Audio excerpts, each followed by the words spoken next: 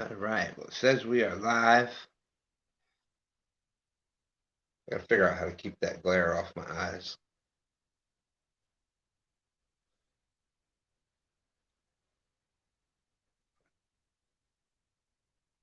It'll be a few minutes before people start coming in.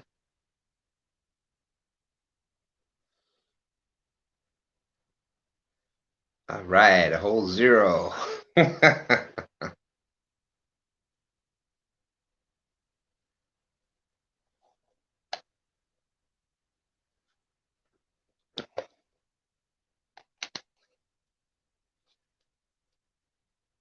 But we will see what happens. Oh, there we go. Jumped up to three. What's up, everybody? How you doing? Aaron, how are you? LG Bass, imagine finding you here. Yeah, got to keep that. And I just need some makeup for my glasses to keep that glare off the lenses. They wanted like $65 to get the anti-glare thing put on the. Lynn, how you doing? Mike's Outdoors Adventures. Mark Clark, how are you? That is a new name to me. Yeah, this is nothing planned. We were just sitting there, and the normal 8 o'clock show came on and off, and that's right. I need the old man hat. That'll do it. I just got to figure out how to position the ring light over there. But we were just sitting, and the normal show went off, and BSing back and forth on Messenger, and one thing led to another, and people were still up. So I said, "Hey, I'll go live and see what happens, see who comes in." Wandering Fisherman, how's it going, my friend? I was going to send you a message in a little bit, but now I don't have to. Well, I guess I can. I could send you the tracking number. Your rod was ordered yesterday, and according to Berkeley, it was shipping label was created, and it's actually left the building. You should be getting your casting rod on Monday, it said.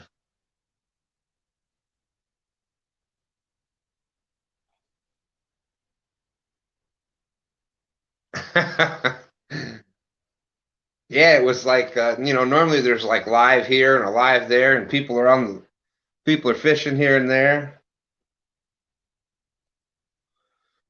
But tonight the 8 o'clock show was on and off, and then it was like, well, damn, what's on? I mean, One Ton had put out video earlier, so if y'all haven't seen that yet, they got a special guest making their One Ton video premiere.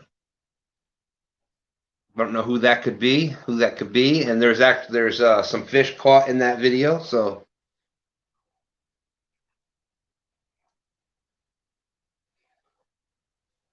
yeah, well, I hope it does, Warner. Like I said, I'll get the. You want me to message you on Facebook or send you an email once this is over with the tracking number?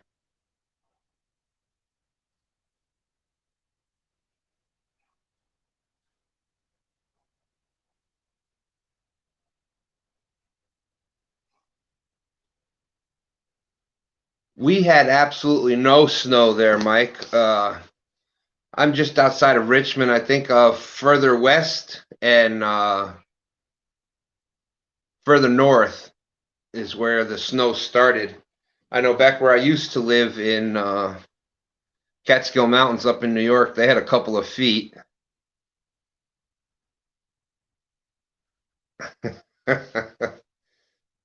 All right. Oh, and 12 gauges bobbers were ordered the other day also, so they should be on their way also. Yeah, did you get Mike Kaufman, did you get some? You're Ohio, right? Did you get snow out that way?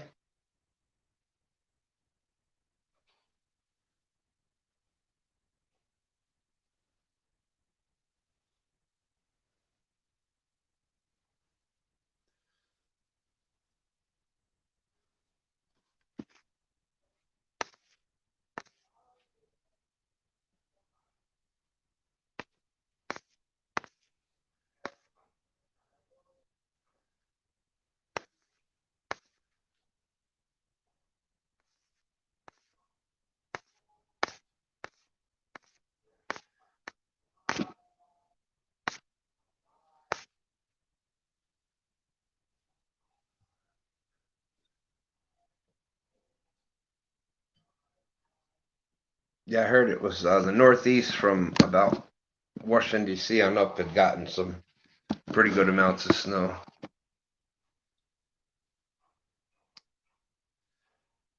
Couple of inches, and it's snowing again. Yeah, we're supposed to have just normal weather, cloudy in the 40s to 50s for the next few days. So we'll be going out again on Sunday morning to a new spot on the James. See how that does. My son's been going in that area a couple times this week now, and he's got a few 20s. He actually said the other night they had there was a bunch of those little freshwater, them little grass shrimp, like all over the bank.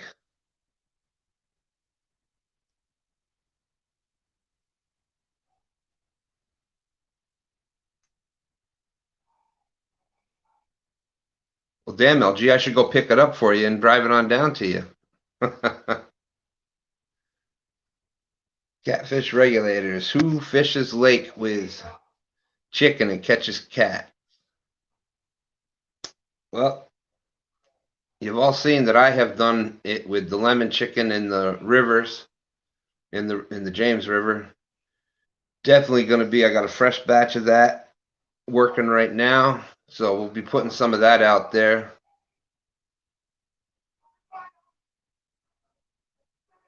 Mike Turner, what's up? How are you? Hey, can somebody do me a favor, Mike? Even you. I don't know if anybody else has been noticing it. There's been an issue with links, posting links. We were trying to do that on the Chad's show tonight, and it wasn't letting anybody any links be posted up. And I noticed that the other day, and Chad said he had an issue with it last night on Patriot James show.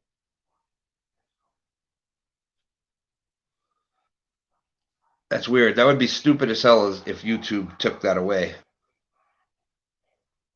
I mean, why wouldn't they want to?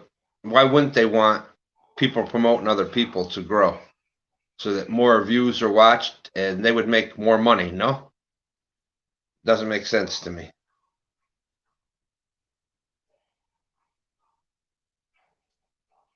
Yeah, for some reason on the lives, it's not letting the.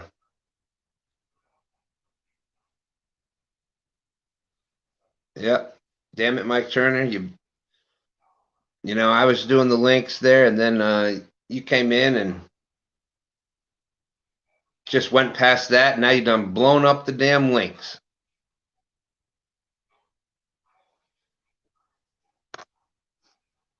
Up to 10 people in here. That's awesome.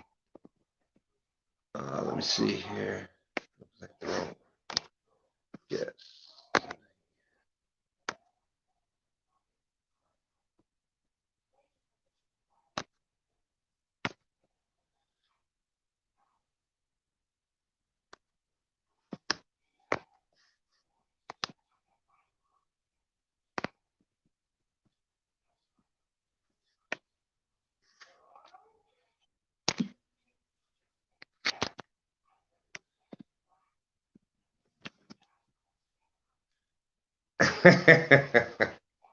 Post too fast for YouTube. Well, I put the link up in there for this live if anybody wants to come up on. If you do, that's great. If you don't, that's great. But there it is. If anybody wants to jump up in and join the conversation. Yeah, that was what happened to me too, Mike. I thought I was posting all kinds of links on Chad's show before, and it would scroll up just like it was there. And I'm like, what the hell? Nobody is. It's the Paula Smith was on there, so Chad was trying to get her up to a certain amount, I think 250 or whatnot. And oh, what worked for you, LG? What, do you only get a limited number of link posts now?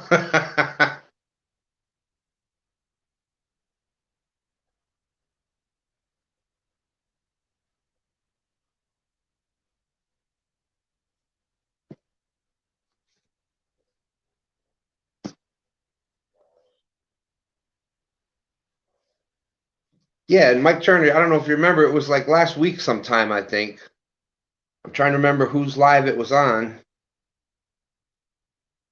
where I had the same thing happen. I said it wasn't posting, and then you had did it, and then it started posting again. So I don't know. I don't know what is up with that.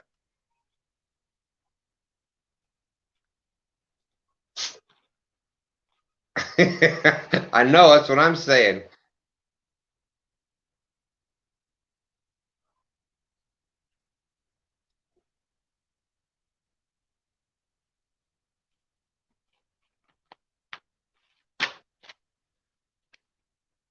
Uh-oh, LG going to be the new link master.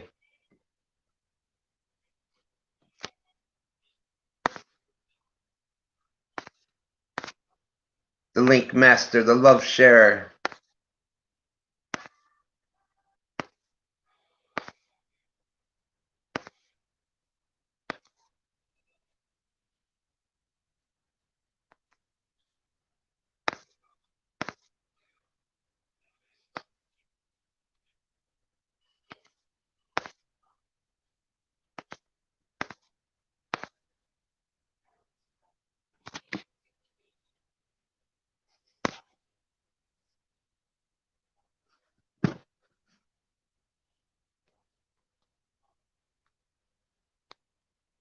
Well, now it's working for you.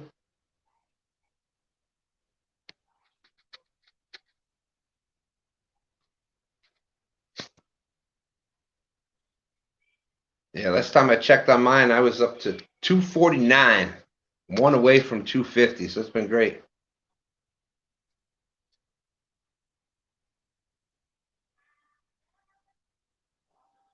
Jesse, what is up, my friend?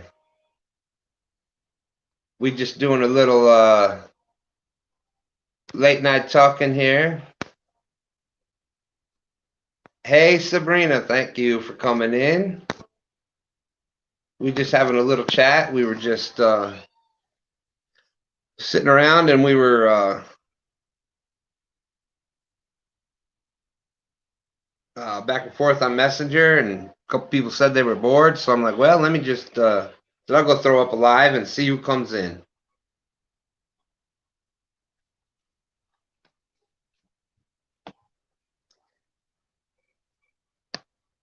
Yeah, so I'm wondering if they are trying to do away with posting the links in the live, which to me would be stupid because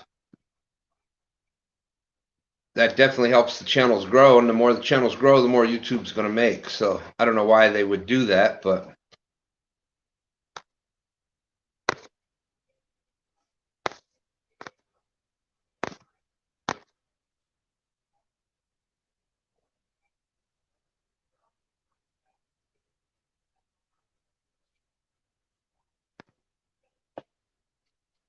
uh, just so people know what when I've been noticing on mine is when I was checking out the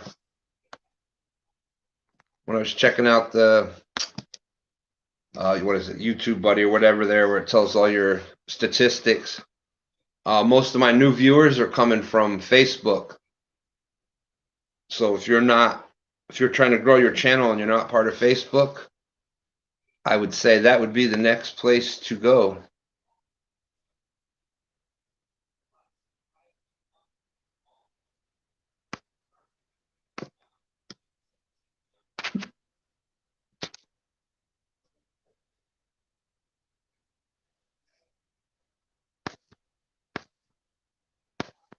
And there's Willie. What's up? Yeah, look at there. LG Bass with the only he's got the link share in there. Hey, Mike Turner, now that LG Bass was doing it, try it again. See if it works now for everybody.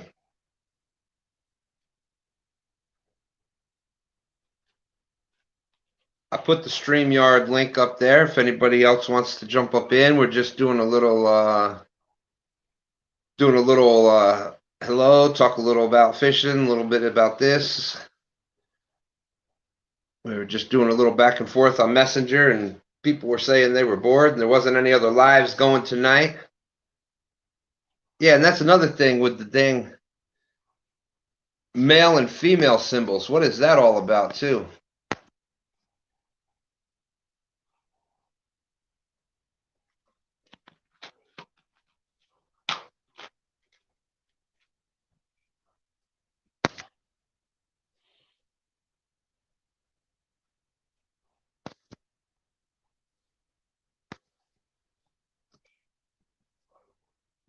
But Willie, good to see you in. Hope that means you're feeling better.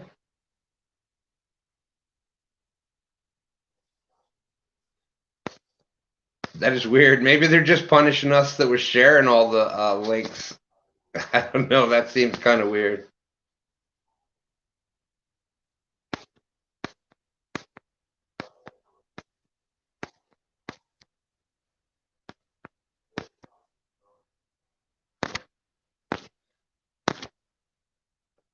All right, up to 12 people. Georgia Fisherman, thank you for coming in.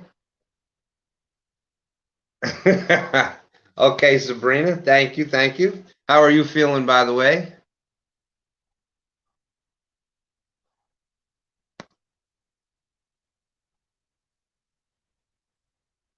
Yeah, Aaron, that's what somebody was saying. I mean, normally there's like 10 different lives that you can go to and whatnot, and tonight it was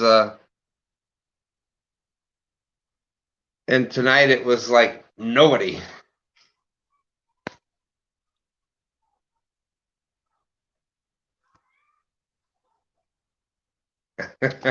You're welcome, Jesse. You're welcome. Yeah, probably another I hate when you see these updates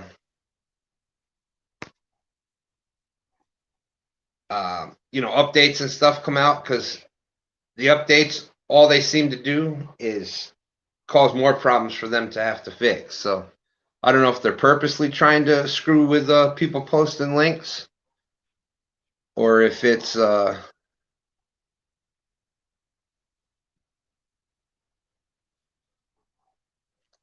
that's all awesome, Georgie. Yeah, the issue has been people being able to post them.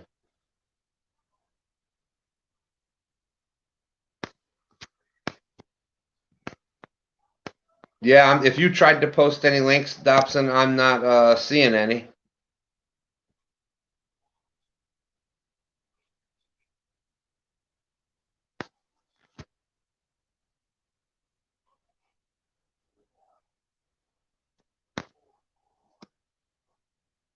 Yeah, very strange. I think it's just I'm sure we'll find out in the next couple of days, but I think it's a matter of where they did a new update and it screwed everything up.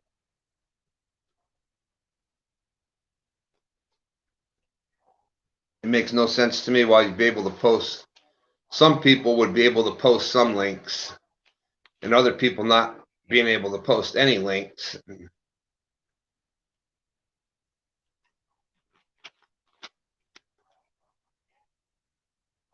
13 people up in here on an unannounced late night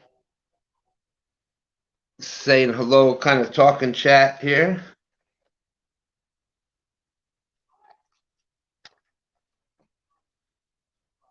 So for those that don't know,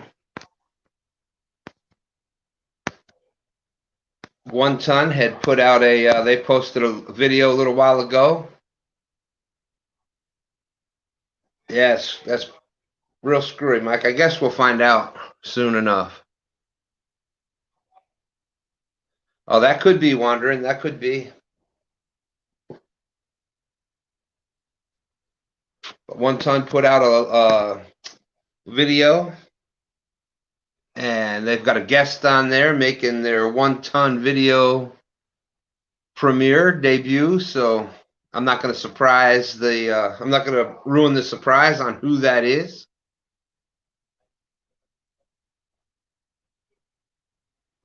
Yeah, thank you, Sabrina. Like I said, I was checking my YouTube analytics, and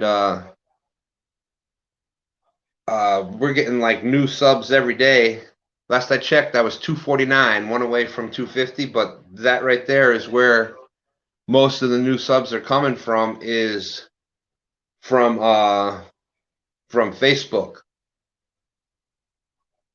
And I'm also actually being able to have YouTube is actually what do you call it? Where they start suggesting out your videos. YouTube has actually started suggesting out some of my videos, so I've been getting some new people from that also.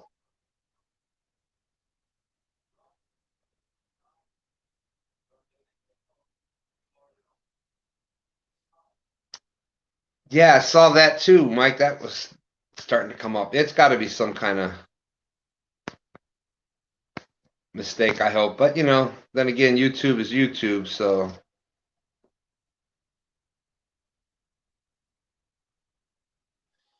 So Dobson, that's good. I'm glad to see that you're back at about 70%. Sabrina said you're doing okay. That's good. That's good. Dang, Mike, they're all confused now. Not quite sure what symbol to put up there.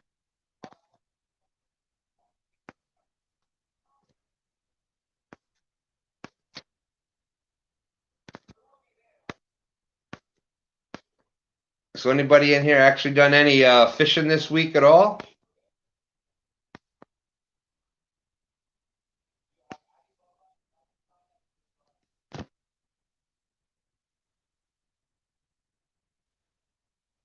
Yeah, I think LG, what you got to do if you go down and put a person, uh, hell, what are they? If you put a person emoji in there, it'll follow it up with a male, female, blah blah blah, whatever symbol.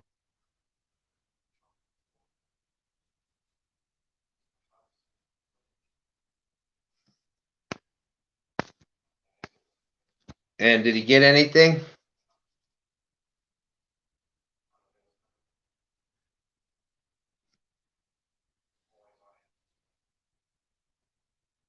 Oh, there's no luck for like 3 hours. Yeah, it's been a tough transition this year. I don't know if it's been the same around everybody else's parts, but one caught some bait today at the local deli. Me too, there, LG. Me too.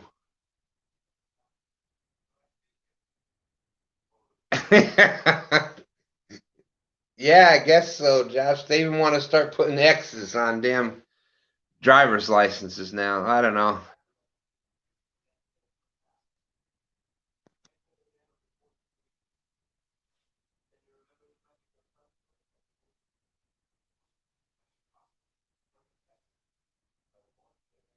Oh yeah, you're gonna have you a nice dinner there, Sabrina.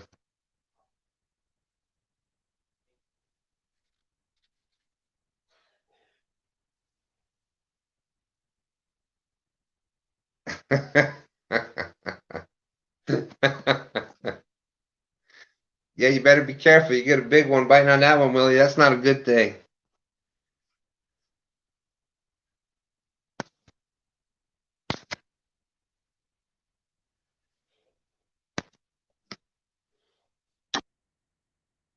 Yeah, man, you got a neighbor dropping off 30 bunch of 30 crappie or sacale, as they like to be called down in Cajun areas down there. It's funny all the names for crappie. You got crappie, crappie, uh, calico bass, sacale down in Louisiana area. I've heard them called speckled bass.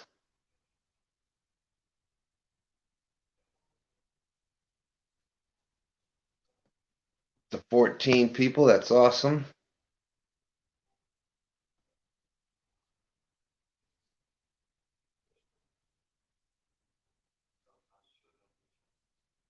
Aaron, the biggest thing with that is they'll do a couple days on the ice in a bucket and everything. The biggest issue with that is it starts getting the meat and stuff starts getting mushy, and then the reason that like the fresh bait works better is it's still got that blood. It's still got a lot of the blood that comes out in the scent, so that's why their scent is a lot better the fresher it is. We recently got and that's why they try to say, if you can like, people do that salt slurry, the ice and salt, so it drops it down to, oh, excuse me.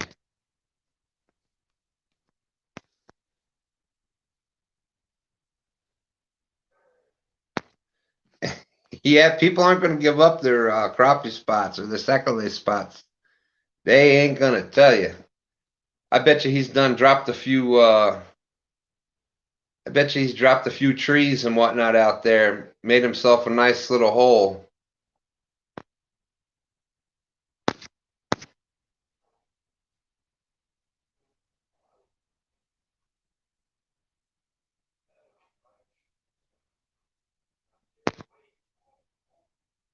Yes, and then the longer you keep it in there, the mushier it gets, and that's why, like, when if you freeze them, in the baggies and whatnot, you're supposed to dry them off and stuff because that when you freeze them with the water and then put it back on, it will.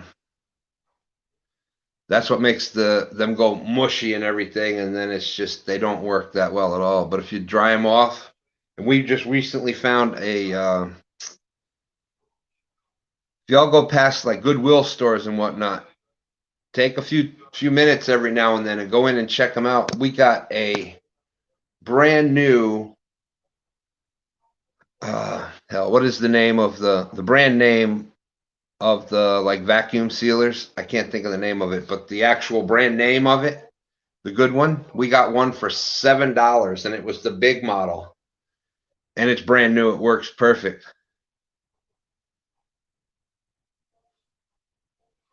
And so with that, any bait you're gonna freeze, you just dry it off the best you can, vacuum pack it right in there, and you can then freeze it or even put it in the fridge for a week or so, and it still stays really fresh. Up to 15 people, awesome.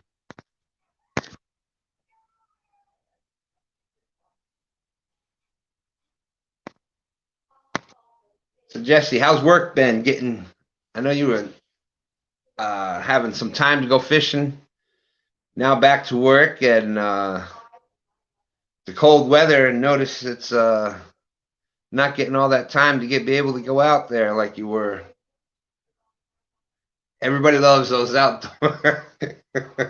Jesse's lives out there though. Man, it got cold. And all you see, he's got the mask up and the breath coming out.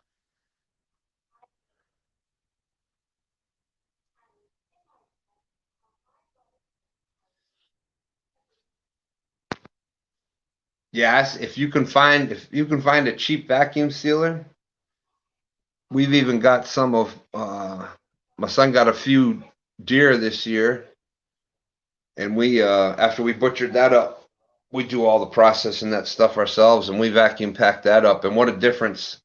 You can look in the freezer, and what a difference that vacuum pack makes.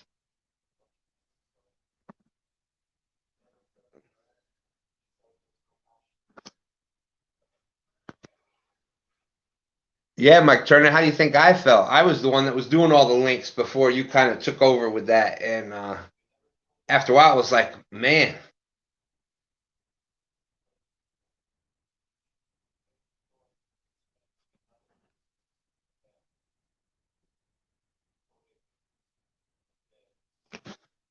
Oh, that's a pretty good idea. That's worth a shot. Let us know If you do give that a try, let us know how that works. I think I would do that outside, away from my in an area that I don't necessarily have to clean up if I was to give it a try for the first time. But that's pretty interesting. Try to get out tomorrow afternoon or maybe in the AM. All right, Jesse, I hope you do. That would be awesome. I know we'll all be trying to get on and watch you.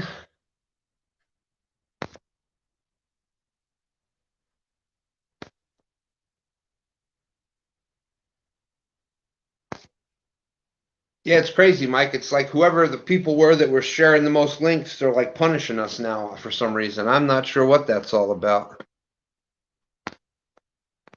Yeah, yeah. And the safety glasses. I can see it now. She'll be out there with the drill with the whisk on it, and the safety glasses, big apron. What are you doing, welding? Nope, I'm cleaning some fish.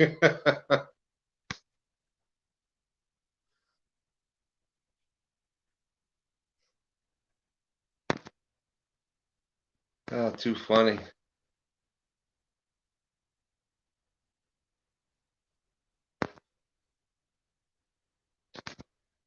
17 people. That's awesome.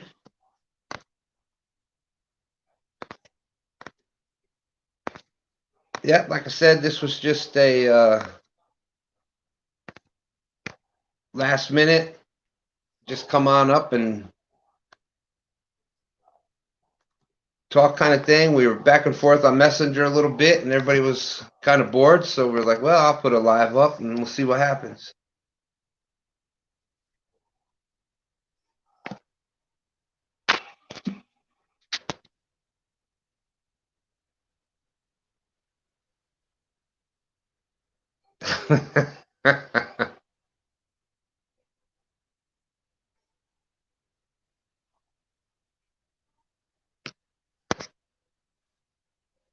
Yep. So I guess that Aaron and the regulators are going to still mount up to Kerr Lake area up there. I think the whole big meeting has been kind of determined to be a bad time for some people. So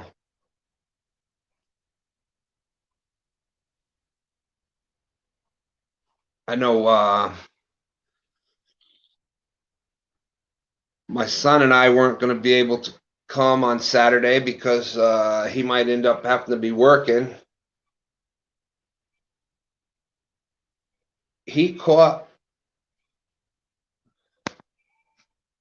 LG bass. My son, Stan 3, caught most of those fish, the 20 pounders and whatnot, on eel. Eel has been especially in the colder temperatures, eel is an awesome. All right, Willie.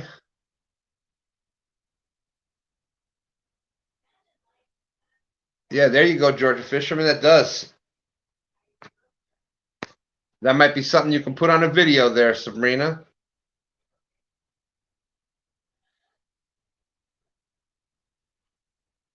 Catfish regulators in the middle of either lake we want to go to. Yeah, so you said you have to travel to go fishing anyhow, so.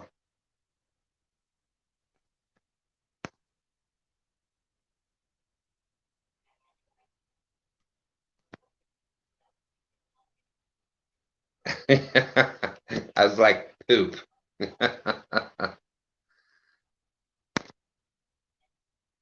Hey, Whitty is in the house. How are you doing tonight, my friend?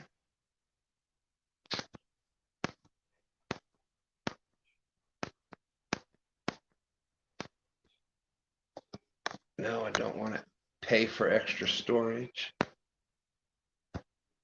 So, Whitty, did you manage to catch anything the other day when you went fishing? Eelhead, eelhead, eelhead.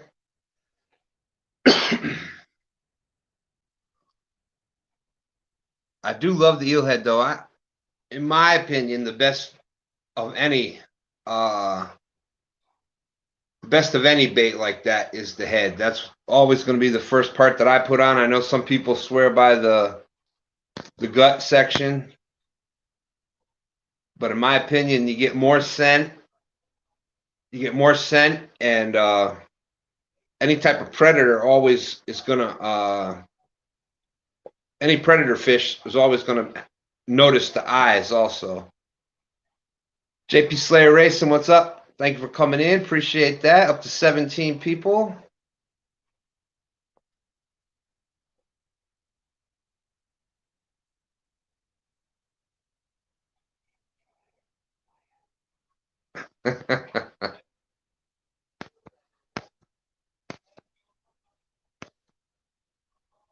It's gonna happen one of these days, Woody. Just it'll happen.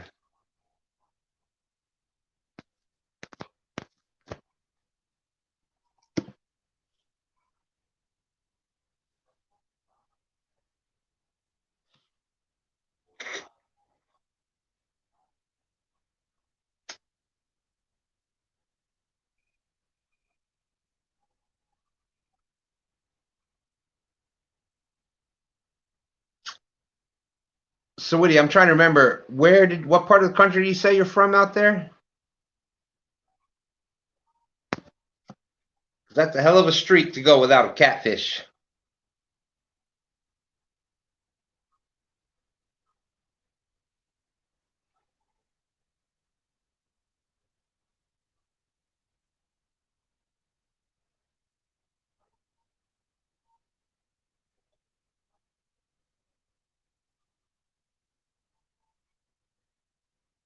Anyway, Indiana.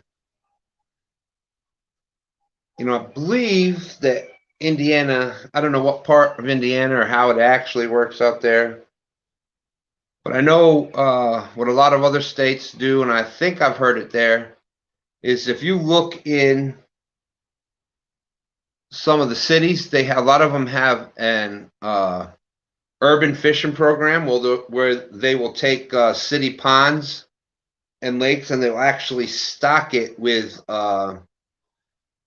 channel cats and small blues. So that might be something you can check with your Department of Game and Fisheries and see if they have any urban fishing programs, because they will stock some of those, like I said, the city lakes and ponds and whatnot. They will stock them with some catfish.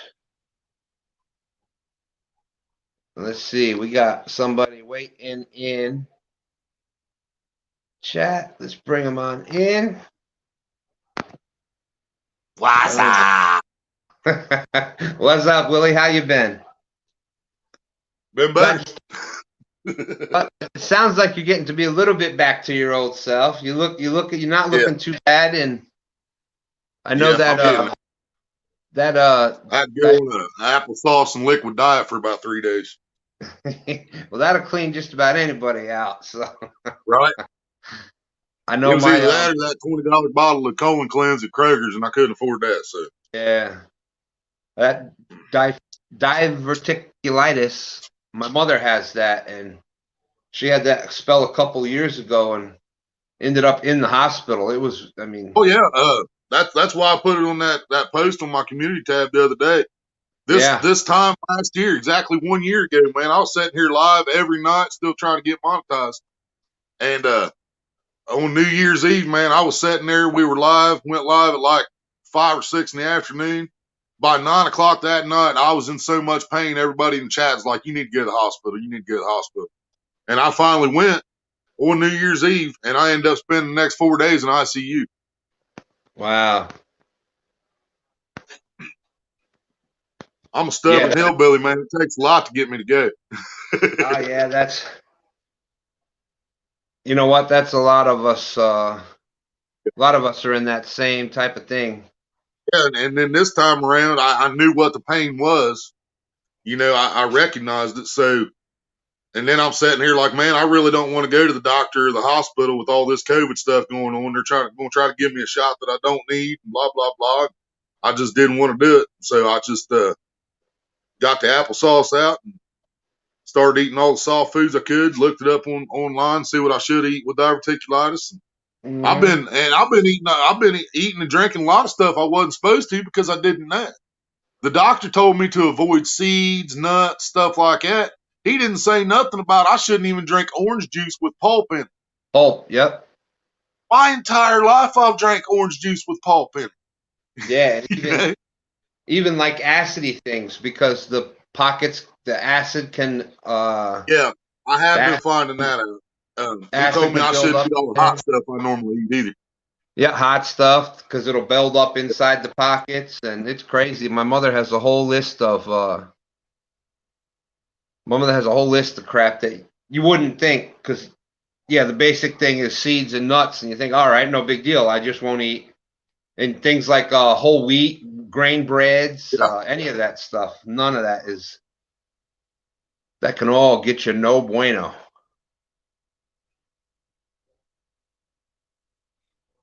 Yeah, I never imagined the orange juice. That blew my mind. Maria told me that. Because I mean, I get extra pulp. You know, every time I get orange juice, I buy extra pulp. Yeah, Not no more. I like that pulp orange juice too. That's how you can Yeah, tell it's real. exactly. If I'm not drinking, if I'm drinking orange juice with no pulp in it, I might as well be drinking Sunny Delight because I don't know what's in there. You know? And I do like Sunny Delight. Don't get me wrong, Yeah, but if you want to but it's drink not Sunny orange juice. Delight, you'll just drink Sunny Delight, not a orange Yeah, juice. exactly. If you're just wanting vitamin C, Sunny Delight's a good route. But if you want orange juice, you want orange juice. You know what I mean? Yeah, yeah, yeah. We got our first strike on the channel today. You got your first what? Strike from YouTube. Oh, for the reaction videos? Yeah, yeah. It was we reacted to Corn featuring Yellow Wolf. Devil went down to Georgia, and it got no. It didn't even get blocked initially. It didn't even get blocked right off the rip. But I didn't get paid for it, which I'm used to that. And then all of a sudden, I go on my YouTube studio earlier today, and I see a little pink sign up there, and I'm clicking on it, figuring out what's going on. So yeah, you've been had a strike, and video's been removed from YouTube. And when I appealed it, because I didn't appeal nothing for a long time because it tells you when you go to appeal a copyright that it could end up uh, giving you a strike and making you have to take the video off YouTube. But I also know what the law is, which is the Fair Use Act from 1976 or whatever it was, that says we can use any of that to react to for discussion, criticism, music education, and all this. So that's actual law. The Fair Use Act is an actual law, but it didn't matter. I appealed it, and they just gave me a strike and took it down. Oh, let's see. We got another guest up in here. What's up, Mike Turner? I hope I didn't leave you. Hope I didn't leave you sitting in the basement too long there. I just happened to see the one there. Nah, you're good, bro. So, what you been doing with yourself now that you can't post links? Wouldn't let me either. Yeah, it wouldn't let Maria either, or me.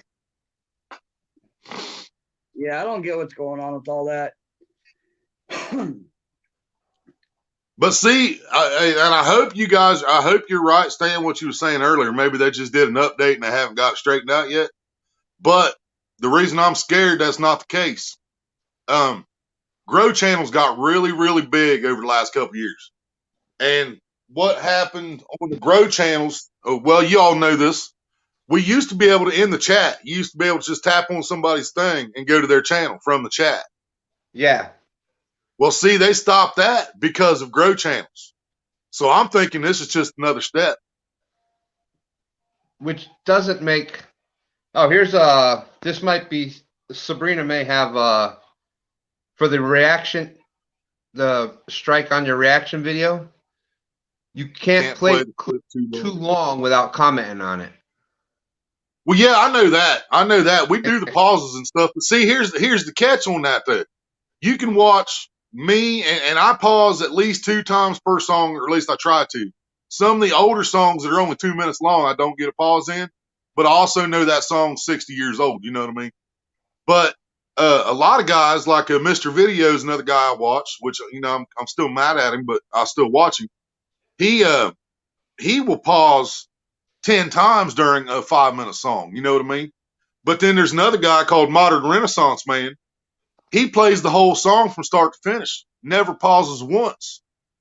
And he gets videos put up that I've had blocked. Huh. It's like YouTube can't make up their mind what they want to do from person to person. Yeah, well, just like in here tonight, LG was able to post links and only Yeah. certain links. And Yeah. like Mike Turner, myself, people that are I normally seen where Kaufman. I seen Kaufman dropping them, and I seen Josh drop theirs, or One Ton drop theirs.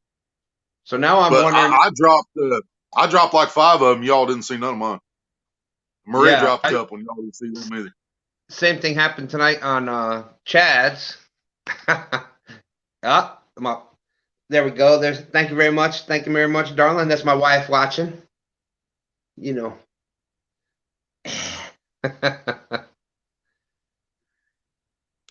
You guys catch anything Monday? No, we were out all day Sunday and Damn it. not Nothing. not a Man. nothing. And we thought it. We went there. My son went there Thursday and caught a 43-pounder, and I had a 35-pounder or whatnot that got lost right at the dock. We caught a bunch of other ones off the dock. Thought we had it figured out, and then the weather changed and everything. Sunday came, and it was just that bright blue, clear sky with the wrong pressure, and Yep. it just. If pressure's above 30, I try not to even go. It just. Yeah, I'm the same way, Willie. I don't. If it's over 30, unless it's coming down, I don't go. Yeah. If it says 30.04 and dropping, then I'll go. But if it says 30 and holding steady or going up, I'm like, nope, ain't no point going fishing today. Yep. Yeah, That's why I try to fish so many storms. I love fishing thunderstorms, man. Yep. Yep. People say you're crazy out there with them graphite rods 12 feet in the air with lightning all around you. I was like, yeah, but that 30 pounder is worth it.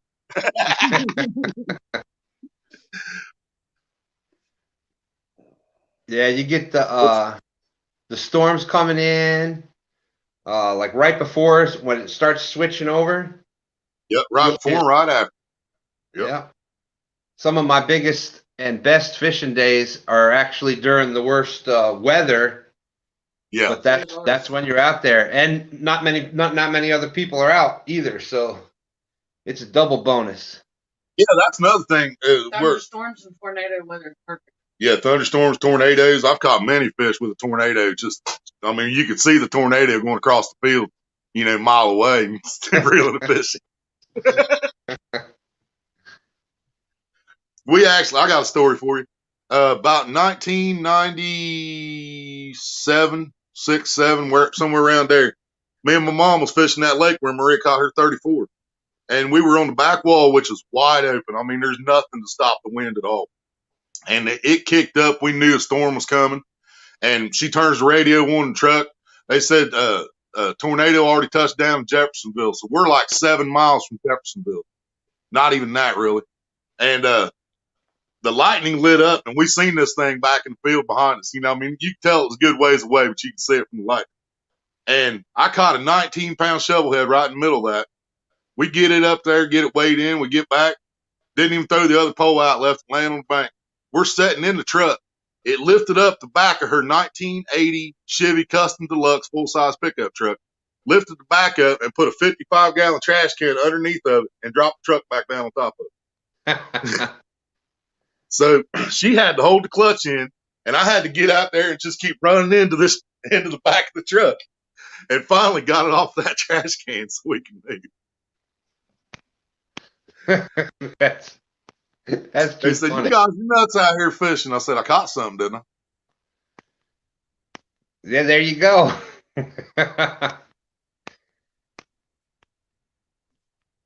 See. I didn't even share you out, and you got a troll, huh? That's weird. You know, Was it one of my trolls, Wally? I can't see the chat.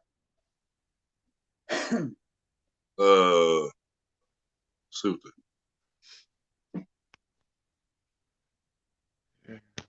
don't even know what that means.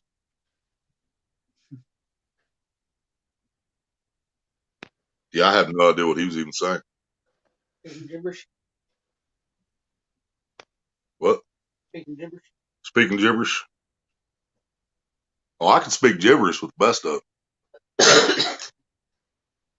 there we go. I used to think that, Sabrina, but there's sometimes we go out on holidays and there's just more people than you can even imagine. Oh, before I forget, I can't, I jumped, I told you I'd be up in a minute when you were talking to somebody about the state stocks, some, local ponds or whatever. Yeah. They do that here. You can actually go to, your state's, ODNF, or, well, ours is Ohio Department of Natural Resources. But you can go to your DNR and, just go to stock dates, and it will tell you if anywhere around you is getting stocked. Like here in town, they stock trout. Is it May 4th or something like that? Yeah, May 4th they stock trout every year here, The end of April. and then like 3 weeks later they'll stock channel cat, and then they'll stock channel cat again like August. But the trout, because we're not, it doesn't stay cold here. The trout, if you don't catch them, they're just going to die. Yeah. What they do here in Virginia is they got. I wish they put them in the. I wish they put them in the creek because I really think they'd survive. At least a lot longer than what they do in the pond. I wish they just put some in there and find out.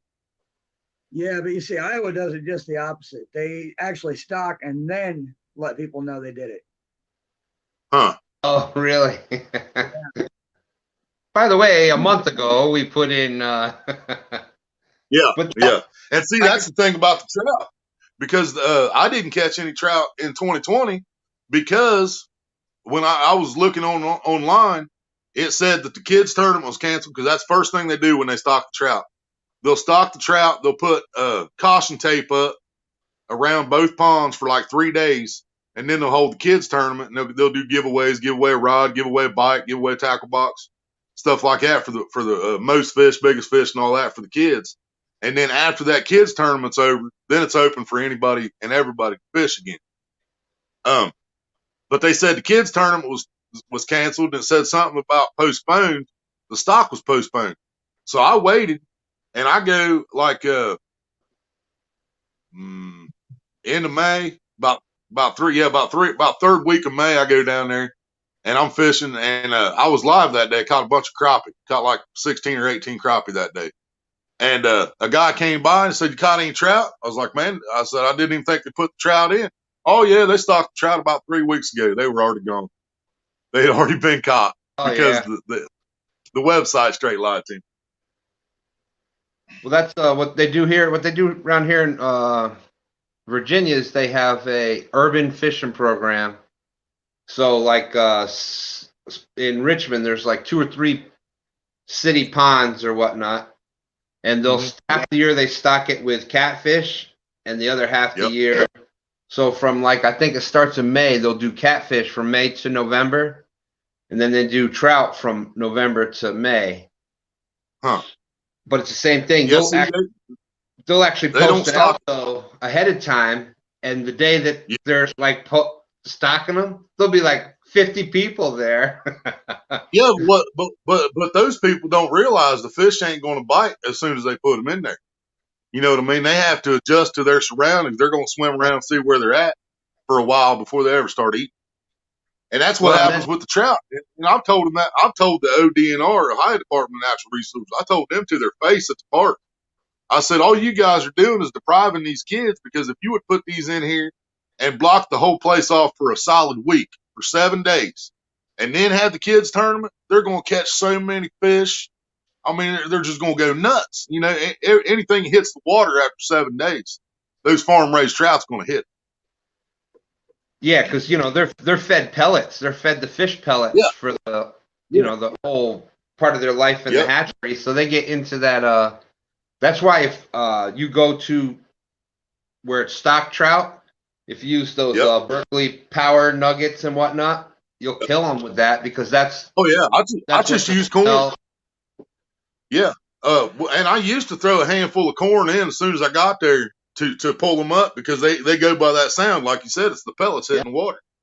And I got, after a while, an old man came up to me years ago and he said, all you're doing is feeding the fish when you do that. He said, you can throw anything in the water. I said, what do you mean? He said, grab some of them pebbles off the ground. I grabbed some pebbles off the ground, out of the dirt, threw them out there, cast it out there, boom, trout. He said, so don't feed them. So from that day on, I carry a little jar of rocks in my tackle box. And that's what I'll throw out instead of throwing corn out in the water. And that sound, they'll come from clean across the pond when they hear that sound hit the water, thinking it's pellets. See, but a lot of people don't realize too that transportation from the stock ponds to wherever they're stocked at puts a lot of stress on those fish. So they need time to settle down. Because they're tight down there. Yeah. Yeah, they're packing them tanks in them trucks, man. Not changing the subject there, Mike Turner, but we have some people out there complimenting the old cap you got on there. Oh yeah. Let's see, what is that? Is that a?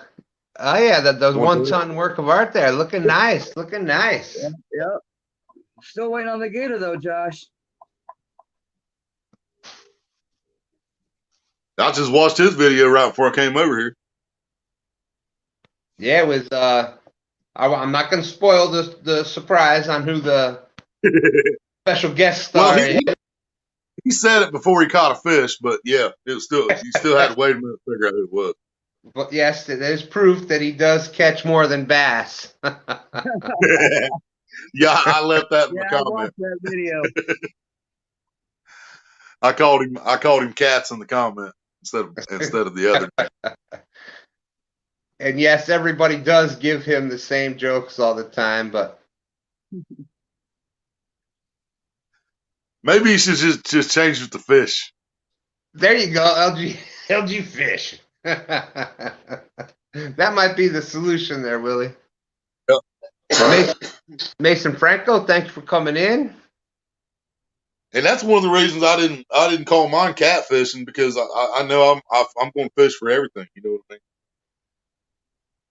A water bobber and a fly for my stock trout. Yeah, that's another one. That's another good one. Once they've been in there a little bit, they start, and they notice they're not getting their daily feed in the pellets. Then they'll start searching out. Let's see, what am I going to try to eat now? And I know exactly what they're saying. A lot of people don't think that works. My mom figured that out with these stock trout when they stocked them at the pay lakes long, long time ago. We were sitting there, we was catching them on corn. I was catching 1 or 2 on rooster tails, and then they just stopped biting. Mom said, "You still got them flies in your tackle box?" I was like, "Well, yeah," because odd lots used to be around here. You used to get one of them little circular things. You turn it and open. Yeah. You get sinking stuff. And we used to get those full of flies for like $1 from odd lots. Yeah. I had the red ones. So I got one of those out. Yeah. So I got my flies out, and she picked one out, and I tied it on her hook, and I put a little BB split shot and a bobber. Set it about like a foot and a half deep. She throws it out there and just starts reeling real slow, not even really trolling or jigging it, just reeling it slow. And she sat there and caught 5 trout in about 10 minutes. Just slaying them. Yep, my dad used to. They used to stock the rivers where we used to live in upstate New York, and one of his favorite ways to do it was I used to do a lot of trout fishing and fly fishing and everything. So I used to tie these little bitty, like a little gnat imitation or a little bitty flying ant type. It was just pretty much little black body with some hair, with some feather coming off of it. Yep. But he would he'd be up on the bridge and just let that go down. And he might put one of them teeny tiny, like a 64th ounce shot on it, about a foot or 2 up, and he would just have it. BB. Yeah, if there was any kind of wind at all, he'd do that. Otherwise, he would just free line that down. So that little gnat, that little fly, was just barely just barely tipping the water like that. and he would just clean every time, clean up. And you'd have, everybody out there with their waders and out in the water, and there he is up on the bridge. Well, I got my 10. Peace out. Yeah, see, our limit's 5 around here. We're allowed 5 a day when they stock them. But they only put like 400 pounds in and split it between the two lakes. Ponds, not really lakes. But well, look, LG bass. We're getting them. We're bringing them over to the dark side. We're bringing them over to the catfish world. LG bass and cats. Yeah, but you still got to catch other bait to catch cats. So. That's what I said. It's about time he quits bait fishing. Yeah, I keep trying to tell these guys how good a bait bass is for catfish. Oh, I'm not going to use bass. I'm not going to use bass. I was like, well, I'll show you how to use bass. I just have to legally use it here. Oh, there we go. Paul Nation Cats is in. Hello, Paul. How you doing? Hey, we were in there were some of us in your live earlier. He's been dropping some good videos lately. Yeah. He was live. We're in your live earlier today when you were doing your review on your battery bank. I have not watched that one yet. I did see the notification, but I haven't watched it yet. Water bobber.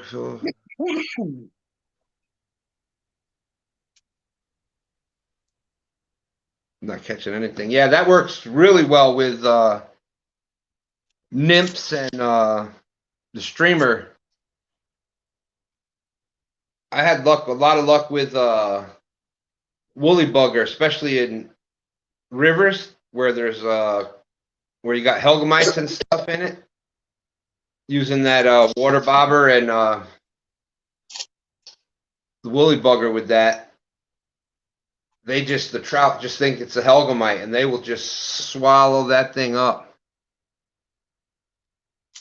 Yeah, a lot of people around here have no idea what you're talking about. I know what you're talking about. Helgamites. That's actually funny that you say that, because you know what the actual name of that is, right? A helgamite? It is actually the Dobson fly larvae. Really?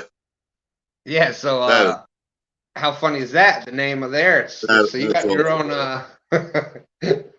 you actually related to helgamites there, Willie. Yeah.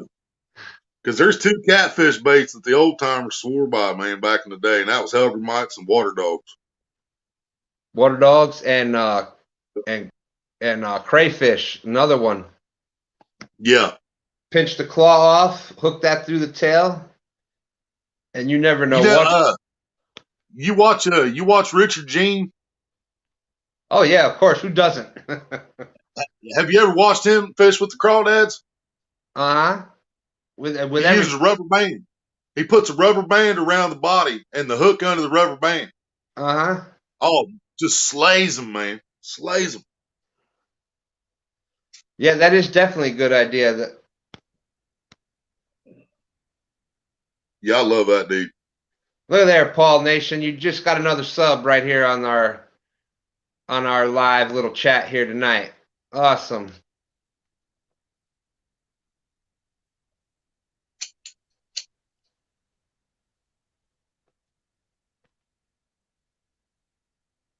Catawaba worms are great. Yep.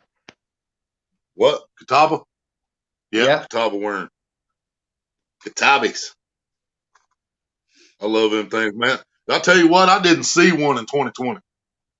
Nobody could find Catawba worms around here this year.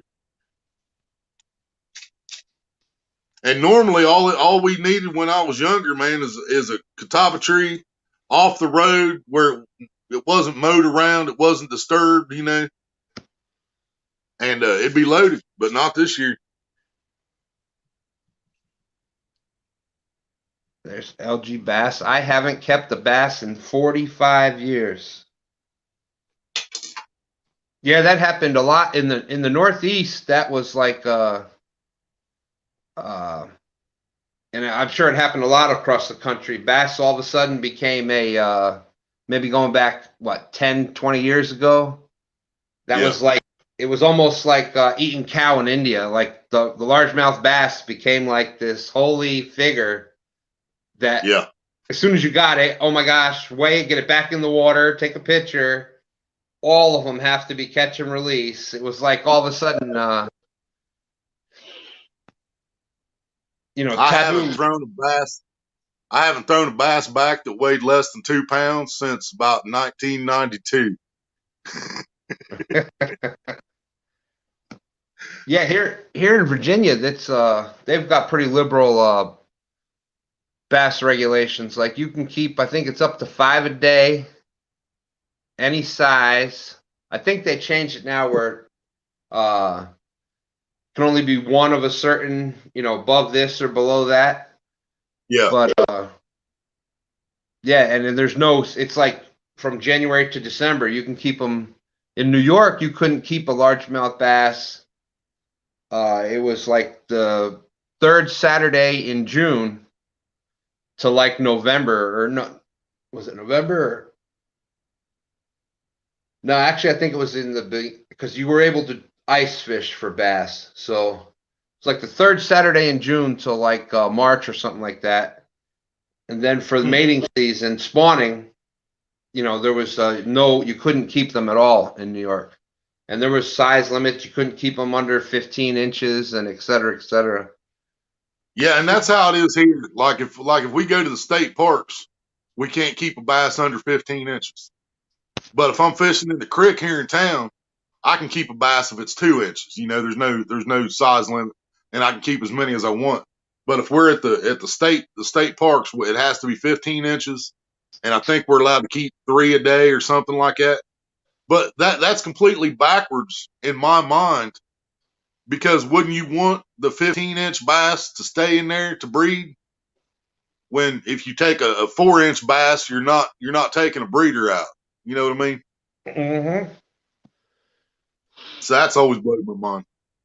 It's the same Right. way in Maryland where they're telling everybody to kill off the big blue cats. That's just sickening.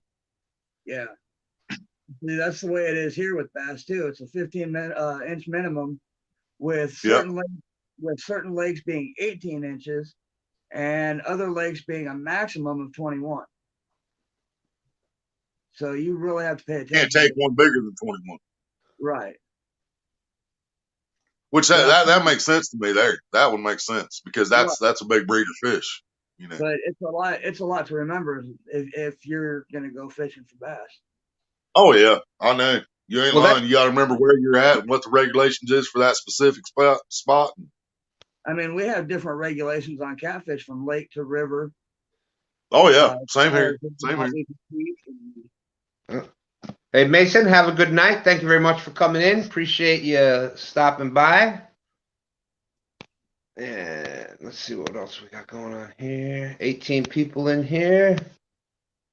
Hope that Uncle Josh say he's after you up in a few hours. Yep. All right, Uncle Josh. Thank you for coming in. Appreciate you, my brother. Have a good evening. Hope you sleep well.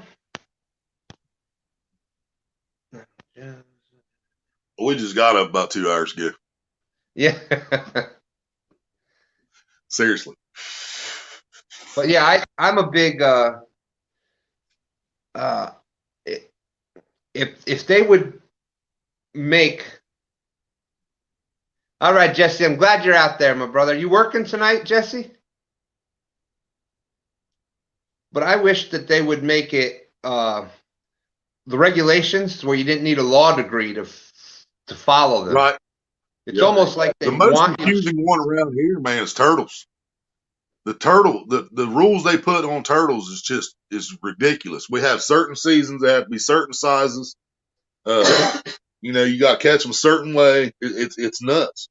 But if you go to these ponds I'm talking about where they stock the trout, once you go there, when the water warms up, you ain't gonna catch nothing but turtle.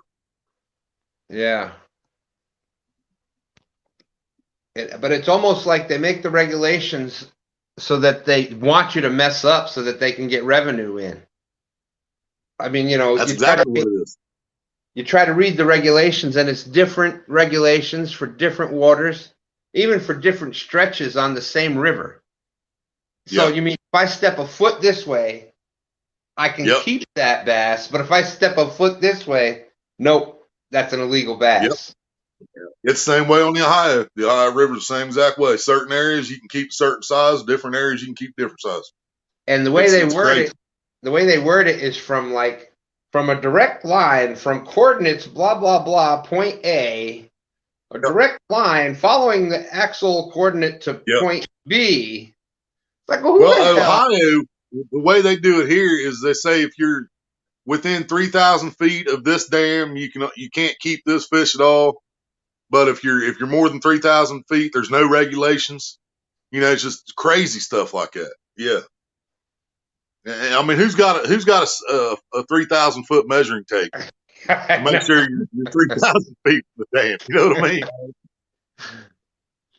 Well, the game warden does. They'll come up there with that little laser pointer. Pow! Nope, sorry. Oh yeah. 2,998 feet. Yep.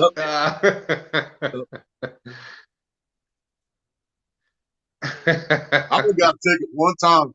I got a ticket one time from a game warden, and it was at Cowan Lake, and it was for littering because he said I left my chicken liver down there in our fishing spot. Well, as he's writing the ticket, though, I was like, I do have one problem with what you're saying, though, bud. He's like, what's that? I said the chicken liver you said I left is sitting on top of my tackle box that I also left because I couldn't carry everything. So I still had to go back down for my tackle box, which the liver was sitting on top of the tackle box. And I went to court and I fought it and I beat it in court. I didn't have to pay nothing.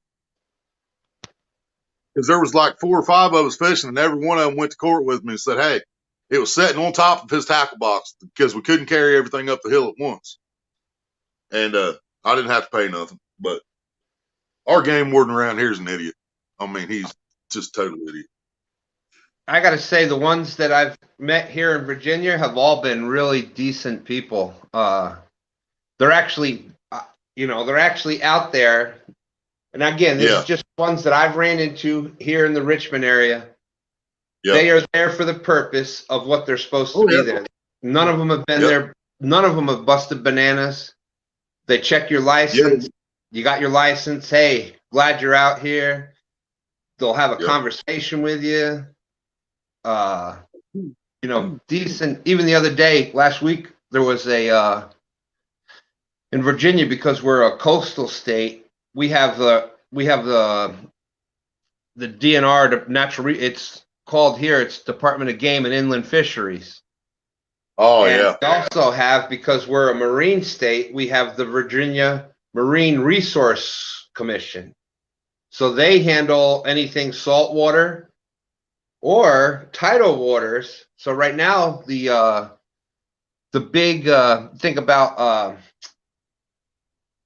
the Potomac Bay is stripers. Stripers, the big money fish. Your stripers are the big money fish. So they're running up the James River. Well, there was a lot of people. Let's just say there was a lot of people not following regulations for that, catching what they shouldn't and keeping them, and et cetera, et cetera. So I guess a lot of people had been reporting it. Well, here's your number one money fish in the state. And so all of a sudden you're seeing these big saltwater boats way up the James River,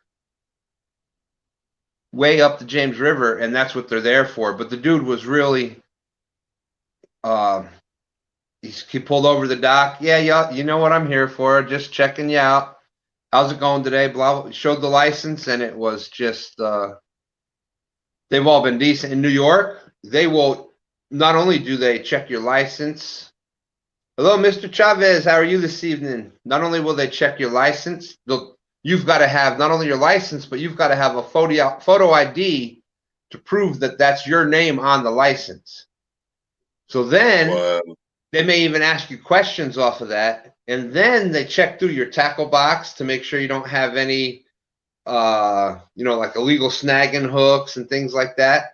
And then they will check through your ice cooler and your buckets to make sure you don't have any. They'll check see how many fish you have and make sure none of them are, out of season or off the limit, just If our game warden tried to go through everything like that, he'd get beat up.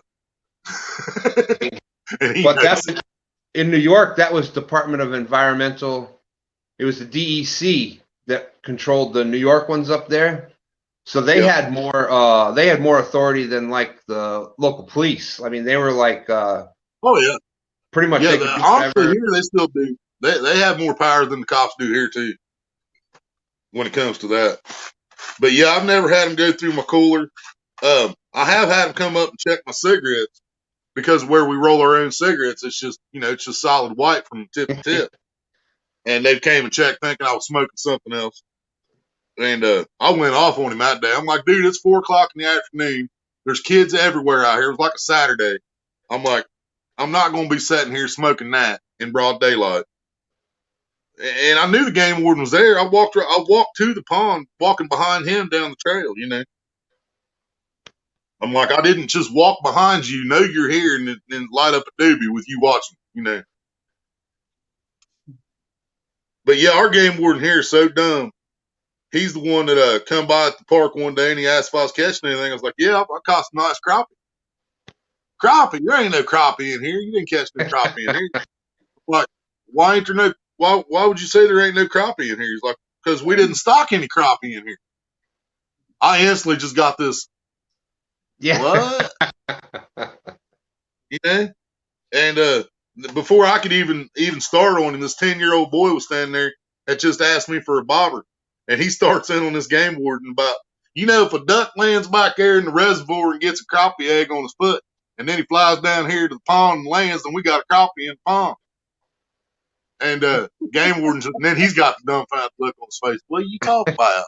And I reach my bucket and I pull up like 5 crappies, all of them like 8 inches and bigger. Oh, there is crappie in here. Somebody must have put them in here. I said, yeah, duck. Well, that's why a lot of states also will have regulations against transporting bait or fish from another body of water. Oh yeah, I know exactly what you're talking about there. In Ohio's rules on that are the dumbest I've ever heard of, dude. If I go to the reservoir and I catch a bluegill, I can't use that bluegill for bait at the reservoir, but I can take it to the park. I can take it to Deer Creek. I can take it anywhere else and use that fish for bait. If I catch a bluegill at the park, I can use it for bait at the reservoir or Deer Creek, but I can't use it at the park. Huh. But every other state, you're not supposed to transport it. Ohio, you have to use it in a different body of water than you catch it. That makes no sense at all, but No. That's what I said. I mean, because bluegill is the one sunfish that we can't transport. Really? Yeah. Well, that and shad. They will allow you to transport it. No. Oh, they won't. No, we can transport pumpkin seed, we can transport warmouth, rock bass, whatever, but we cannot transport bluegill or shad. We can't even be in possession of live shad. Really? Really? See, that's crazy. That's the stuff that I just don't understand where they get. So obviously there must be something with the shad population in that area, or I don't know. But see, that's the thing, man. The state, the state brought the trout in here. I can go to one of our local lakes and I can and get all the gizzard and threadfin that I want. Yeah. But to just go out and get a shad, I can't do it. That's weird.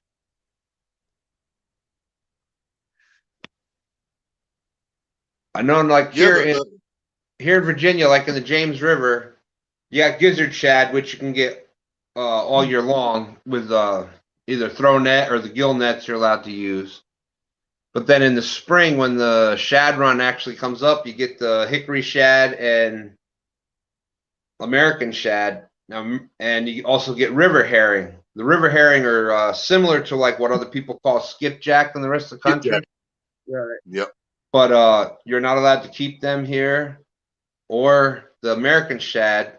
But last I knew, you were able to keep the hickory shad in the James River. I got to check it What again. possible reason could they have for you not to be able to keep skipjack? Nobody's going to eat a skipjack.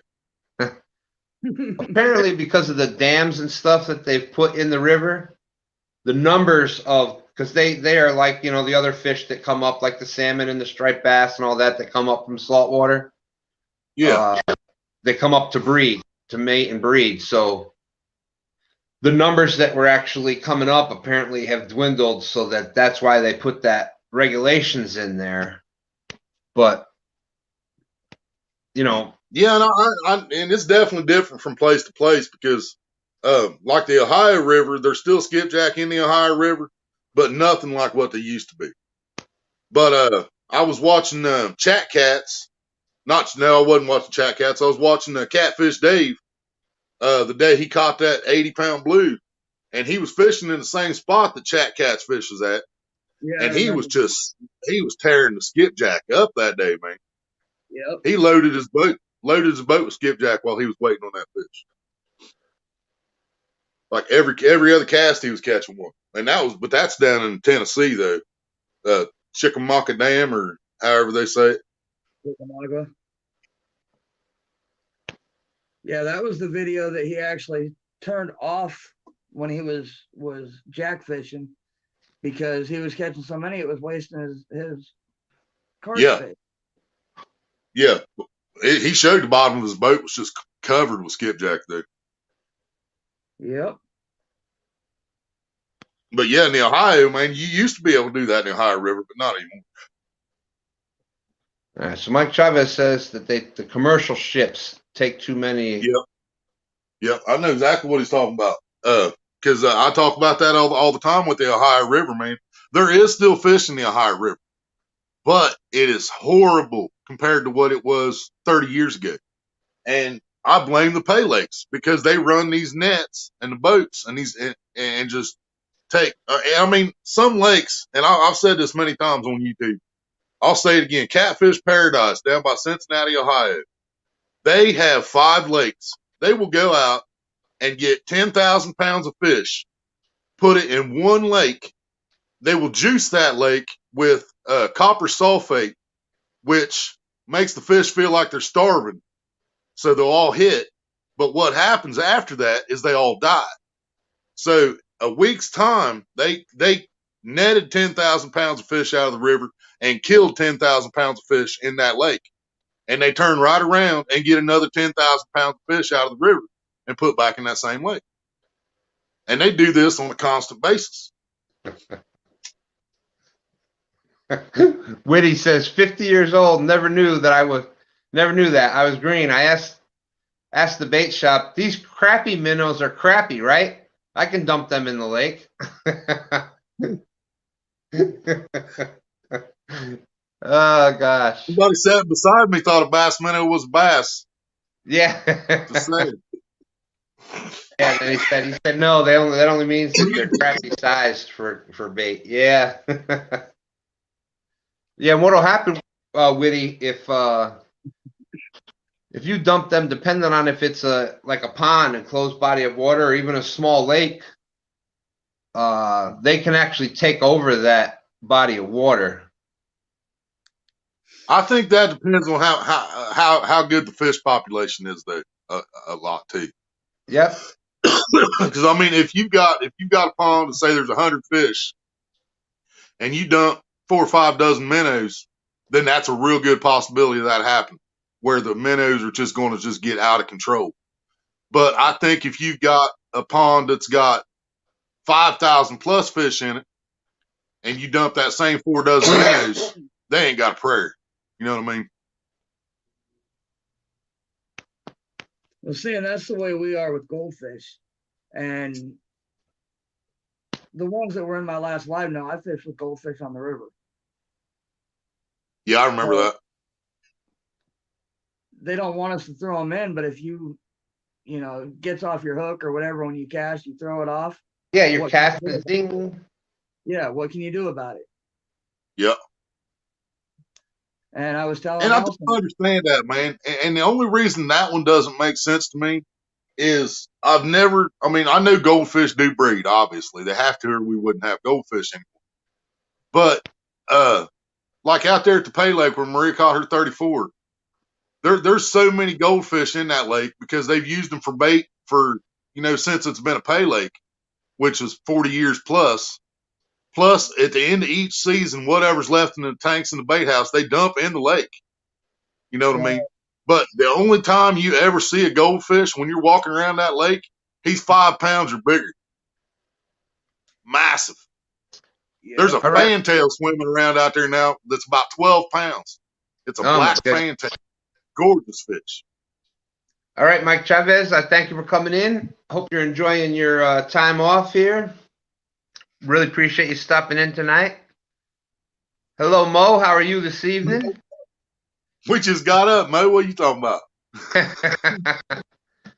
Yeah, I was talking with, I was messaging back and forth with one son and LG, and I was messaging with Catfish regulators, and we had our normal 8 o'clock show, Fish the bait shop with Chad and Dockery there, and then there was really no other lives. I know you got Jimmy C doing his late night for a lot of the other, but as far as the fishing ones went, so everybody's like they're bored and like somebody needs to do a live. I'm like, well, I'll throw one up for a little bit and we'll see what happens. I guess that was an hour and a half ago. We're not doing the 13-hour thing. My wife will not allow that. And she is in chat right now, so that'll definitely not work. Right. Moo. Oh, moo. My bad. But it's a homesteading, so that kind of works in there, Willie. Yeah. Well, it looks like moo. I'm just saying. A lot of homesteads have cows in there.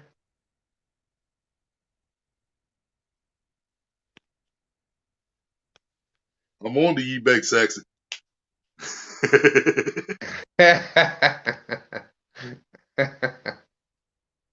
Yep, she got her eye on you, buddy. Yeah. She got the link to my channel, and now it's over. Not one single person in my family has a clue that we have a YouTube channel. Oh, really? Yeah, Maria's sister knows, but nobody in my family even has a clue we're on YouTube.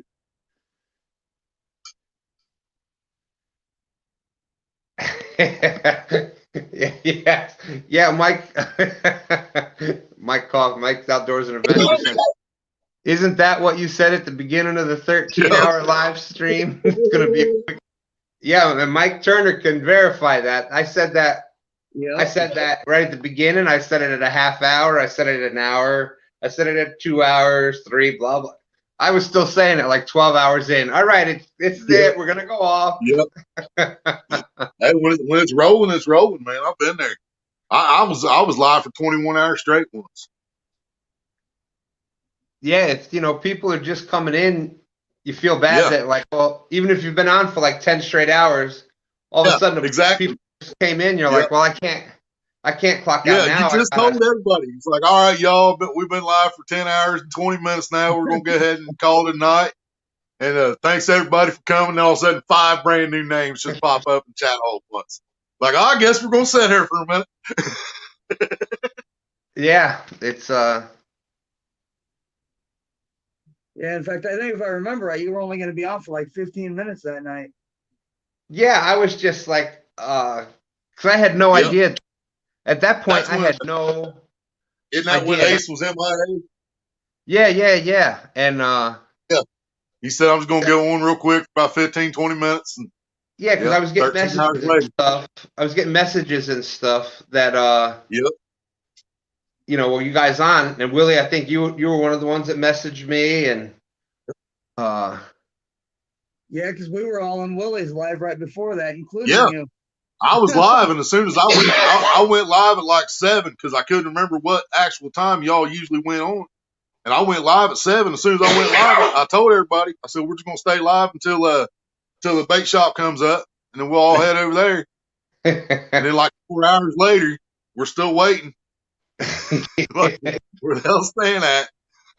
Yeah, like I said, it was at that point we were doing it on.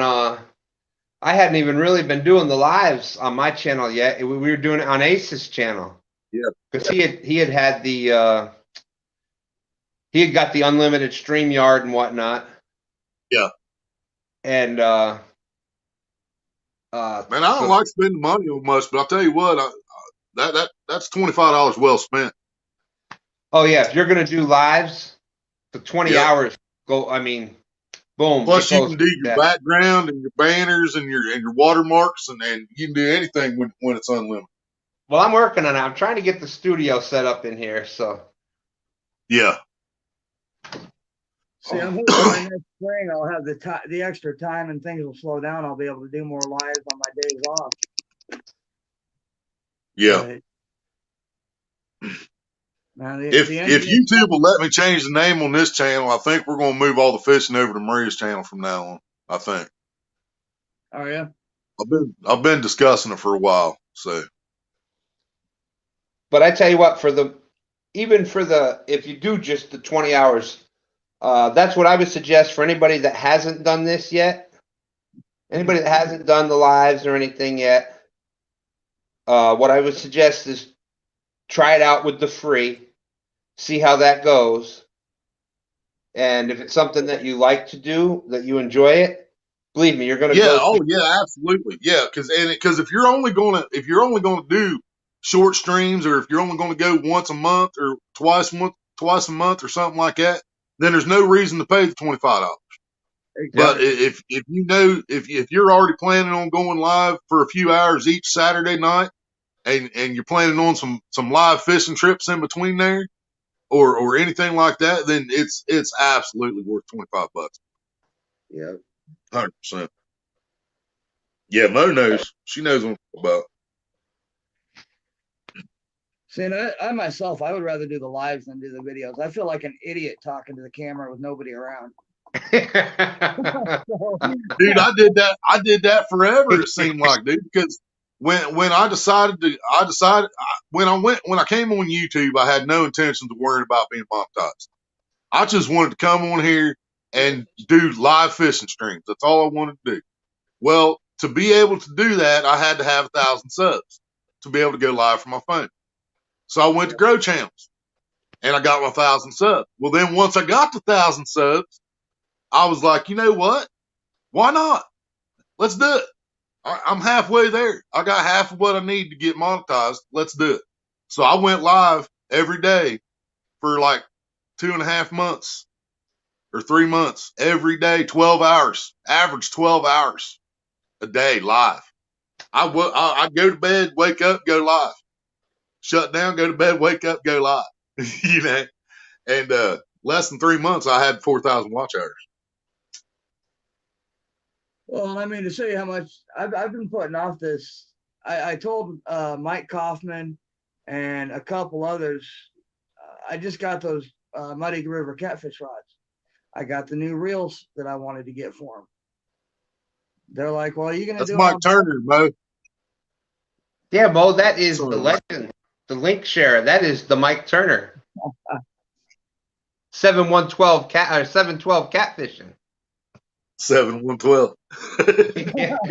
Hey, it's after 2, so you know you're allowed to make a few mistakes here and there now. I think you get the contact is what I think. It came through the phone, I think. Yep. You know why my camera's off? Oh, but now that Mo, you're still in here? Let's ask Mo about this. She may know. Mike. Mo, have you heard anything about, we're having an issue here with our, and I'm sure it might be going on in your world over there too. Everybody knows that I like to share the links, and we know that Mike Turner likes to share the links and support the other channels. What's been going on here, and Willie and a bunch of people, what's been going on here the past few days is we've been trying to share the links, and it's not posting the links. Do you know anything about YouTube doing away with that, or? But now people that don't normally share links are still there.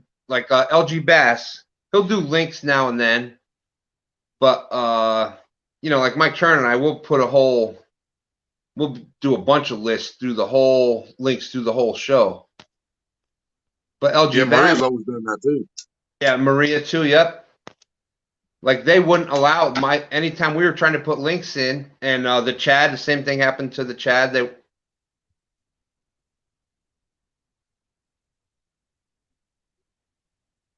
Okay, let's see what she said here.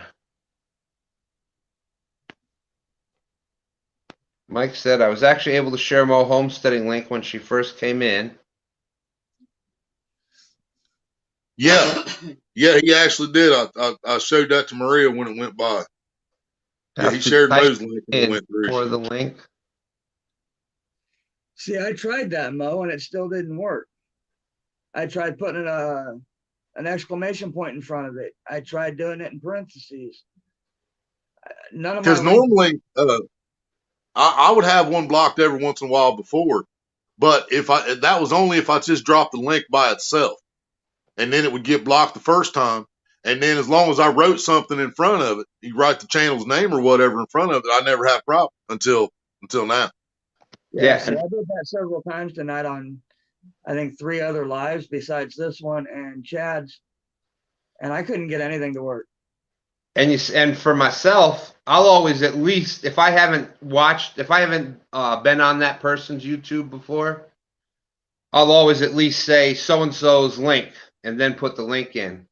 But 99% of the time when I put a link in, like Dobson, when I do links for you, I've told you this, I'll put, hey, it's up to you. You never know what you're going to see. You never know what you're going to see or hear.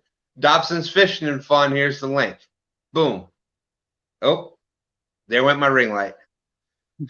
So you never know what you're going to see and hear. Mike, I'll do the link share, the love, blah, blah, blah, blah. Put a whole thing. I always put out in front of the link what I saw or what I got from that person's channel so that people know that what they can kind of expect when they go look at that channel. So I'll put a description in there, and then I put the channel link. But that wasn't even working tonight. Limiting to how many each person can share. Well, that one doesn't. I thought that too, but it wouldn't let me share any. Same way with Maria. Yeah, it won't let me share none at all. That one just went through. I just said stands from yours and it went through. Now you just put mine in and it went through. Yep.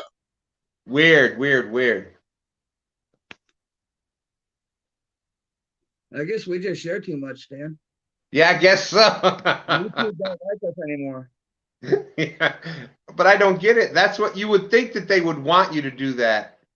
I can see what Willie was saying with like the grow channels where people weren't actually watching, but like the links that Mike Turner and us in the fishing, it's not that. We pretty much, like I said, I pretty much, unless I've seen it or I'm gonna watch it, I don't share the link. Yep. Unless I'm a moderator of somebody's channel and they ask me to put something up, then I'll do that. But most of the links I put up, I actually watch or I am gonna watch. Yeah. And I think a lot of people are like that in the fishing community. Is a lot of us aren't into the. A lot of us had no idea about growing the channel and this and that. A lot of us in the fishing community, we didn't get started with YouTube to like do YouTube. We were fishing, then said, all right, well, this is fun. I like watching these other videos. Let me try some. Let me try doing a channel and see how that. When I first started in and decided I was going to do anything on YouTube, and even before I decided I was going to have a channel, actually, when I was still just supporting, I would be on Chunkies. And you just, like I said, you'd be in the chat. You'd just come in and say, hey, everybody in chat. I'll be like, you know what? I ain't got that guy. And I'd tap your picture, and it would take me straight to your channel. Yeah. and sub right there. Well, because of the grow channels, I'm pretty sure that's why they stopped that. So because of the grow channels, they changed it. But by the time they changed that, I was already at 1,250 subs or something like that, or at least 1,150. So, it didn't affect me, but all the newer channels that were getting started, it stopped them from being able to do that again. So then we all started getting better, especially Mike and Maria started getting better at finding things that nobody else could find and dropping their link. And I got a feeling that because that's what Grow Channel started doing immediately. As soon as they stopped it where you couldn't touch the person's name, the Grow Channel started doing the same thing. As soon as people came in, they had a second device looking up that person's link, or there was an app you could download on your laptop that you could still go to their link through their name. I can't remember what it was called, but there was an app. They made an app for that like almost immediately. And now I think YouTube's just changing it more and more, and for some reason, just making it harder for us to grow.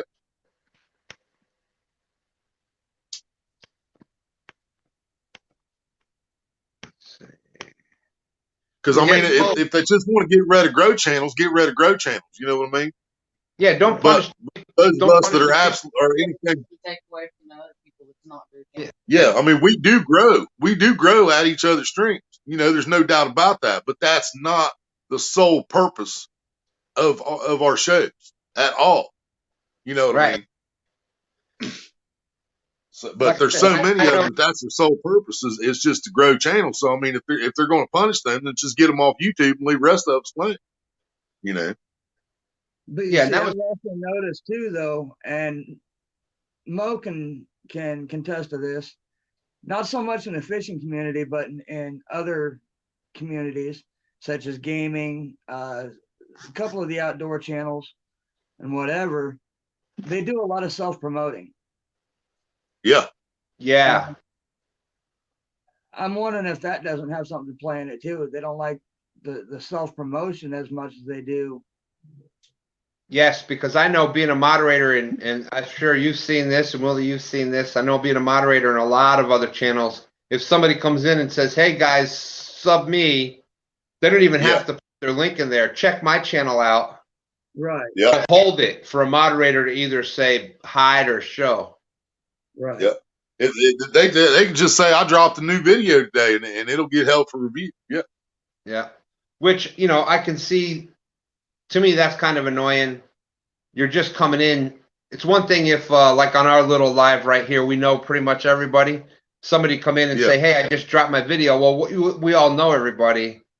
But for somebody to come in on like Chunky's channel or like Realistic Fishing or somebody like that, for somebody to come in and say that, that to me, that's kind of annoying. Like, take your time, go in there and say, at least chat for a little bit, spend some time in there, and then say, hey, if you all don't mind, could you check out I dropped a video, can you check it out? But the people that just come in right away and just say, boom, check my channel out, or sub for sub, that kind of thing. Yeah. Yeah. Yeah. I subbed to you. Can you show me love back? And most of the times, those people aren't going to watch your channel. So it depends on, I'd rather have. Yeah, I actually had somebody about a month or so ago, maybe a little over, showed up in the live stream one night, subbed to my channel, got the notification they subbed and everything, and they asked, how often do you go live? And I'm like, I'm live every Friday night. It's like, and it was like a Wednesday or Thursday, and I was like, I'll definitely be live Friday. I'm always live on Friday. And she said, well, I'll be here Friday, and please check out my channel. But that she'd already subbed, and we had a conversation for a while at that point. So there wasn't so that was cool, like you were saying. But so I go to her live stream, like the next day she's live, and I go over there and check her out. And it's it's like they're doing makeup tutorials, showing how to put up their makeup and this and that. So it's not really my thing, but I'm like, she spent time on my live, so I'll sit over here for a while. And then come that night, I went live early, like 6 or 7 o'clock that day, and I ain't seen her on my channel since. Not in the video, not in the live stream, nothing. Yeah.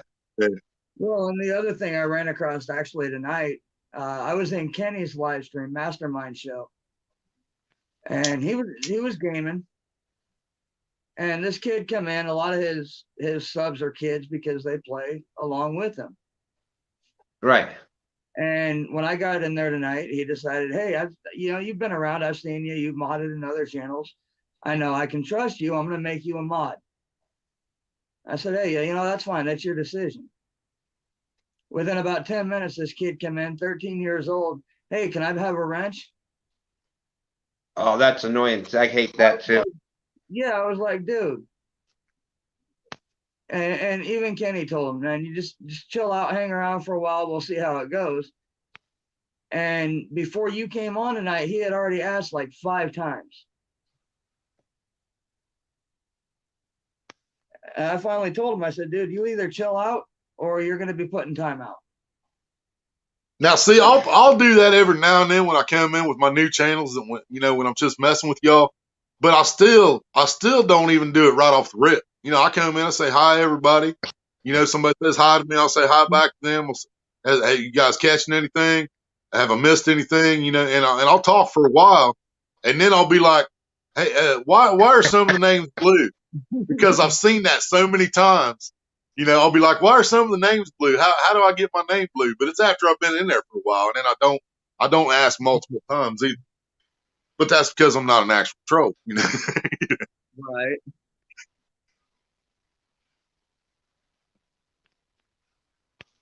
Those are the kind of people you want to watch out for and not have as moderators on Yeah. your channel. That when they come in and ask multiple times like that, and they've never been there before. Yeah. Because that's just people that want to come in and be a mod. That way they can come in. And I've got 2 floating around right now that you guys have no clue.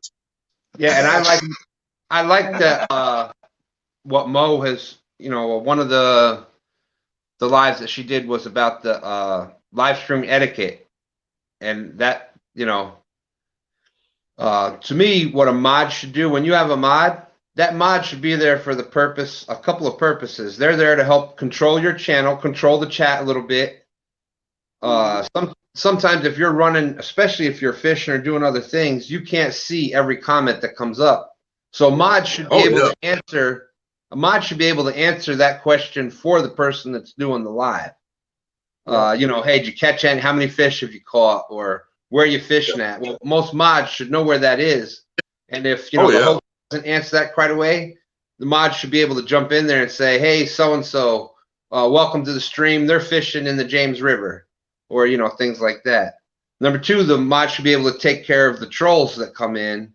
If somebody comes in with, depending on what type of stream you're doing, like most of the fishing ones, like my granddaughters end up watching the show. So we keep it, family friendly and, so there's certain things there. So the mod should be able to help control that. Number 3, the mod should be there helping that channel grow. So they should be posting that in Facebook that so-and-so just went live.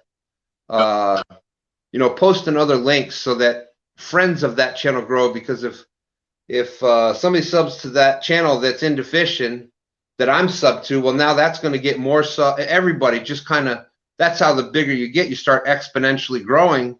You're getting subs every day just from other fishing channels having you as a sub. Now they come. So to me, that's what your mod should be out there doing for you. It's not just having a blue wrench. There is certain things that, and I try, if I'm a blue wrench on any fishing channel. I don't share when I'm afraid of a troll problem following me.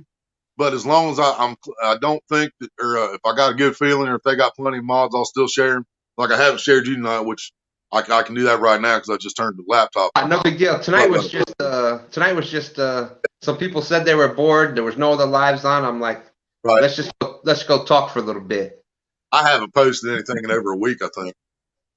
Now, live or anything. People were definitely worried about you, Willie. I just want to let you know that. Oh, I know. And I appreciate it. Comment you had pinned, Stan. Most of those guys are trolls, or they're kids that don't either do understand and want that power, or don't understand what being a mod consists of. And that can get them and the channel in trouble. And that was what I was trying to explain to this kid tonight on Mastermind's channel, that he's 13 years old. You know, that's the bare minimum for YouTube. Yeah, who is that kid? What is it on DMV's live, right? Was it on DMV's live with what's his name? Holston or Holden or something like that. Yeah, and he's not a bad kid, but you know, and you and I both said he's like I don't, it shouldn't make a difference, something. And and then he made a comment that was just a typical kid, and you and I were both like, that's exactly why you shouldn't be a mod right there. You know?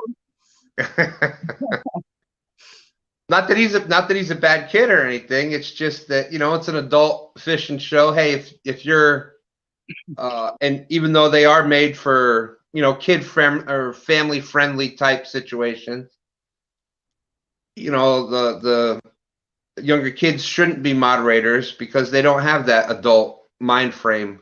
But then there is some other ones out there, like this kid, Sharp Fishing, has been coming in to some lives lately. He just put out a video today. Good kid, like I haven't seen the video today, but I saw a couple of his from the last week or two.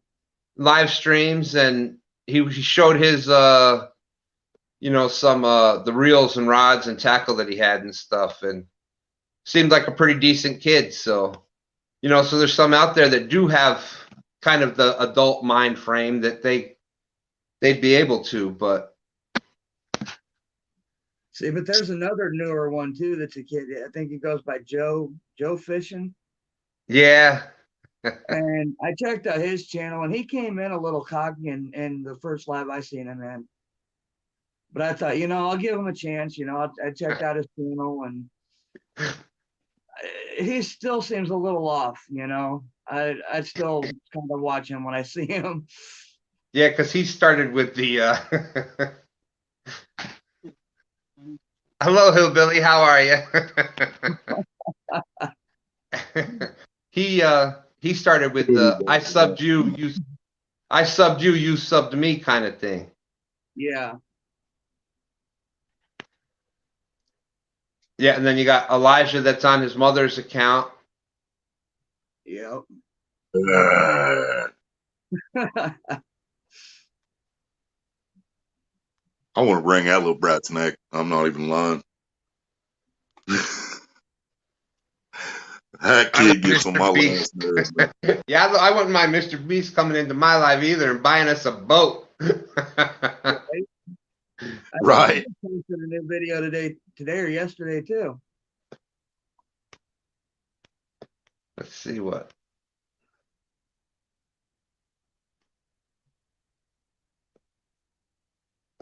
Yeah, just so everybody knows, the D Smithy, that's my wife.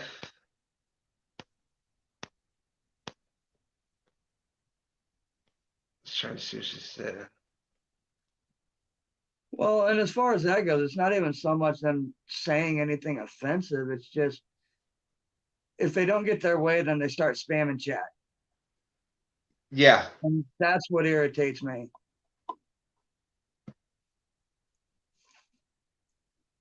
Yeah, and then you start getting some of those in chat, and then somebody that's just doing like a fish countdown, like you know how you do the count. Sometimes you just 10 to a fit to catching a fish.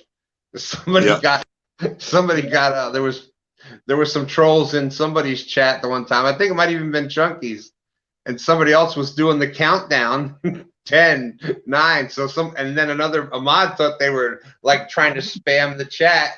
So boom, he timed him out. Wow. Yep. Catfish regulators. Bless your heart, Smithy. How do you put up with him?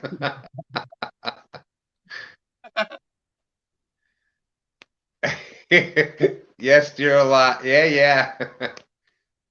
But this January will be 31 years.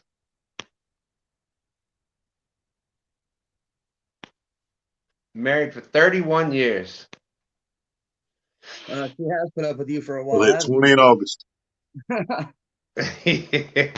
Yeah, that's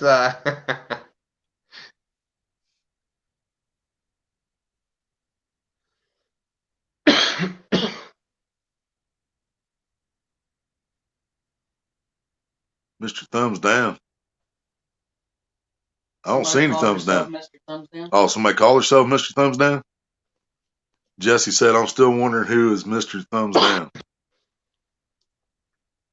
You know, it was a couple weeks ago, and if you set up your lives and stuff on the phone, well, thank you very much, Mr. Mike Kaufman. If you set up your lives and stuff on your phone through StreamYard, you gotta schedule it in order to be able to put your thumbnail up. Otherwise, they put up some, stupid thumbnail where you're looking like this.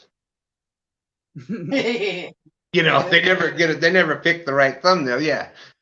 So I did that, and I knew we were supposed to be fishing, so I did it like a couple days ahead of time. And within like 3 minutes of putting it up there, I already had a thumbs down. It was just scheduled to come 3 days later. But Willie, you were the one that said if they don't stick around or come to watch it and stuff, it went away. Right. But then somebody during the live put another thumbs down. So, hey, the way I look at it is like if by the time you start getting thumbs down, you're already starting to make it. So that just means you got that many people watching you. So exactly. That's the way I look at it. There's still views. And like I keep telling y'all, man, thumbs up or thumbs down, it doesn't matter. It's still good for your algorithm. It still means that somebody watched it, which is still good for YouTube. Yep. Yeah. Hey, Mr. Tim Molina, thank you very much. Thank you for coming in. 19 people still watching in 2 hours.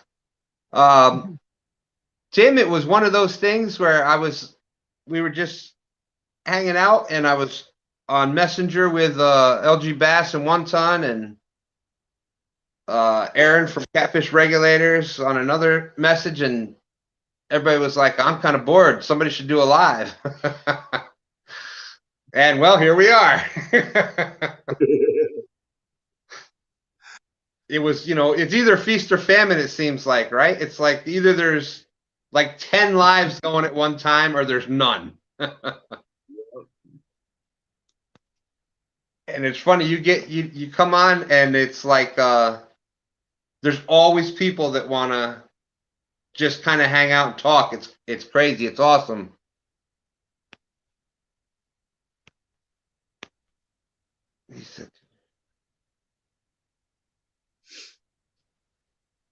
They're talking about a troll that was talking to you, Mike. I've had that discussion about Elijah with a few people now. Which stream was that, Mike? Where Elijah's age has changed a few times.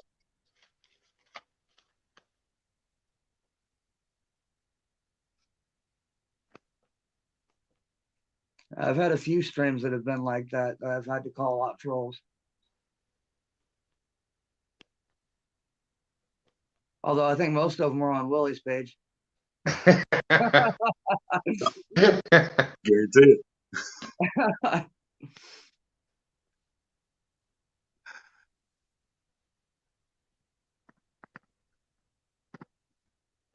That's who we're talking about. Yeah, man, that dude gets money for something fierce, man. Yeah, and then that's the last time I had a problem with him. I did tell him about that first time in DMV's live, not the last one before that. After that, DMV said leave him alone, Willie, so I quit. And then he got timed out like 7 more times just for being annoying by the other moderators. So he came over to my channel, one of my live streams about a week ago, and commented on my live stream. Has me blocked, but came to my live stream after it was over and commented. And all he said was, I watched for about 3 seconds and I know you need help. That's all he said. So I straight messaged DMV and sent him the screenshot. I'm like, really? I mean,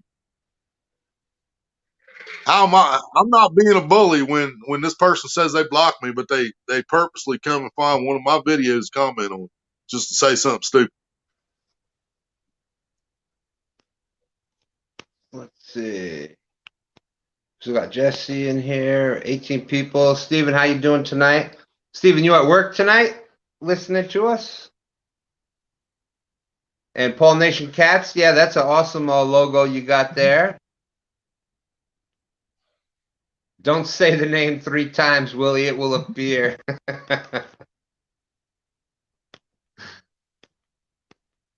I can flip back to Dobson account real quick.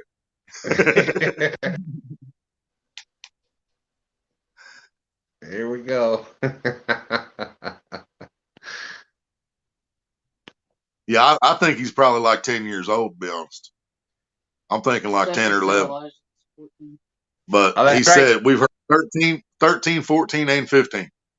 All in the same year. And 16, all in the same year. Yeah. So he's went from 13 to 16 in 2020. Yeah. Hey, well, it's been a weird year, so you never know, you know. It's been a weird one for sure. But I don't know if it's been that weird. Well, Tim, I hope that hope you have a great weekend. I believe you're going out fishing, right?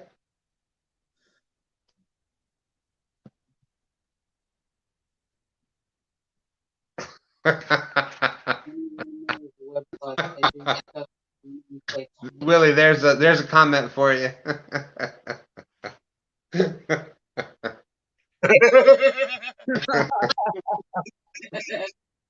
This is true.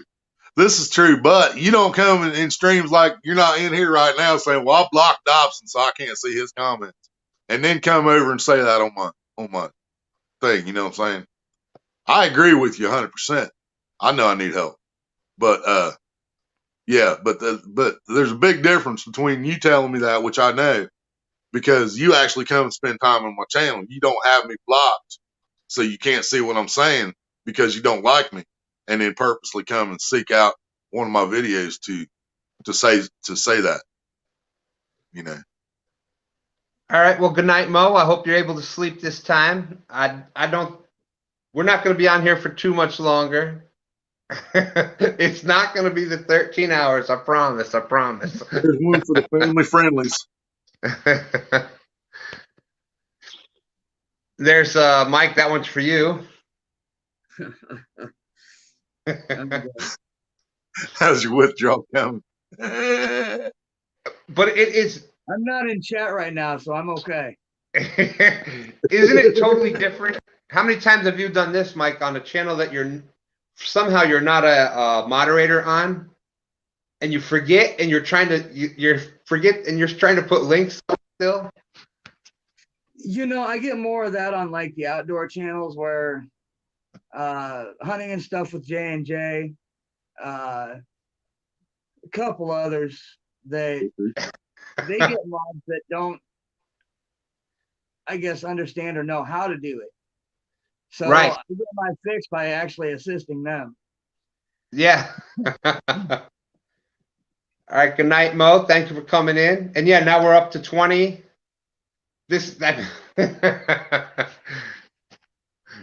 Sayer said no, it's not gonna be 13, only 12 hours. Well,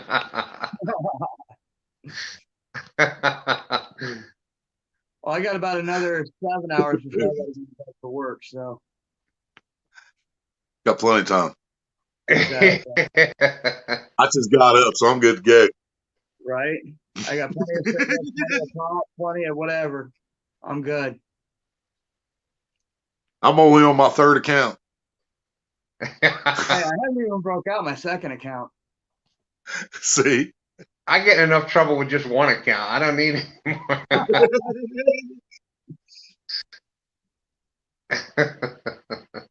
Well, what's funny is when I set up the backup account, it initially was just to mess with people in Dobson's lives. And now I'm like, I'm not on that channel and like 3 other lives. So it kind of backfired on me. Yep.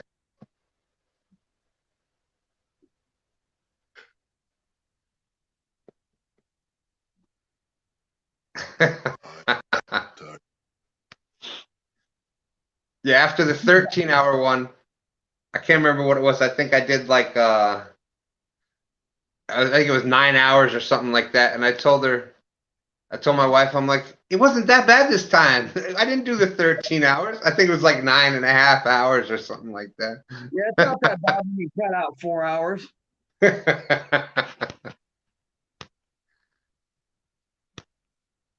She said, "What? I didn't go that long this time. It's only 9 hours. Yeah. It wasn't bad." Hey, Stan, but Yeah, you're welcome. that's how mine used to be every day, man. And then now, when I go live now, I wanna make sure I hit 2 hours. I always want to make sure I hit 2 hours, and then after that, whatever, whatever. If it ends up going 12, it does it. If it goes 2 and shuts down, it does. See, that's what I'm hoping this spring, once the slightly warmer weather gets here and I can get back out and fish. I Right. want to do something a little longer than an hour and a half, but if I sit an hour and a half and I'm not getting anything, I'm not going to keep people just sitting there. Right. Yeah, I do have a bad habit of that.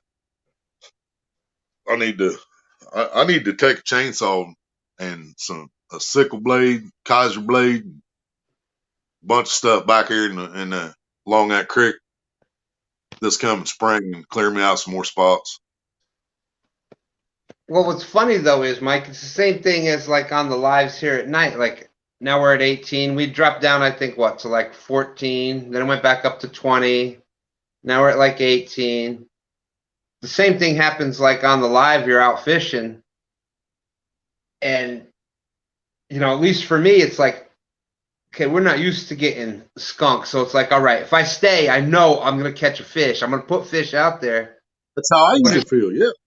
But if if it started dropping off, like if you went from like 50 or 60 viewers and all of a sudden, okay, it's down to like 30. Okay, well, people are they lost interest. It's time to. But chat just keeps going. More people keep coming in. Well, you see, and that's what killed me when I did my first 2 lives. I mean, my first one I did at night, end of summer, first part of fall. You and Willie. Is that when your camera wouldn't stay on? Is that when your camera wouldn't stay on? Yeah. I mean, and it was basically just a chat session because nobody could see me. And everybody stayed. I was completely shocked. Yeah, I remember. I was there that night. I remember that. Yeah, we were talking for a good long time. Yeah, I mean, that was what, almost an hour and a half, or just over an hour and a half. Yeah. Yep. And then I did this last one a couple weeks ago, and that one surprised the crap out of me because I think at the time I had 140 some subs, and that live stream's got over almost 600 views on it in the last couple weeks. Yeah, it's crazy. And I'm like, even now I only have 185.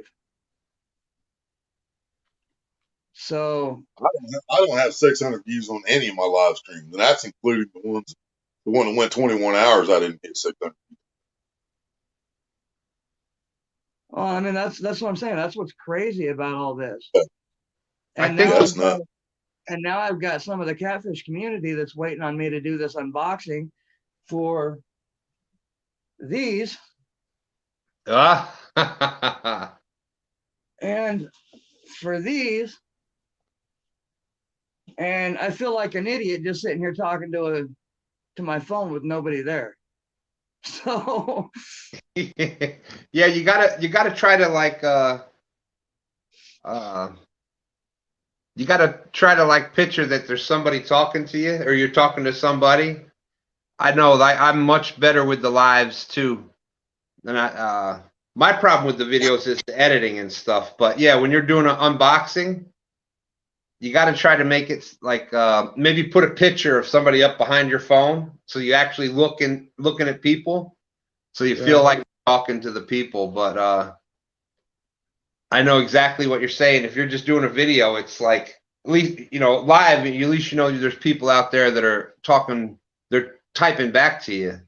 you're doing the video and you're kind of waiting for see how somebody's reacting, and there's like nothing. So you're like, Exactly. now I'm gonna open the box, and this is the Yeah, real. when I drop a video, I'm checking YouTube like every 2 minutes to see if there's a new comment.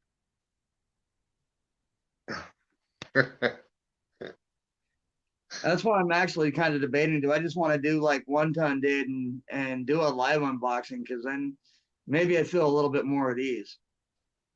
You could do that, and then it'll post as a video. Just do a short live.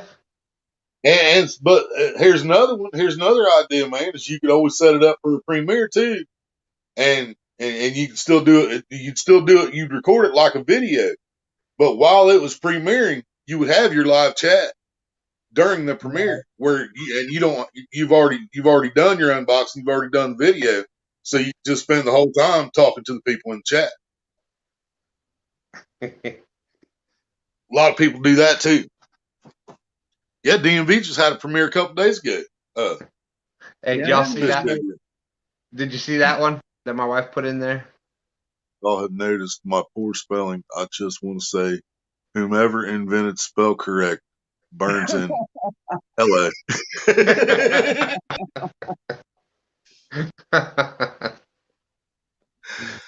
There's a lot of things I couldn't spell if it wasn't for my spell check. Yeah, as live as I am one night, somebody, I think you were there, Stan. I think it was Roger that accidentally had a speech to error. Yeah. And everybody was complaining about it. I'm like, dude, it happens. Yeah. You know how many times I've had to retract a message because the F word slipped out when I was saying something else? Yeah. Yeah, I was fishing and there was a duck there today. Yeah. Dude, if I touch F on my phone, that's the first thing that pops up. Yeah. Yep. Well, like when I'm texting Willie or I'm texting my cousin or whoever, we cuss. There's no doubt about that. Yeah, so it's in your phone. Yeah, and so when I made a joke about it one night with Avid. He goes by Bigfoot. You know, he was in DMV's live talking about Bigfoot. I said, yeah, it's just Avid throwing rocks. Well, ever since then, every time I type in Avid, I get Bigfoot. Oh, I thought you were going to say. So why is it not going to, it's either Witty Way or Peace City. One of them autocorrects itself to a curse word, and I have to watch that. So, I mean, it happens. When you were saying something about throwing rocks and correcting the word, I thought you were talking about changing rocks to something else, but we're keeping it family friendly. Right, no. Yeah, I made a comment one night about kicking ass, and it changed the kicking to kissing, which totally throws off that statement. Oh, there's a good question from Sabrina. Willie, you might know about this one. In order to do a premiere, do you need 4,000 hours and 1,000 subs? You know, like do the live, you know, like to do your live through YouTube. That's what you need. I know. I was not monetized when I did my first premiere. I know that. Let's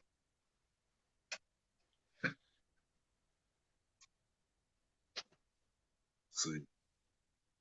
Well, let's see. Google gets it wrong when you use the microphone. Yeah. And if you're going to run through the laptop, you don't have to have. And if you're from the South, Google gets it even more wrong. You never know what Google's going to translate a Southern accent to. Right. Yeah, if you're well, you can go live anytime from the laptop, but I'm not sure if that counts the same as on a premiere though.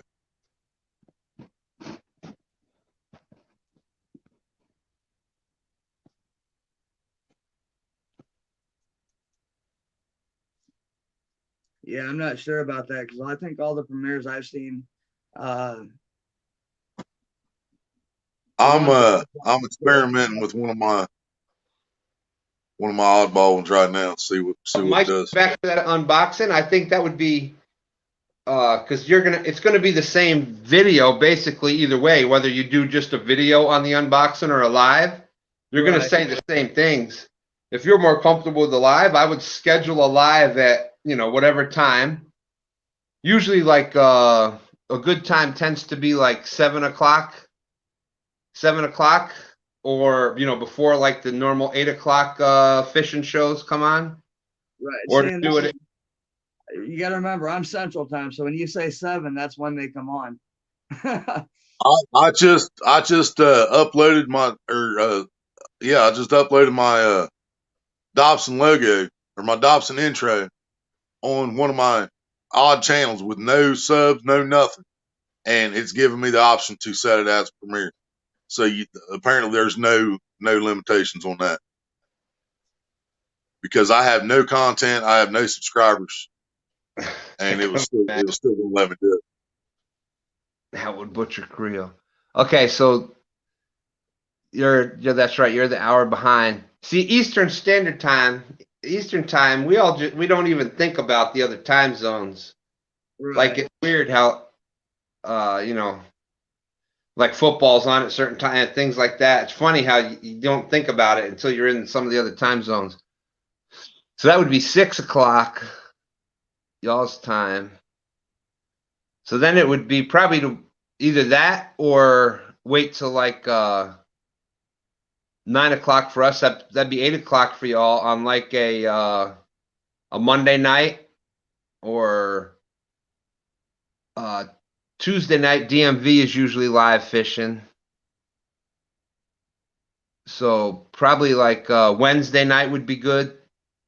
Thursday night, Chad and them are pretty good. Like tonight, they're pretty good at getting off right at about 9 o'clock. So that would be a good time. 9 o'clock our time, so 8 o'clock yours. So you set it for like 8:15 your time on a Thursday night. I don't remember your work schedule. I know you do the 3 days on, 4 days off type deal, right? Yeah, 2 on, 2 off every other 3-day weekend. And this is my weekend to work, so I work the next 3 nights. So. But then after that, I don't work till Wednesday, and then I'm off for 4 more days because of the holidays. The holiday, yeah. But that's what I would, and that would be a good unboxing too, because then, like when I did my unboxing, there was stuff that I wanted to say that I had forgot, but if it was in a live, I would have had more time because somebody would have asked a question, and then it would have been click something else in the head that, oh yeah, I wanted to say that too. So, right. I bet you that would be the way to do it, I think, Mike. And then, like I said, schedule it so that you'll have people already knowing that you're doing it at that time, and you'll have a bunch of people in there. Everybody wants to come in and see Mike Turner. Yeah, like if I know I'm going to do a Friday night, like right now, if I knew I was going live tonight, I would go ahead and schedule it through StreamYard, put a thumbnail on it, and then it's already on everybody's homepage all day long. Yep, and you can do it, and then you do your thumbnail, take a picture ahead of time of you holding all the boxes, or whatever kind of creative little thing you want, whatever picture you want to have set up for your thumbnail. Then other people that, because some people search for that stuff, put the name of the rods and whatnot in there, because people actually search for that name of the rods. That's another thing that I've seen by putting the name.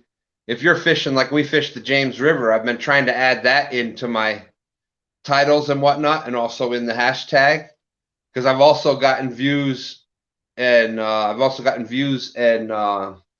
subscribers from putting the name of the river or the name of the rods that Whisker, Ugly Sticks and whatnot. I've actually seen where I've got people watching my videos because of finding that, searching for the name that I put in the description or in the title. So that's just another little hint for people out there. And I've noticed too that since you've started fishing on Sunday mornings and you started putting the James River in your titles, I've gotten a lot more videos pop across my screen from people I'm not sub to because they specifically fish the James River. Yep. Just your Like videos they said, across the feed before is prompting theirs. I buy Yep. this So I mean, damn that's thing that just made. That's what I was trying to say before. By everybody is gonna succeed. It'll also like if you're. What I've also noticed is it's going to be more likely to suggest somebody else that I watch or that is on my lives or that I've talked to about on my lives or posted, if I've posted their links and whatnot, it'll suggest that person more often also. Like you'll start getting those suggestions because like you and I do a lot of the links and stuff like that. So that's where it'll, as your fishing channels, the more that somebody else does, like I'm getting subs now without even anybody saying it. It's names that I haven't seen on anybody's channels. And they're just popping in. And then then all of a sudden I'll see them on somebody else's channel too that, they had subbed to me and then bam, they're on somebody else. Yep. Well, yeah. And I was in Catfish Terry's live stream tonight too. And they were having issues with posting links, but he was like, well, search for this and search for them. And once you found them, I added like 4 more subs just out of that live stream tonight. Yep. So.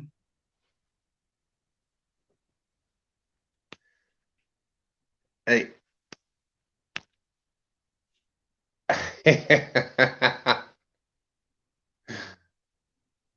What the hell? I read that about 5 minutes ago. I was just waiting for you to get to it. Yeah, somehow I missed my wife's comment.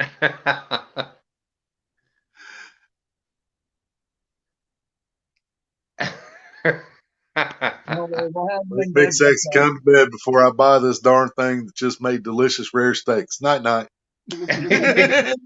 She's getting into those infomercials at 3 in the morning. You know what I'm saying? QVC looking good right now.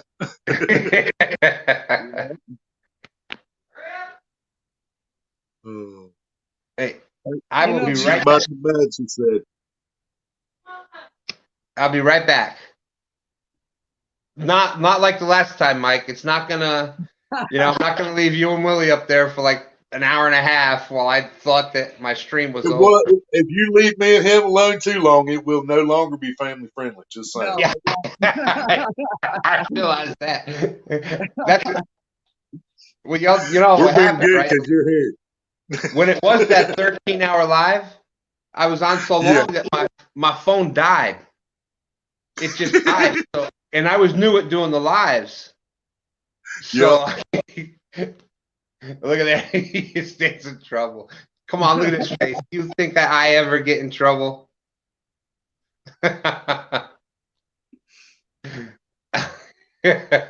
But so my phone died and I was just I just started doing the lives. I had no idea that if somebody was up on your stream, even though I was yeah, I had no idea. My phone died. I'm thinking, all right, that's it. It's over. So I let the dog out and I'm doing. He was fishing that day. The day he's talking about, he was fishing with the goldfish. Yeah. He said, bye, everybody. And the screen goes black. I said, message Mike and tell him he forgot to turn it off. Oh. Because the stream was still going, but there was nobody on panel. It's just a black screen with the banner, and stream was just going, and he was just sitting there fishing, phone put in his pocket, just chilling out. Like, yeah, you might want to let him know he didn't stop the stream. Yeah, I think it added like 4 more minutes to the stream. Well, yeah. So my phone went dead. I'm thinking, all right, it's over. Since mine went dead, that's got to be it. And I, let the dog out. I'll get something to eat. I'm doing. Well, it was. I don't know exactly how long was it, Mike? Was it like a half hour, 45 minutes, an hour? It was a while. Probably about a half hour. About a half hour. So then I come upstairs. I plug the phone back in, and I'm like, all right, well, let me just check and see. That was a pretty, I think at that point it was like that was probably like at like the 9-hour mark, I think, or somewhere in there. And I see it really confused me because I see like I'm still alive. What? I'm still alive. What is going on? I clicked back into my own live.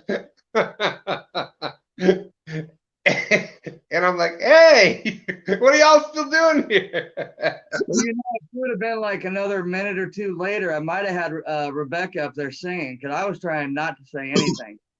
Yeah. Oh my goodness.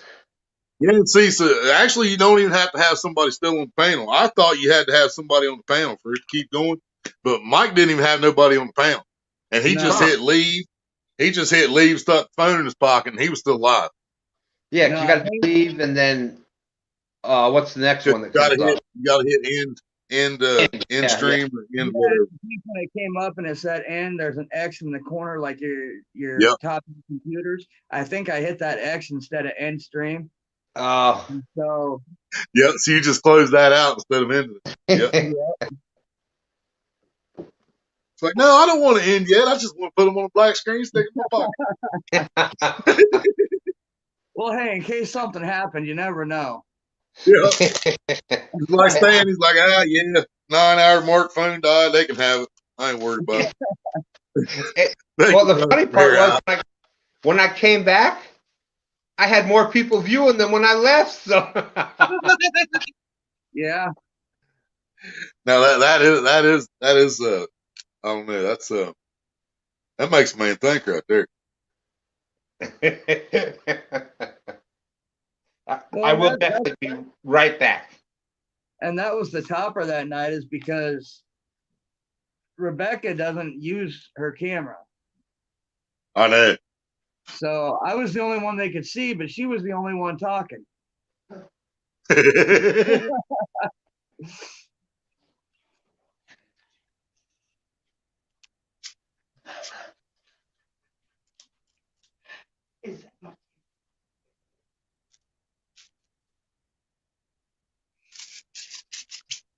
What'd you do? Get make a video of Christmas light?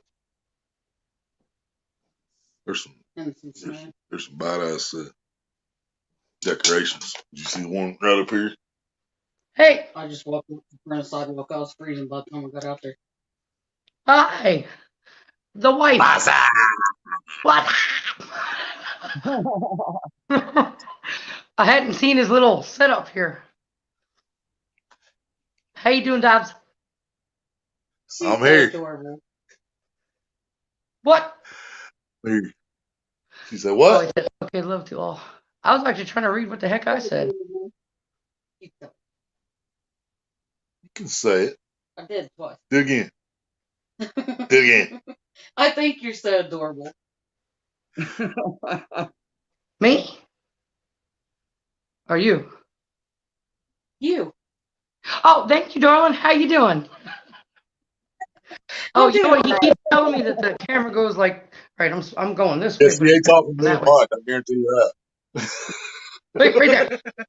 Wait, oh, right there. I'm going to bed. Night, y'all. Sweet dreams. Night. Good night. Night, night. We just got up, so we'll be up for a minute. Oh, my God. Well, so did I, but take care.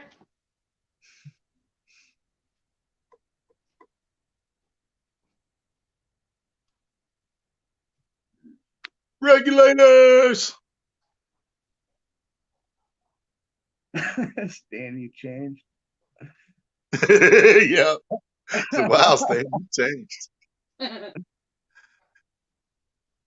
And see, that's the real bad part when somebody gets booted out of their own stream or whatever. We can't highlight comments. We can't let people in from the basement. Nothing.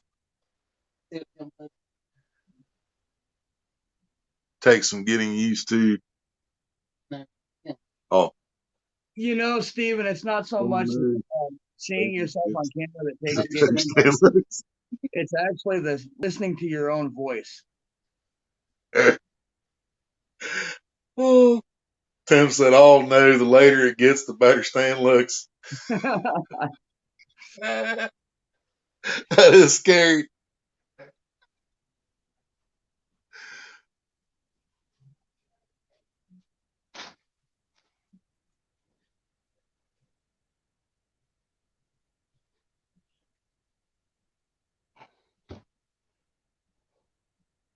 Yeah, I forgot I can kill my camera side of this and click over to see chat. Oh yeah. Yeah, you can even leave your camera on, and that was the coolest thing. I don't like to do that because I get too close to the camera or too close to the camera. I know people have, I'm a little older and they keep saying that I need to get those progressive lens or the bifocal. So if y'all ever see me do this, it's because I'm trying to read the comment. That's how I'm reading chat. I got you on a 52-inch TV back here. That's the way to do it. Well, you see, and I would be doing that. I would have you up on my TV, but I'm not sitting in my living room, so. I'm always sitting in my living room. I would be, but my coffee table's too much of a mess. It's kind of a catch-all. Oh yeah, we got those. I just keep them out of camera view. Yeah. Well, that's the problem I have is I don't have anywhere to put my tripod to hold my phone. Ah. Yeah, mine's on the tripod. Yeah, So you know what I did is I got one of those, if you can use it as like a selfie stick, it's only about yay long. Right. But it what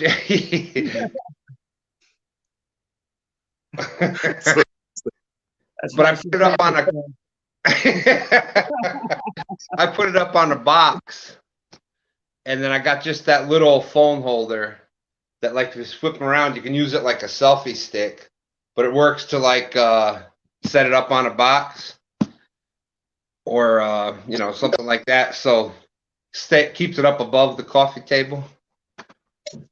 Well, see, before I got my tripod, I actually bought these pins that fold out and are actually a phone holder.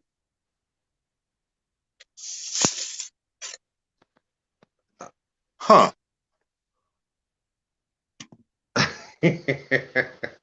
But then when I went to do a live one night, before I actually did my first live, found out I couldn't do it because I had to wait 24 hours on StreamYard. I found out that those don't hold up very well in the wind. Yeah, I kind of figured.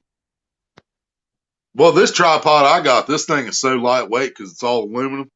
What I end up doing a lot of times is I'll take one of my rod straps and put around the center part and hook it to my box that's got all my sinkers in it, just to hold it down to keep it from blowing over. Yep. Well, that last live stream, I was using my tripod. I had it sitting on top of a cooler, and at one point, I think right after I started the stream, the wind blew it over, and I think Michael Murillo was in there. He's like, "Ouch!" Yeah. Yes. I don't think so. Have we heard Nickelback do Devil Down Georgia? Yeah, and who hasn't done this one? You're talking to somebody and you thought you hung up, but you didn't. And then you start, do you believe what that dumb son of a bitch just said? And they can I don't think we have regulators. I got my first strike for Corn's Devil Went Down in Georgia, but I think it was because of Yellow Wolf. But I don't think we heard Nickelbacks. Oh, this must, what, my wife must have came on the camera for a minute. Yeah. Yeah. The later it gets, the better. Yeah, she came on a minute. And me and him both are. That's like the bar at like 10 minutes before closing. Everybody looks good.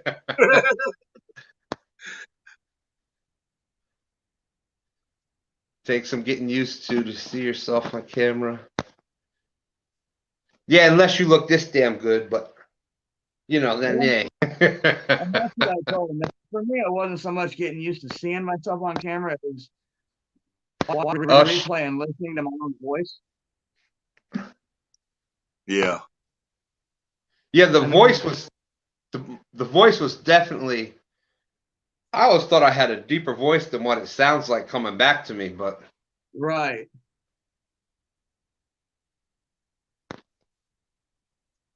I mean, at my job, we have to get on the intercom and call out different things, and my voice sounds normal over the intercom, but when I watch my live streams, I'm like, who the hell's talking? Damn, I could have sworn I was the one that said that. Who the hell is that? Yeah. I don't remember somebody else being there. Yeah. Too funny. Hey, Willie, apparently, Aaron, Catfish Regulars, had asked you a question. I've seen this. Asked if we'd seen Nickelback do Devil Went Down to Georgia. Oh, okay. All right. I'd seen that come up a couple times, so. Oh my goodness. Yeah, you never know. That's the one good thing about, well, it's kind of the good and the bad about doing this late night, overnight kind of and look, we've kept it family friendly. We had a lot of fun. There's been fishing talk. There's been, you never know what topics come up though. It's just yeah.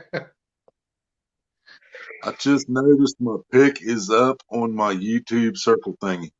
Yeah, Tim Molina's not just a plain T no more. Check that out. Oh, there we go.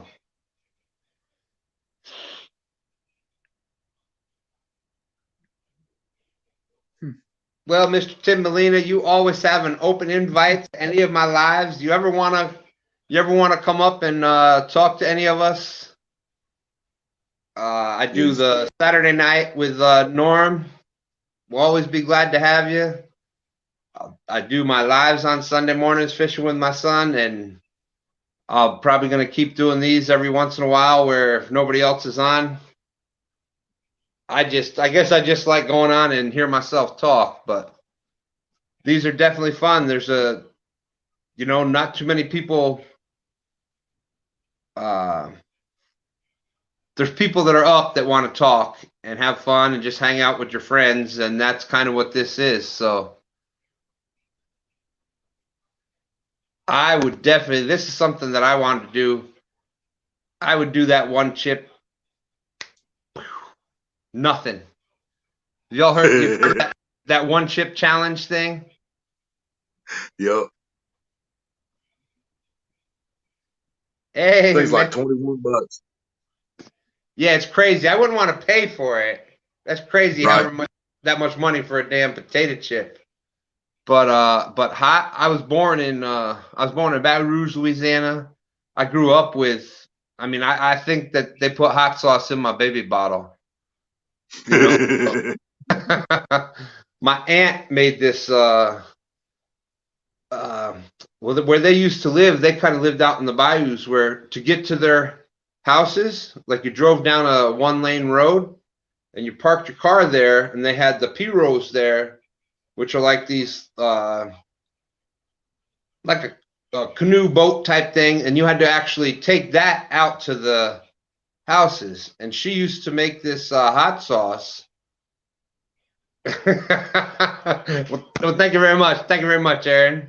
Catfish Regulars, I appreciate that. But she used to make this hot sauce, and she would sell it. And then she used to use those old green 7-Up bottles. And if we were in the same room and you open it like that, literally your eyes would start watering. Yep. Just being in the same room if that was opened up. Yep. My grandpa, he used to take the old ketchup bottles and he'd stuff them plumb full of jalapenos. The jalapenos he grew out of the garden, he'd slice them, just split them down the side and stuff as many as he could in there. And then it just held just a little bit of vinegar to fill that thing up. And then he put the cap on. And he wouldn't touch that thing for, I think Mom said he'd let it set for at least 2 months. And then he'd go get a bottle out. And he had this, you remember the things we used to hold corn with? Had the little 3 prongs you put in the ends of the corn cob? Yeah, the little. Remember what I'm talking about? Yeah. Yeah, he'd take something like that and he'd stab it down through that metal lid on the Coke bottle and just start soaking his food in it, Mom said as soon as he popped that thing, she said her eyes started watering clear across the room. And that was just jalapenos back in. Yeah. Yeah. Yeah, but I would do that. It hurts worse when it comes out anymore, Jesse.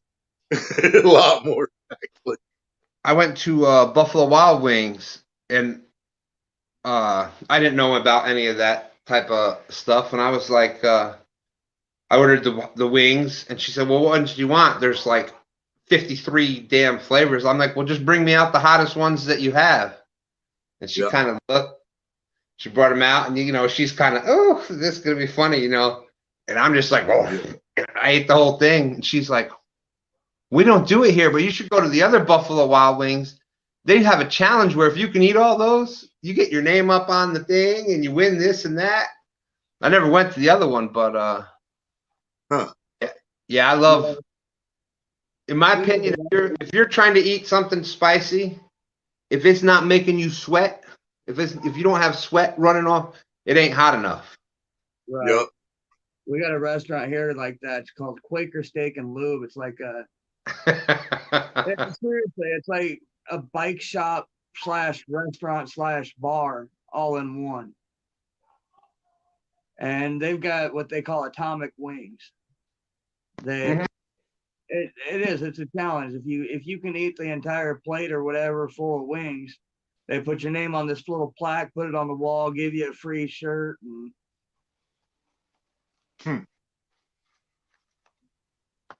Yeah, I would do that with no question. I love that type of stuff. Like I said, the hotter it is, I don't know, maybe it's weird or whatever, but I really like that that super hot feeling. I enjoy it. I do until the heartburn kicks in. That's when I'm like, nope, I'm done. Omeprazole. Don't take that other stuff. Oh, perfect. Zantac or Prilosec, one of the two of them getting sued right now. Oh yeah, Zantac, I think it is. Yeah. All right. Yep. That is one thing. Usually I do keep putting the link up, and I have forgot to do that tonight, but looks like we got somebody else coming up in.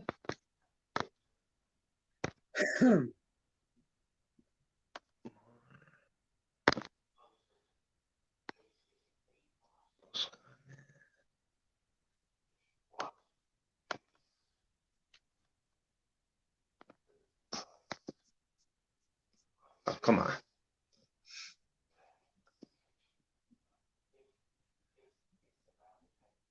Let's do it together.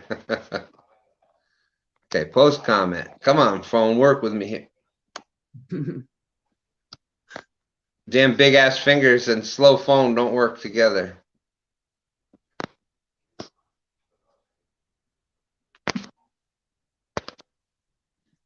Okay, there we go. There's the link back up there. Goes in hot and comes out hot. Yeah, that's the only bad part about it.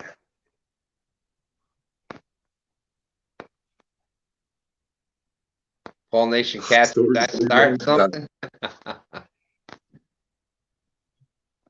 All right, Paul, we may have to just work on that and see. I don't know where to get that one chip challenge thing.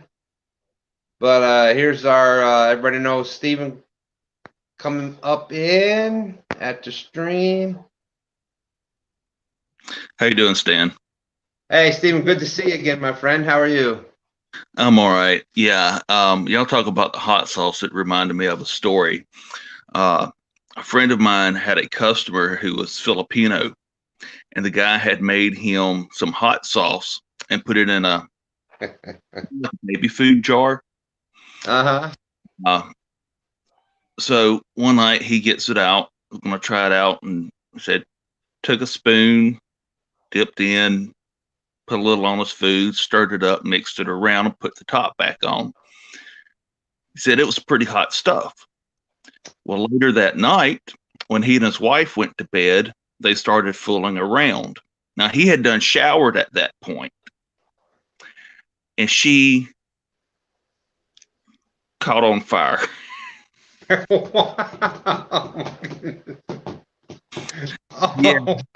that ended fooling around really quick.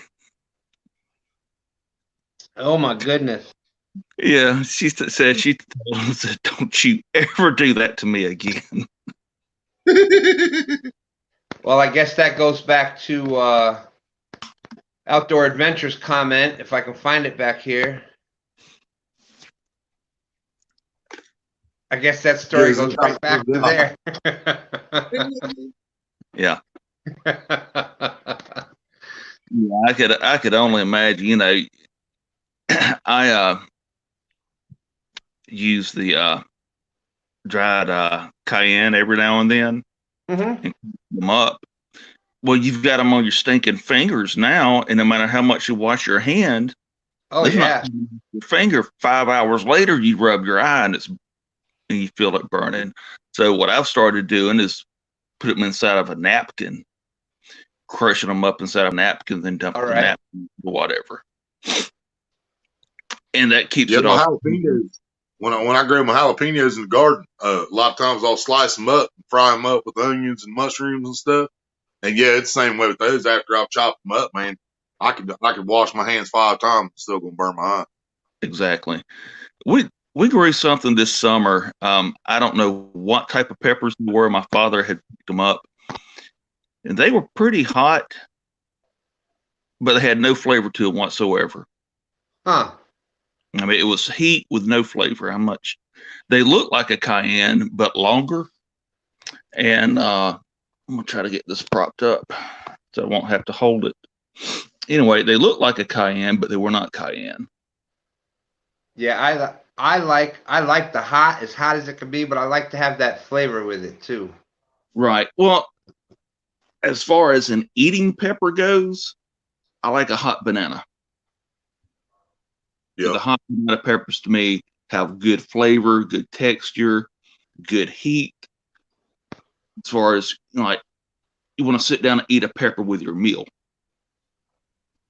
Yeah. And then Well, stuffed not to pepper. cut off there, Betty. We're all praying for you. I hope that you get a speedy recovery, and hope that they can figure out what it is, and the gallbladder oh, issues. That is,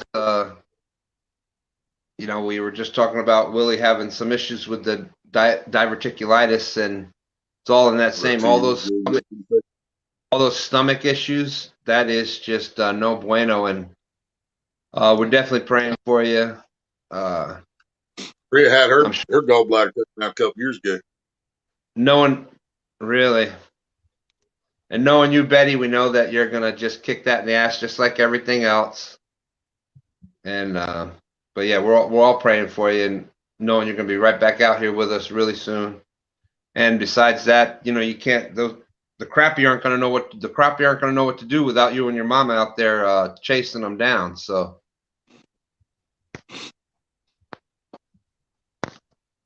yeah, thank you for coming in. I'm glad that we could be here while you're in the hospital room tonight. Hope we can give you at least a little bit of comic relief. Is that Betty Jean or Brandon?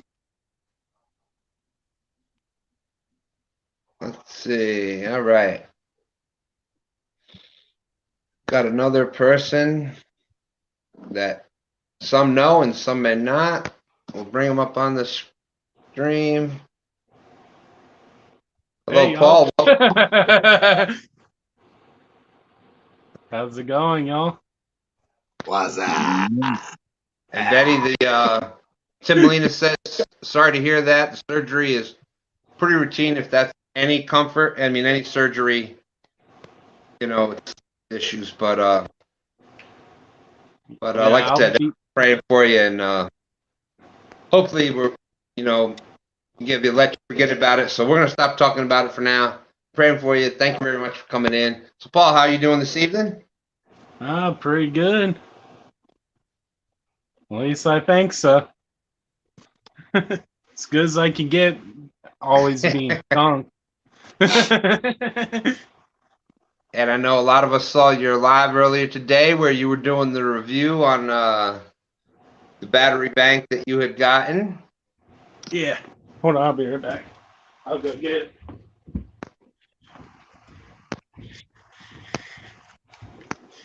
Yeah, this.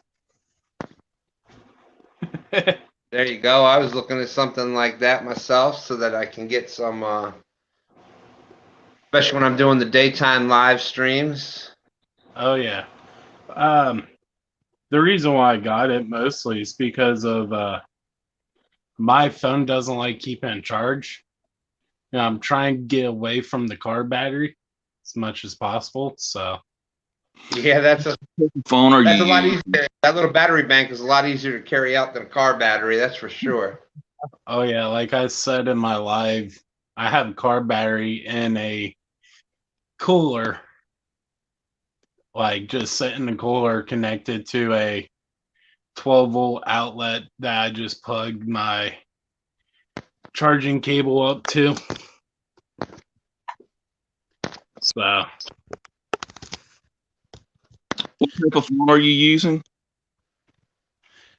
I just normally use what again? I'm sorry. I had to ask, what type of phone are you using? It's old LG Stylo 3 Yeah. right I now. have a phone from Cat, the heavy equipment industry makers, and Yeah. it has a large battery in it. It stays charged forever. Yeah, I did have a Samsung Galaxy S20 Ultra until I broke the screen, that LCD screen on it. Hmm. So I still got to do payments on it, but I'm trying to get with this phone till stimulus check or till I get income tax so I can turn that phone into insurance to get fixed. Right. So yeah, that phone I still had to charge it while I'm doing live streams, but it kind of kept charged a little bit easier. So And let's see, just checking out in chat, Outdoors Addiction. Timmy from Chesapeake has an awesome generator he uses. Yeah, I tell you what, Chesapeake Bay Catfish, he's got an awesome setup out there. When he came oh down yeah, here, when he came down here a few weeks ago and fished with myself and my son and one ton catfishing and LG bass. Yeah, he has a pretty decent setup. He's got the little cart going out there, and he's definitely, so anybody that hasn't seen Chesapeake Bay catfishing, he's definitely another bank fisherman to watch. I'm gonna go. My dogs want to come back in the house, and if I bring her in, there's no way in the world I'll be able to stay on stream with her. Well, Stephen, I'm glad that you decided to jump up in with us again.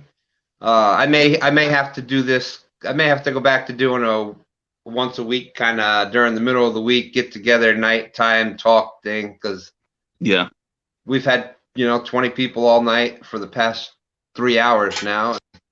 People do seem to like it, so I appreciate you jumping up and telling us that funny story. Hopefully, Betty got a good laugh out of that because I know I did. Yeah. oh, Hey, yeah. reminder for you. Be careful what you get on your hands before bedtime.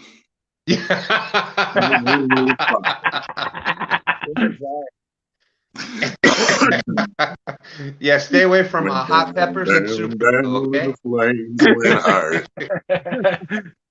Hey, I eat hot sauce, habanero hot sauce, as much as possible. So, but like I said, I actually tried the Reaper pepper wings at Buffalo Wild Wings, and it was so good.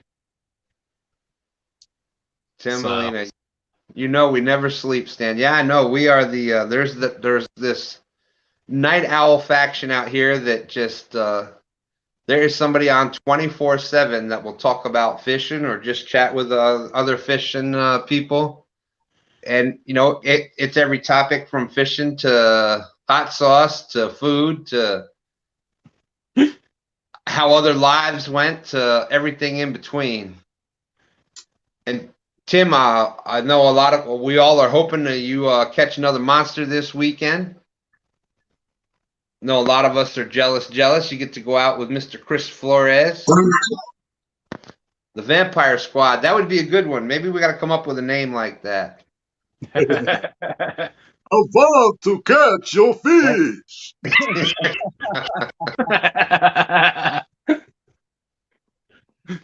Hey, I always say catfishermen are the night owls of America. Yep. One fishy, two fishy. Catfish never sleep. Yeah, it wasn't until recently that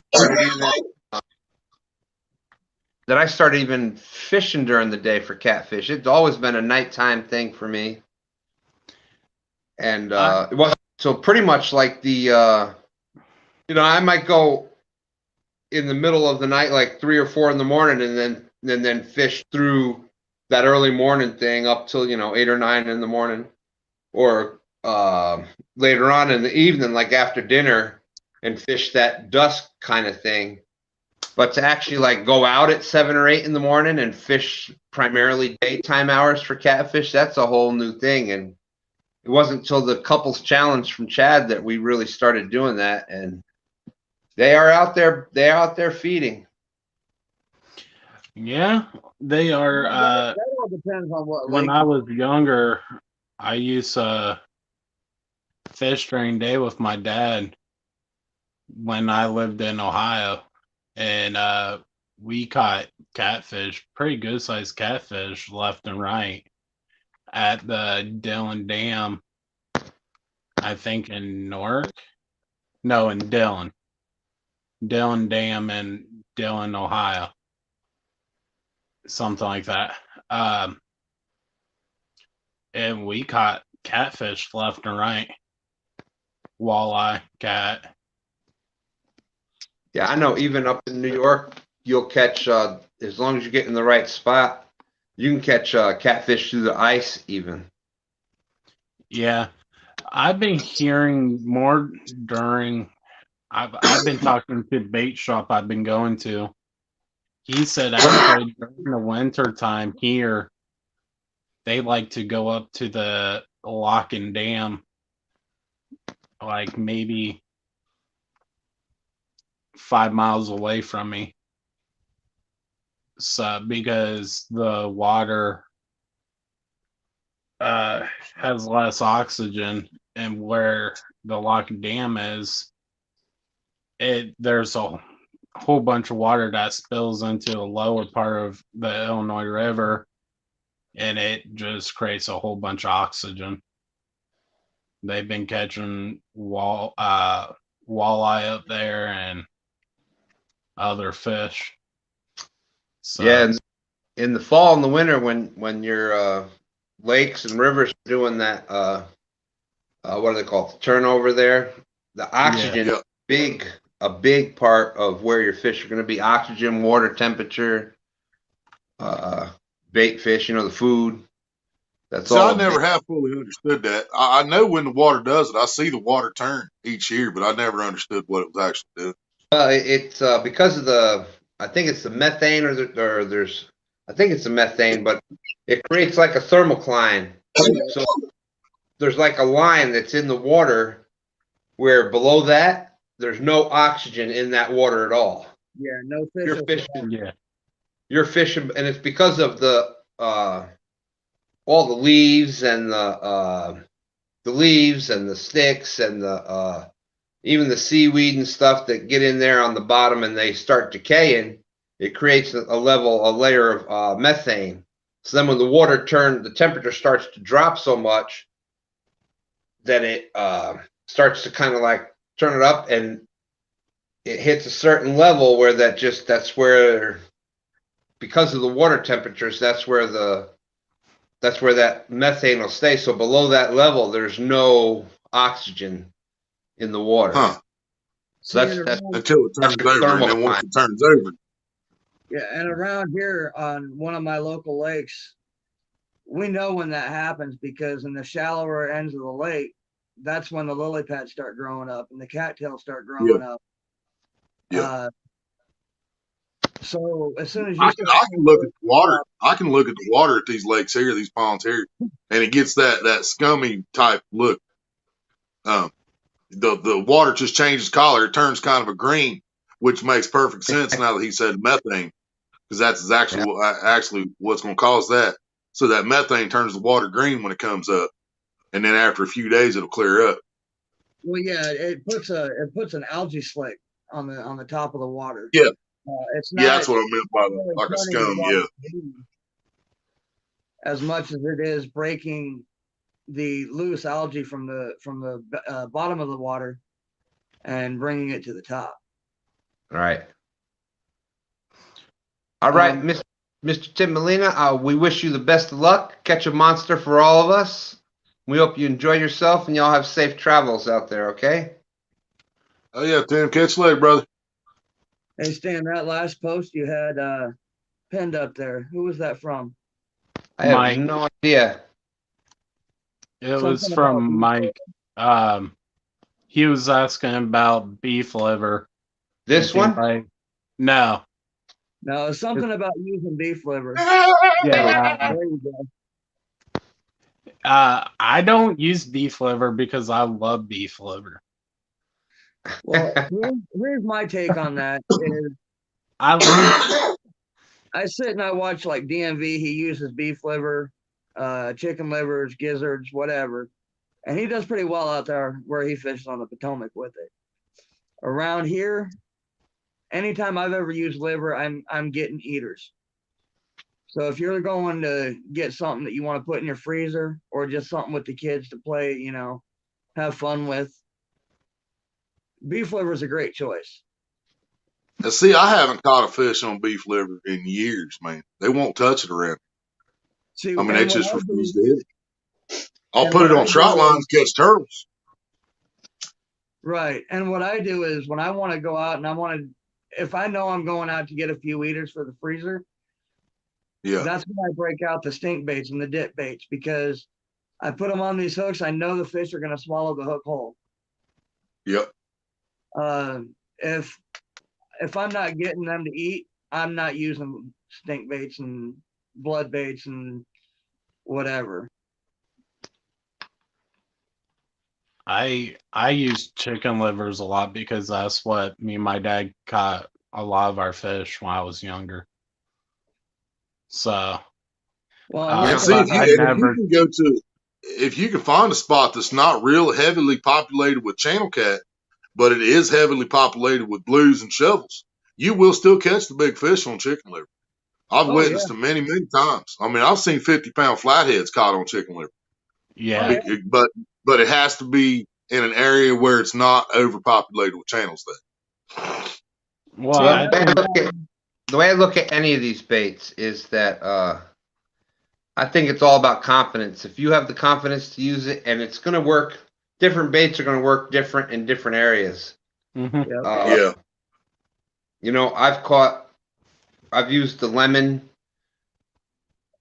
here in the James the past, was started doing, especially since doing YouTube, we've been doing some experiments with it. And lemon chicken, lemon by far outfished strawberry, cherry, and it outfished even fresh cut bait, fresh shad, fresh carp. And I really feel like that has a lot to do with fish are just getting used to it. Everybody's been throwing shad and skipjack for years. You never know. You know what I mean? And that makes sense because around here we don't have skipjack. So when we use it, we buy it. Oh yeah, it's like gold. I didn't know that we had skipjack. I didn't know that we had skipjack until I talked to the bait shop, and he said that down the river a little bit near Spring Lake, where I've fished my last live show at, there's a little channel that goes off away from the river that it's loaded with skipjack in there. And man, I'll tell you what, if you can find a spot that's heavy with them, they're so easy to catch, man. So easy. Like if that spot he's telling you about is really, really populated with skipjack, you can go down there, put 3 hooks on the line, and you can put a 3/4 ounce sinker on it and put aluminum foil on all 3 hooks. Just wrap a piece of aluminum foil around it. Throw it out there and just reel it back, not as fast as you can, but pretty fast. And you might end up hooking 3 skipjack on the way in. Yeah. But you see, like I said, around here we don't have skipjack in our lakes and rivers. The closest we have is the moon eye or gold eye, which those work great around here when you can catch them. Yeah. But when we use our skipjack, we have to buy it from the bait shops, and because they're not native to the waters, they actually don't work as well. At least not for me. Yeah. All right, not trying to cut anybody off. Mexicat, appreciate you coming in. Thank you very much. Awesome job with the videos you put out. Oh my goodness, the cinematography and the editing and very just entertaining videos. So if y'all haven't seen Mexicat fishing, awesome job that he did there. Thank you very much. I appreciate you coming in, and thank you for those. But anyways, I'm sorry. Go ahead. But no, I mean, I was watching Mike Costello one night. I think it was one of his first lives that he did, and there was like 3 of us in chat, and he was talking about using this certain bait that is really popular out in the Carolinas, but we don't have it here. And I said, what I like to use, my go-to bait, especially cut bait, isn't brim. It's not, any typical sunfish, if I can help it. I use gar. I mean, All right. I'll go through 3 or 4 throw nets a year just to go out to the rivers and catch gar. I don't know how to catch gar. I saw someone caught it off of bluegill while I was fishing. I was like, yeah, I didn't know that we had gar. And I can tell you exactly why we don't see these catfishermen catch more gar than what we do, because they bite all the time. But those circle hooks is the reason they're missing the gar, because it can be clear down halfway down his throat on a circle hook, and a circle hook is designed to slide back out and hook him in the jaw. Well, you can't do that with gar because they're just too hard to hook in the jaw. But if they had straight hooks, the old fashioned J hooks we used to use, they would hook gar almost every trip. Yeah, like the eagle calls. Well, yeah, just old or the old mustads, Yeah. It's having technical difficulties. And I mean, most of the time when I catch gar, see, we have about a month and a half. I believe I think it's April, May, and June. Stan's gone.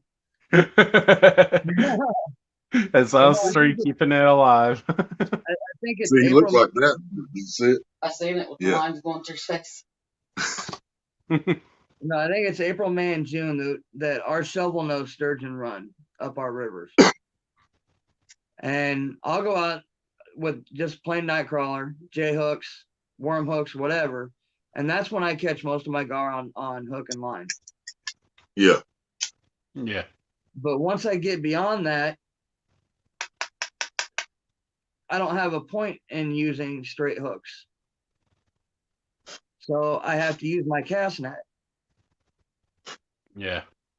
I usually use straight hooks. It's just this year I started going to J hooks. I'm not J hooks, circle hooks.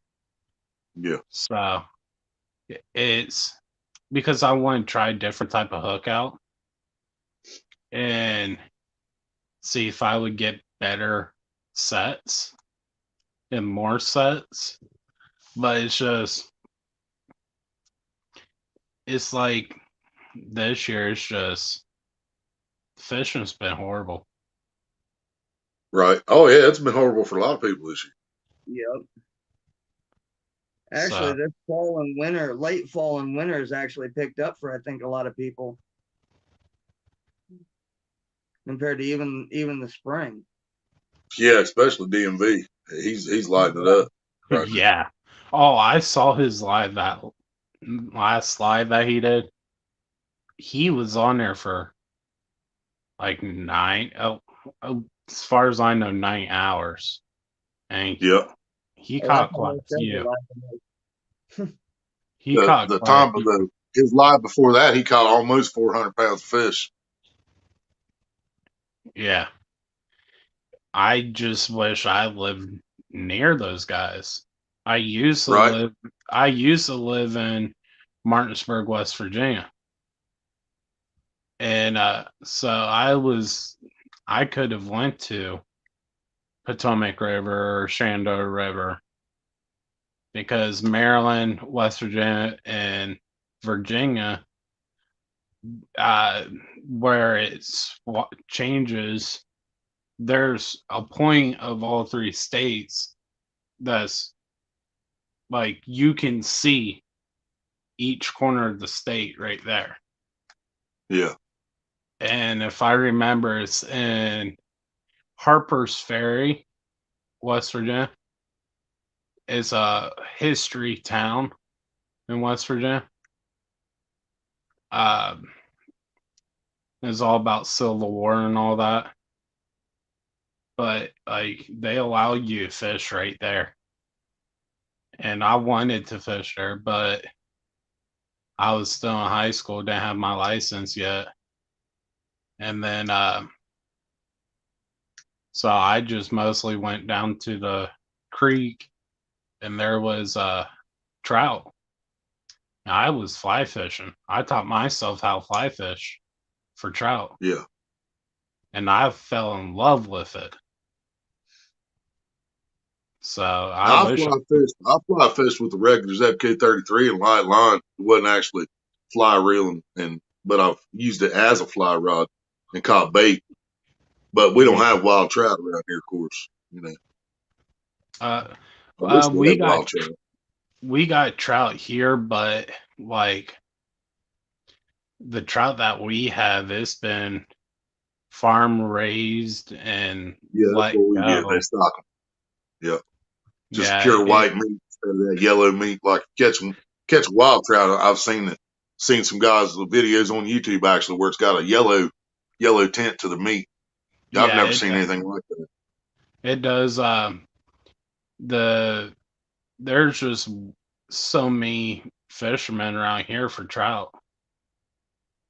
There's there's a lot of people here that fishes for trout whenever it's in season because they stock it only during spring.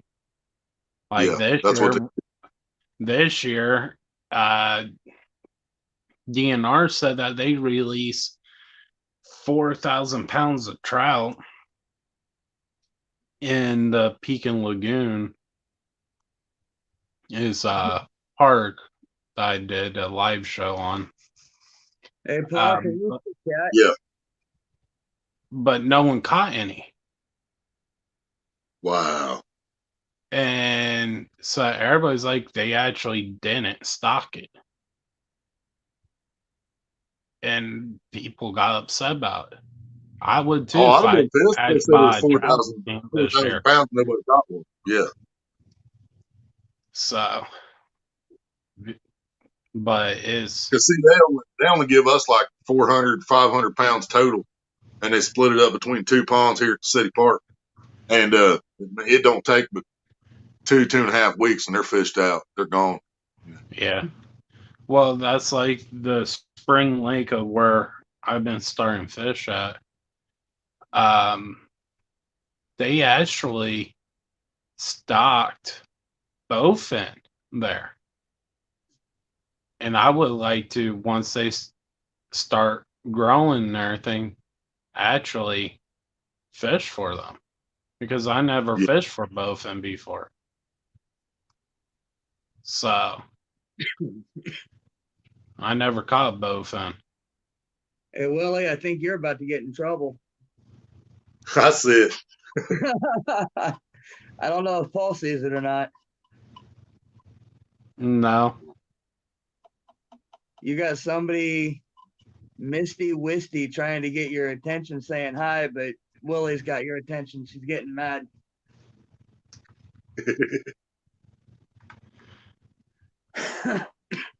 You'll have a.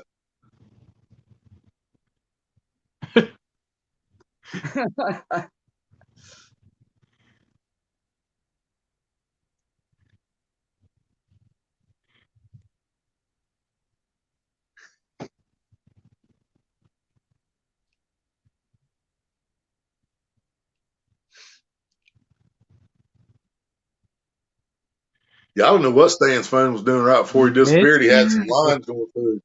Got froze up with some lines, and then it just poofed.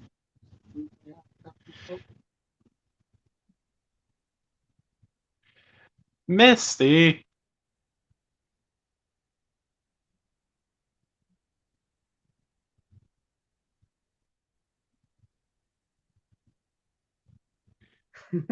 Yeah, I wasn't paying attention to the comments because I'm on my phone on the tripod, so because my laptop it likes to glitch out, so yeah, that's why I turned my camera off so I could look at chat. Stan's not here to read anything, so yeah. I think we're all gonna have to start trying out the gizzards. DMV's he's making us look bad. I know, right? He told me that to use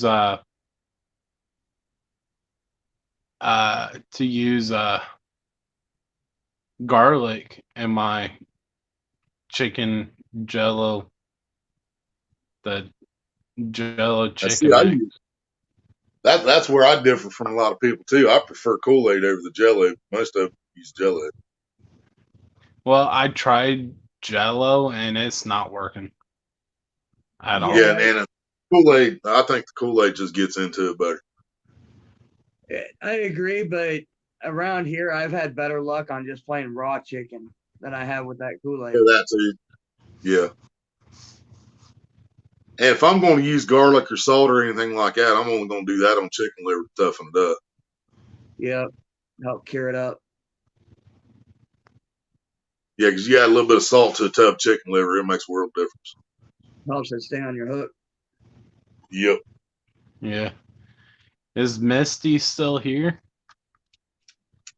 I don't think she is. It looks like she said she had to leave. I don't know if she's still here or not. Well, she said, oh, Paul, my heart, I have to leave. I don't know. I don't really know who Missy is. I have no idea who it is. So, I never really seen Misty on any of my get to know you. So, make sure you wash some peppers off your hands.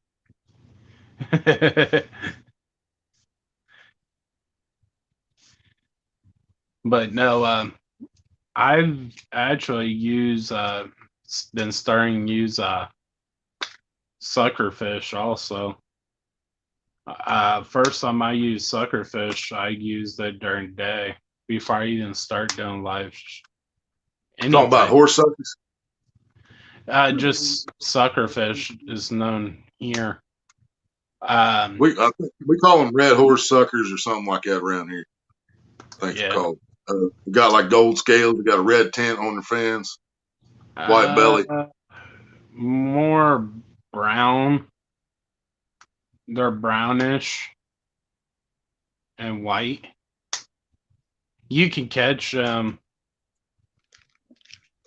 in the waters easily if you have we have two different kinds here, and one of them's got kind of a camouflage, almost looks like a perch on the back. It's got the stripes kind of like a green perch does, but then the other one's like gold or tan collar and white belly. Yeah, those are some awesome catfish bait around here. Yeah. Well, we have like 1 pounders, like the bait shop I go to, they have 1 pound suckerfish. They have large ones, medium ones, and smalls. I used them one time during the day, and I caught like 3 catfish during the day with it, Right. but none at night. But it's What's up, Alof? Hey, Loft TV in the house. oh, Catfish regulars is adding a little bit of vanilla to the gizzard. Yeah, I've never really. I've tried garlic on stuff a couple times. I've never really been a big fan of garlic.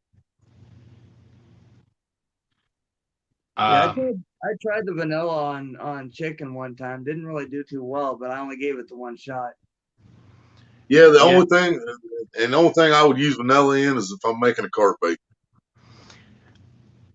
When I actually made my Jello chicken, I actually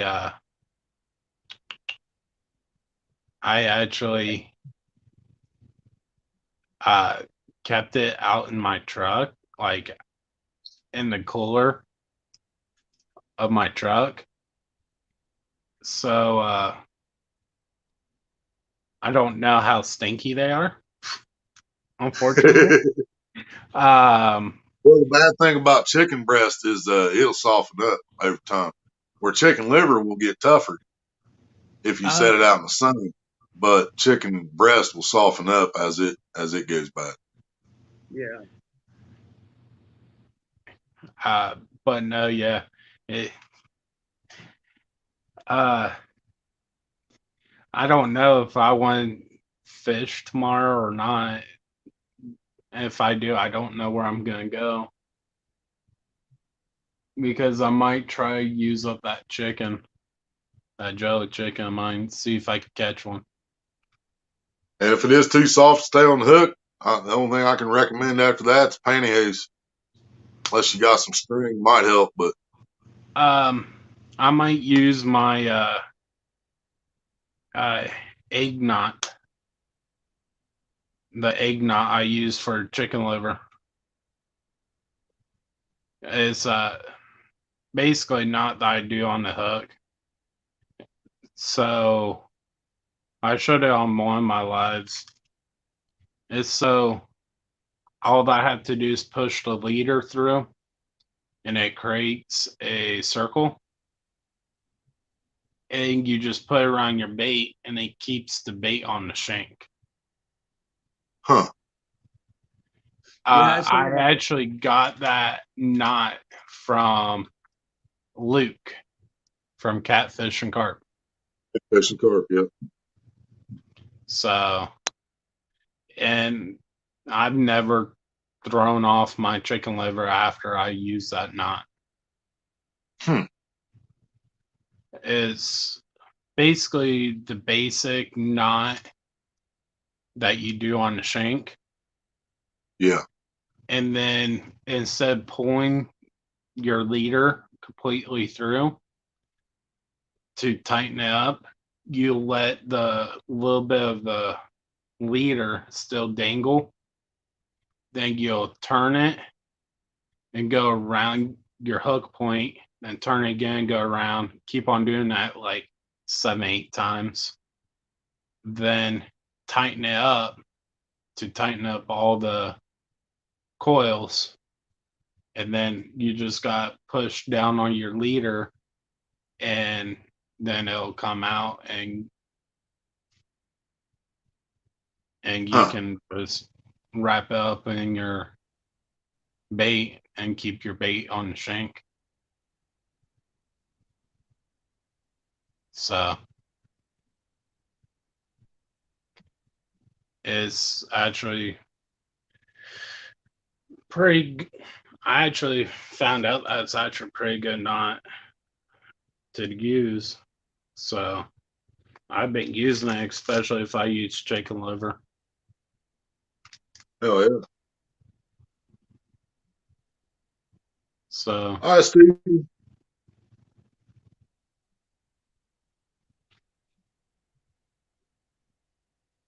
Every time I hear shank, or reminds of prison.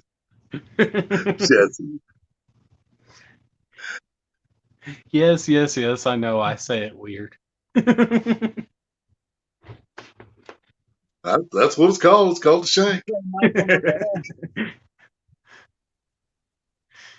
Shawshank. He's back. Hey, what's That's up? an awful name for a prison in the first place, wasn't it? Shawshank. Stan, Welcome back, Stan. you know, wasn't here. You wasn't here when girl was hitting on me, man. And oh I my didn't goodness, know. how did I miss that? And I didn't know. I don't even know the woman. I am gonna be. No, you, Paul. You know what? I'm gonna start to being known for this with the phone dying during the lives here. Yeah, it's becoming your trademark. Welcome back to your own live. Well, you know what it is. Don't worry, my phone dies while I'm on live. Well, you know what it is that like everybody else, I use my phone when I'm not expecting to do a live. I'm using my phone and whatnot during the day, and when I'm at the end of the night, that's when I put it on charge, and it's charged, overnight.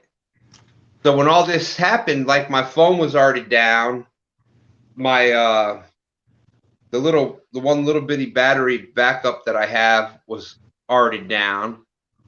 Mm-hmm. So I tried to come in and do this, and I thought I was only going to be on for a little bit again. And we know how that works. And next thing I know, I didn't have my phone plugged into anything. I know, Michael Murillo, we've talked. So yeah, that's the definite next wish list item for the channel is definitely to get some more external battery backup power. Right here, I want to say it was $27 on Amazon. See, the one I have isn't solar, but it holds 7 full charges. So when I'm on live, Ours supposed to, but ours don't do it. Yeah, when I'm on live, it doesn't do a whole lot for charging my phone, but it will keep it at where it's at. Keep it alive. Yeah. Yeah. Well, the good thing about this one is, like I said on my live, it'll last 8 to 12 hours on constant charge or constant run. So.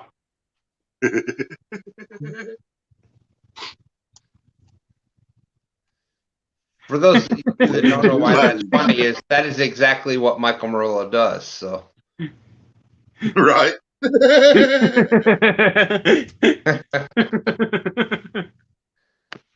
So let's see what kind of stuff everybody was saying about me while I wasn't here. Nothing. You gotta rewatch the live stream to see that. Yeah, I know, right? Wasn't in the chat. Oh my goodness. Yeah, I'm gonna start to be being known for this. Yeah, when you do the overnight live with him, be prepared to be left alone on screen. Good thing I'm professional. We was good, I promise. Good thing I'm a professional at live stream. Well, Willie, I got to give you credit. When you are here, I appreciate what you do for me. Thank you so much. You do you do me very right. So thank you. Yep. Well, but when you explain stuff like that to me, man, you still talk to me like a person, and you still talk to me with respect when you're explaining things to me. Unlike some of these other people that just want to get disrespectful right off the rip, and then I just return that disrespect to them. You know what I mean? Yeah, we've had that understanding right from the beginning. Yes, sir. Yeah. See, I don't want to disrespect you because I don't want to deal with Willie. About 17 personalities. Yeah. Yeah, what was that movie? What was it called? Split? Was it Split? Split. That's me 100% right there, bud. Yeah, my wife was, everybody met a D Smithy tonight a couple times on there, and she came in and she said, "Yeah, I said something to so and so." I'm like, "Yeah, that was Willie." And then she said, and then I talked to this other one that said, "Hillbilly mutter, futter." I'm like, "Yeah, that was Willie." Yeah, Motherfucking hillbilly. And I'm like, "Yeah," and he's got about 7 other personalities that are in there. Hey, only I'll got 2 count 'em. personalities. Welcome back, Stan. Well, thank you very much, Mike Costello. That was Mike Kaufman. I'm sorry, Mike Kaufman. That's right. The C's confuse me. There is so much. You can basically go into any catfishing live. You can basically go in any fishing live stream, and you can say, "Hello, Mike, and Michael." Yeah. Michael Murillo. He's the only Exactly. Michael that I know of. But there's like 7 other Mikes, and you can say Mike, and Michael, and you'll get 7 people say hello back to you. Yeah, Yeah. we counted them one night. There was 7, but since then we've added like 3 more. So I think we're up. Right now, there's 11 different Willies. Yeah. It's all the same Willie. Yeah. I'm still one of a kind. Yeah, and now that my son's been coming on here, so my name is still up on there as S. Smith, and he comes up as Stan Smith. So Stan Smith is S3. That's my son. Yeah, I'm still one of a kind. Then we talked about all the Tims that have come in now. We've got Timmy, Chesapeake Bay. Oh, yeah. Yeah. Tim Molina. I think there's 1 or 2 others now, too. Yeah, you got Tim Molina, you got Tim from Kentucky Big Cats, and then you got Timmy from Chesapeake Bay Catfishing. Mikes are gonna take over the world. That's right. What was that cartoon? What's the cartoon that's Pinky in the Brain. There you go. Thank you very much. I knew you'd know it. Oh, that's funny. I used to love that cartoon getting up on Saturday. Everybody on this live, I know I'm the youngest one. It touches my heart. I actually don't know how old you are, so I couldn't tell you.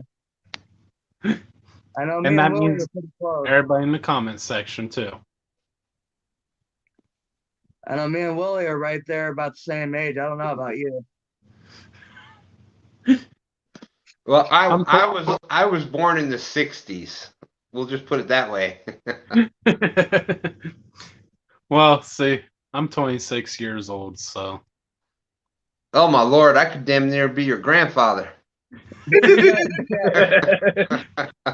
Hey. Okay, I'm not sure how old Michael Murillo is.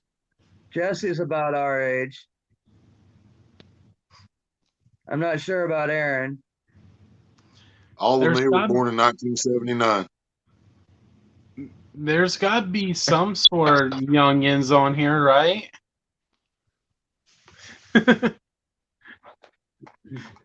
Yeah, you who I'll make you famous. That's right. There's only one of those. We don't know what the real name is, but there's only one you who I'll make you famous on here. That's for sure. Yep, I guarantee it. 26. I don't remember much of being 26. Oh God. Yeah, let's see. Yeah, I'm 26 with 2 kids, so. Okay, yeah, so Michael's not that much older than me.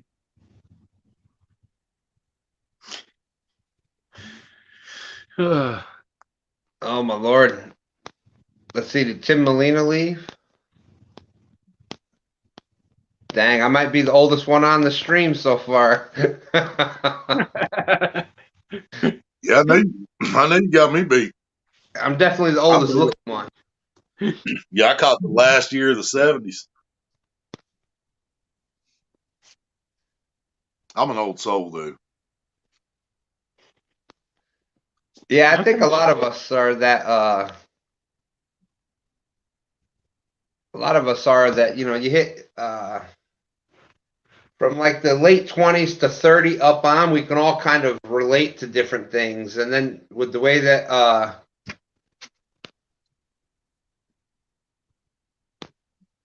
Oh Lord, there! I just went. I just scrolled up and saw what you were talking about there, Paul.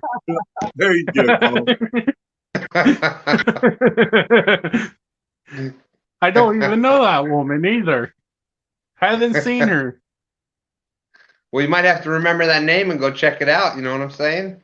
I know, I think right? somebody in chat said they checked her out. Yeah, my phone died again.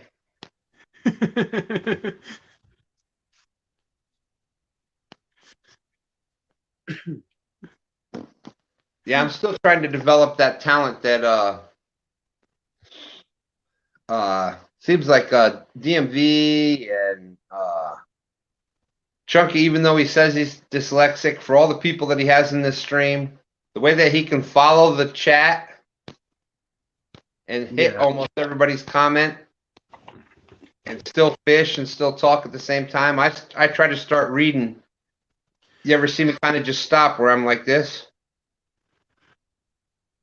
I'm just trying to read what the chat is saying to get caught up on things, because I'll start talking and I forget reading the chat. Oh, Well, yeah. I know DMV will actually go through and scroll back, kind of like you're doing. Elston, I think, relies more on the mods to kind of answer the questions he misses.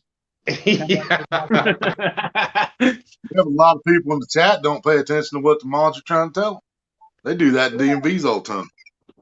Yeah, because it seems like, especially with a lot of newer people that are just coming in, like that one thing, they just want to And hear I mean, the but if we just answered the question and didn't put their name with it, it's one thing. But when we say their name and then answer the question they asked on how many fish or whatever, right, and then they still just continue to ask the question over and over. Yeah, and put it in there 3-4 That times. gets so annoying.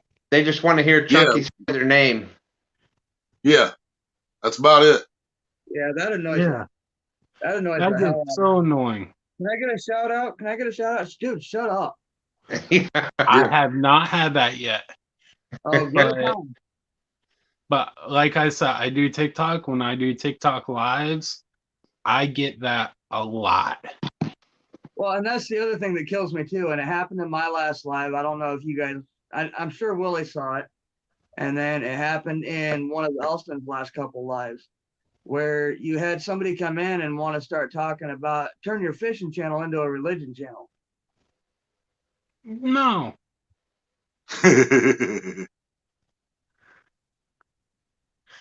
But to be honest, really, like God says, let there be fishermen. I mean, we are fishermen of God. Hey, there's no, I'm a religious kind of person, and like Palmetto Cats, he ends the show every week on a prayer. Yeah. Hey, that's awesome. That's his thing, and that's awesome.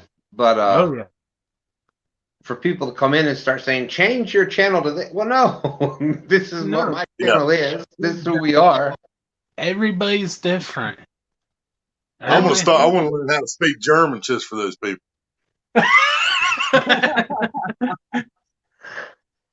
See, I don't consider myself religious. I consider myself spiritual. There's a difference. Yeah. I consider myself woke. I was born and raised Catholic, but I'm a Christian now. And there really isn't that much difference between Christian and Catholic, but it's just how they do it. Right. Like how they actually. Yeah, the thing is, I know an awful lot of Christians that pretty much live like Catholics anymore. And you have to remember too that the title Christian doesn't cover one specific religion. No, it covers all.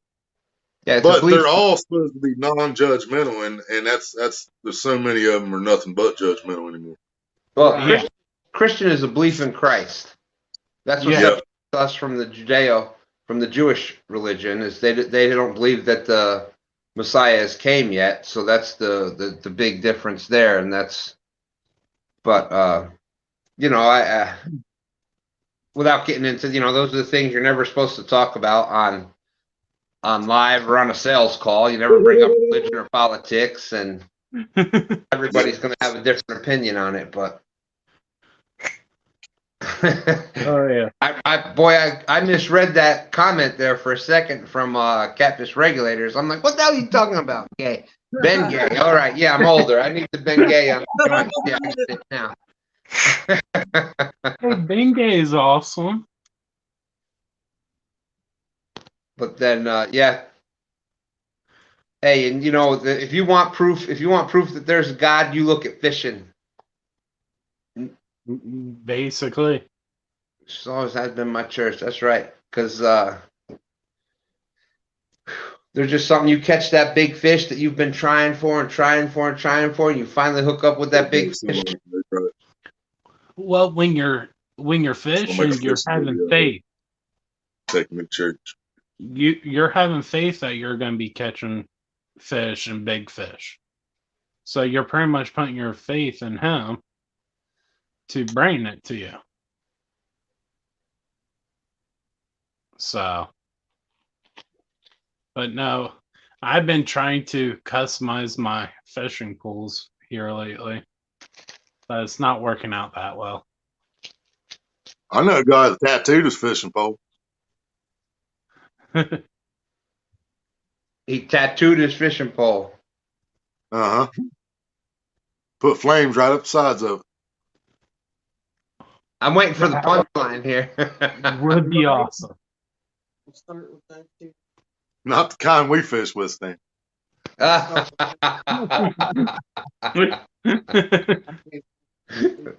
knew the punchline was coming. Yeah, he tattooed his manhood. He tattooed flames on it. Yeah, I did that too. I did that too. It said eat at Joe's. And then every once in a while it says eat at Joe's, Tuscaloosa, Oklahoma, 555-444. Free. You just took the family rating right out the window.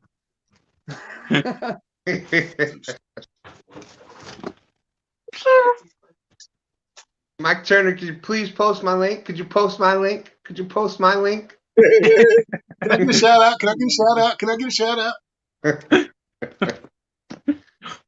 Block. Right?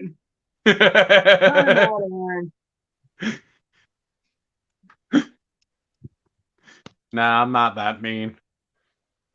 But as far as customizing fishing poles, you know, obviously we all know the The Elston, king of it. Elston with the black lights and the glowing rods. And DMV done a good job with it. He's got some of that reflective tape on there, and you can always see his rods very well. I've been trying to use chrome on mine. A chrome? Yeah, this one I have chrome with glow in dark sections, but the glow in dark doesn't work. You probably need the black lights like Chunky has. That's Yeah, what I'm I like, thinking, but there was one time I actually taken a light, like just a LED light to it.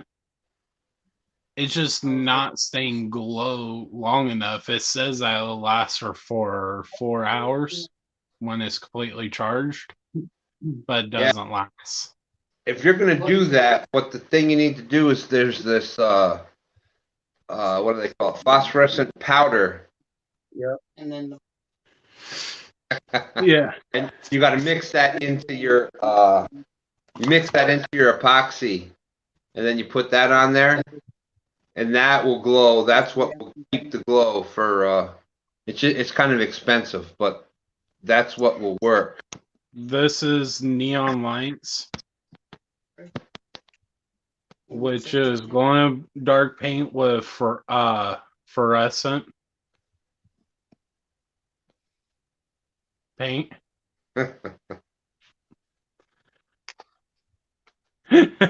Chrome isn't that strong. Thank you. I actually don't know if Chrome is a song, but I know I use it a lot online. Chrome is what the hell is his name? Go ahead, D. Smithy. What's his name? God, why can't I think of it all? Trace Adkins. There you go. Thank you, darling. Hey, don't be dissing on my country. No, that's no diss on that. She's got a thing for big guys, so. Ah, that's why she's with you. And yeah. And Trace is 6 whatever, so.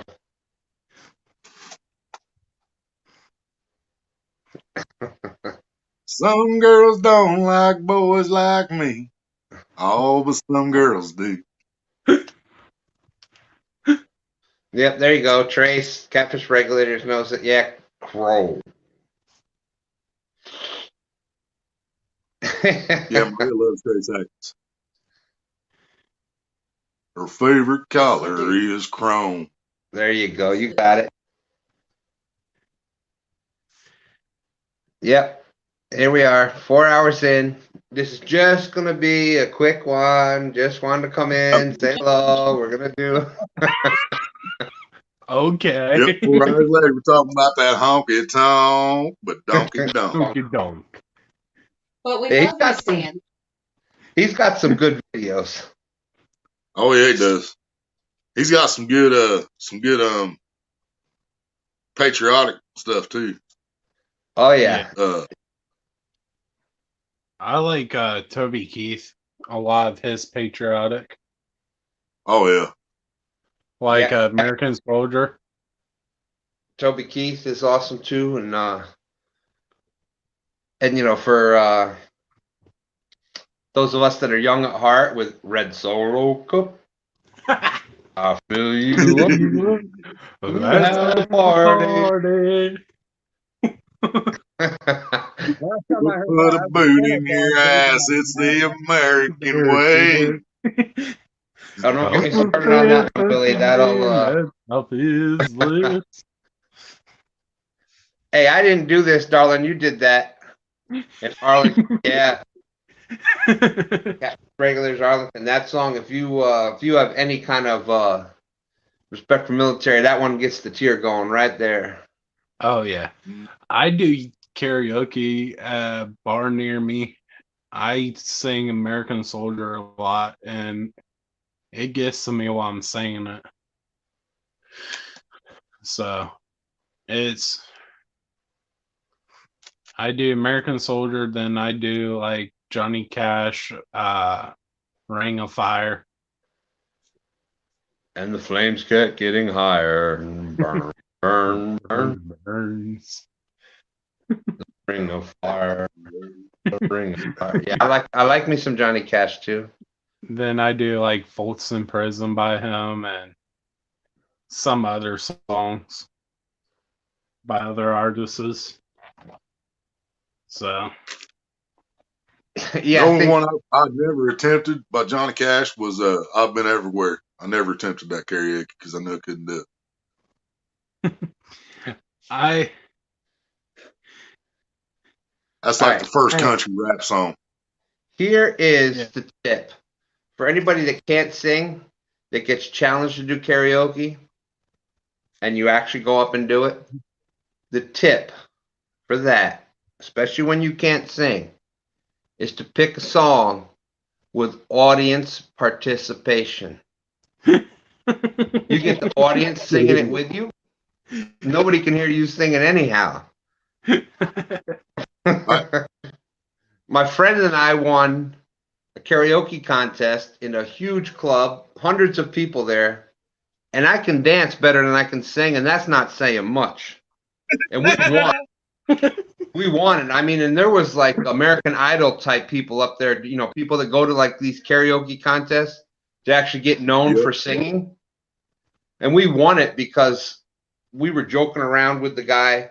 They wanted us to do some, it was some rap song and whatnot. And they started it and everything. And I'm like, hold it. Look at me. I can't sing this dang song. I don't know. I can't do that. So the guy came up and we're going back and forth with the things. And we ended up doing Harry Belafonte, the Banana Boat song. So I got the microphone out in the audience. Everybody's singing. We ended up winning the karaoke contest. And like I said, I can't sing for nothing, and people were pissed. Oh my God, the ones that were there for serious karaoke to like get their names known, they were so pissed. It's all about song choice. Yeah. But no, I usually go with like slower songs because I can't keep up with the fast-paced songs. So I go more with the country love songs. Another good one is Meatloaf, Paradise by the Dashboard Lights. All you got to do is be able to do a Phil Rizzuto impersonation. Holy cow, I think he's going to make it. Let me sleep on it. Let me sleep on it. I'll give you an answer in the morning. Let me sleep on it. Let me sleep on it. I'll give you an answer in the morning. Yeah, and everybody knows that song at the bar, so you know that's a good karaoke choice right I'll tell you there. another one, David Allen Coe. You never even called me. I wonder why you don't call me. Why don't you ever call me by my name? And then you can get some Hank Williams going. Everybody knows in the bars, Hank Williams is always a good one. Family tradition. It's a family tradition. Oh my goodness. But where the hell did this show go to? I know, right? I guess Between me and your wife, we started it.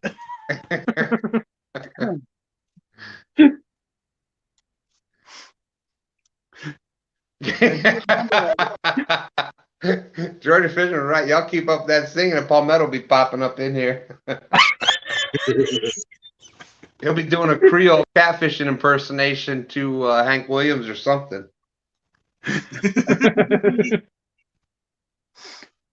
Hey, it'll be awesome to have Palmetto come in here. Oh, yeah, I said Chrome. Yep, Chrome is what started. That's right. We were talking about the rod. You said Chrome, and then it went. Look what happened there. So to get technical, I started it. Well, remember, 5 minutes before we started talking about Chrome, we were talking about religion. Yeah. So we went from religion to karaoke. I don't know how that.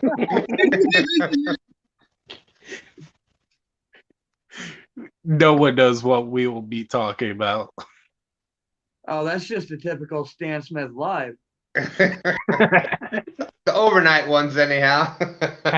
Hey, this is my first time watching his live ever. Yeah, and you're not even watching it; you're part of it. See what you've been missing. Hey, I'm loving it. See, the key to live is you got to watch what people are saying. And obviously, we dropped down to 12, so people didn't like the singing.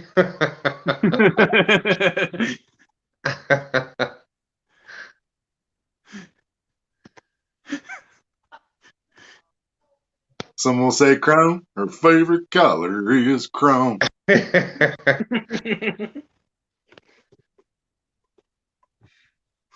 Yep.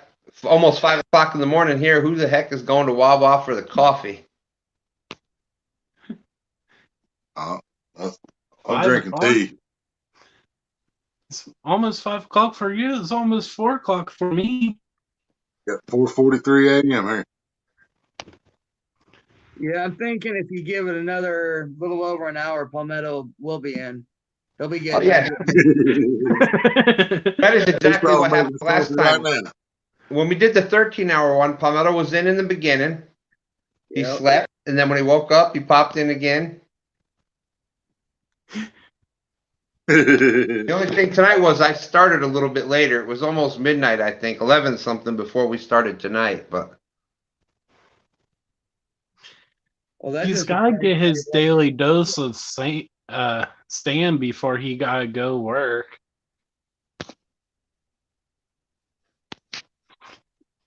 okay, Actually, this is Saturday. Palmetto will be getting up to go fishing.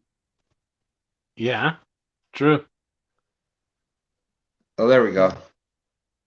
Yeah. There's a remix. All right, I saw it. And we lost him.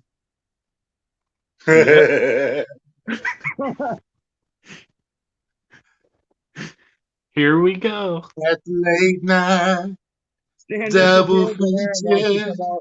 picture show. I wanna go. Rocky Horror Show, baby. Ha ha.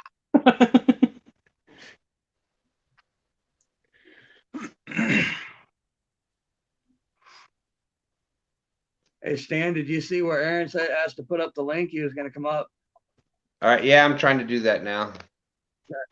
My damn big fingers hit the wrong button again. Well, at least your phone didn't die. Yeah, no, I found an extension cord so I can plug it in. All right, there's the link. There is the link. That's why I have a 10-foot cable. Snausages, yes.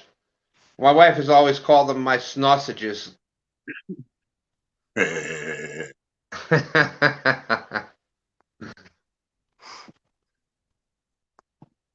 Yeah, I'll just chuckle on that one.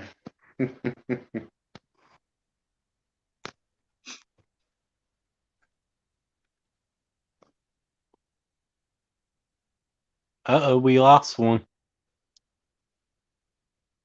Wasn't me. Oh, looks like we lost Turner. Oh, Mike Turner.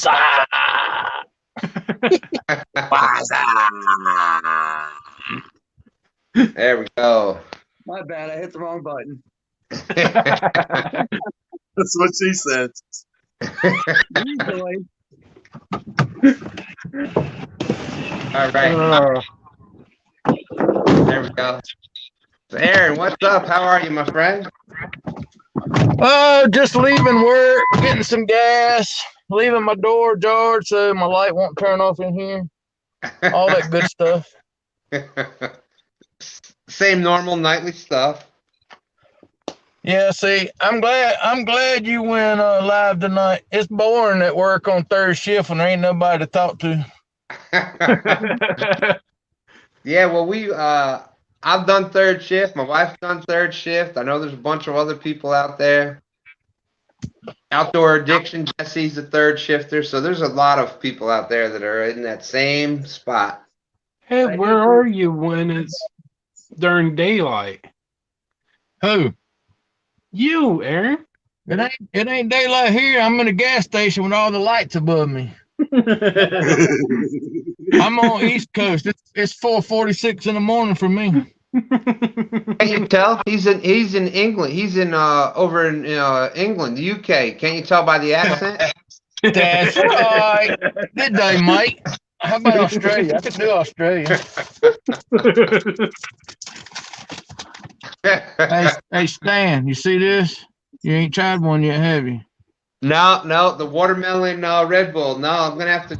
Man, they're banging. They're good. You gotta get you some of that Potomac Punch. No, look at here, Stan. Look what I found in the grocery store. I mean, in the gas station. Oh, Carolina Reaper. Woohoo! Dad, what? Hey, I get your address, Stan. I will send you one of them packet chips. I got one at the house. I bought two because I thought my son-in-law was going to be brave enough to do it, but he had already took and bit a little corner off of one before, so he decided he didn't want to do a whole chip. My nephew did do a whole chip, and he paid the price for it. It wasn't pretty. Oh my Lord. But yeah, if the charcoal, he says the charcoal is the worst thing about the chip because the chip is black and it tastes like charcoal. Really? Mm-hmm. Well, Stan, I and the guess chip wasn't but like $6.99. I bought it at this same gas station right here where I just got these chips from. Yeah. So a lot of people is buying them and they're putting them on eBay and jacking the price up. But yeah, I bought two chips right here and it didn't cost me but like $12. Walmart.com selling them for like 20 some bucks. Yeah, that's a ripoff. 21 or 22 at Walmart. It ain't worth all that. But yeah, you send me your address. You send me your address, and I will send you one as long as you promise to stream it live when you do. Oh, of course. Well, me and him will do it together. We'll do a stream like this. Let me get one, and we can do it together, Stan. See, I was going to bring it this weekend if we was going up there this weekend. I was just going to give it to you this weekend. That would save me from sending it to you, but now I'll just have to send it to you, I guess. Yeah, unless I think that one time was talking about sometime in January, right? Trying to reschedule that whole thing. Yeah, I think Josh couldn't do it, and I don't think Art could. I don't think Art could do it very long. I mean, yeah. I think Art's gonna come by over there and meet. We're gonna meet Art and maybe Tom from LG Bath. He said he might come over there to where we're gonna be at. Yeah, that's what he was talking about, and which is pretty cool. I mean, I just want to meet these guys anyways. I mean, they ain't got to come fish, just come hang out and say hello and all of that. Because I mean, we're gonna have like 12 fishing rods out, I'm assuming. Yeah, I know it's a lot of fun. When they came up here, we had at one point 23 rods out was what we had. Yeah, that's 23. That's 23 for all of y'all. We're gonna have like 12 just for two of us. Yeah, it's gonna be fun. I'm sitting here looking at Wandering's over here at McDonald's, sitting over there eating McDonald's over there right now. So he's waiting to go fishing this morning. So me and him's gonna go. I think we're gonna go back down to Jordan this morning and catch some bait fish for in the morning. We're gonna leave about 3:30 in the morning to go to Kerr Lake. Oh, there you go. Yeah, because you said that it's like a hour and a half or whatnot, no matter which way. Yeah, it's an hour and 28 minutes from my house to Kerr Lake, and it's an hour and 35 minutes from where we went down and I caught that 18-pound at Baden. So either way, and that's the two big fish lakes around us. I mean, everything else is, Jordan is known for channel cats. The biggest channel cat I've caught out of Jordan's 11. I mean, they say there's some blues and flatheads in there, but I've never seen them. When I fished there for about 25 years, I've never seen a blue come out of Jordan. Yeah, but it's full. It's full of white catfish and it's full of channel catfish and bofin. Oh, bofin, man. We started, me and Wandering, we started fishing. We was catching them little rock bass, them little warmouths is what we call them, for bait, and we was throwing them out live. And man, them little bowfins will come over and just swallow them things whole. You talking about fun to catch, boy? Them things put up a good fight. Them bowfins come from the devil because they are mean. What do you use to catch the bowfin?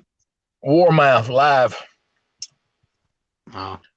It's like we put them on like we're fishing for catfish. So, and there's one night there that there was a cove. We fished on like a little beach area on the main lake, and there's a cove on this side, and it was blowing all the bait fish into the cove. And I was catching largemouth bass right there on live bait on the bottom like it wasn't nothing, like one right after another. I'm talking about nice largemouth bass. And this is middle of the night. I know everybody has said, I've never been one to love catfishing during the day unless you have a boat. I've never liked it. But here lately, I mean, it's getting colder at nights than it is during the day, so it's easier to go during the day than it is at night. Yeah, and that's the best time to do your daytime catfishing, because that's when the day bite will be on. When that water temperature drops so much at nighttime, and during the day it'll warm up a little bit, they get used to running and eating and whatnot during the day. And see, you was talking about thermoclines earlier. See, Jordan Lake, they've got thermocline about all year long. Really, it's like a deep cold. It's a thermocline lake. It's about, I'd say, anywhere from below 20, 25 foot. That's it. It's thermocline underneath that all year. It's a bad thermocline lake. Yeah, some of those colder water lakes are like that. Now, the last time we fished the beach area, old Wandering, boy, he thought he had hooked him a big old fish, and I'm gonna tell you, he brought in the biggest clam mussel that was the size of a softball. Good Lord! I caught clam not too long ago. At the Illinois River. I was like, what? This never happened to me before. Hey, look, Mike Turner's in here. Hey, can you post my link, please? Oh, is it too soon? I'm sorry. Is it too soon? I'm sorry. I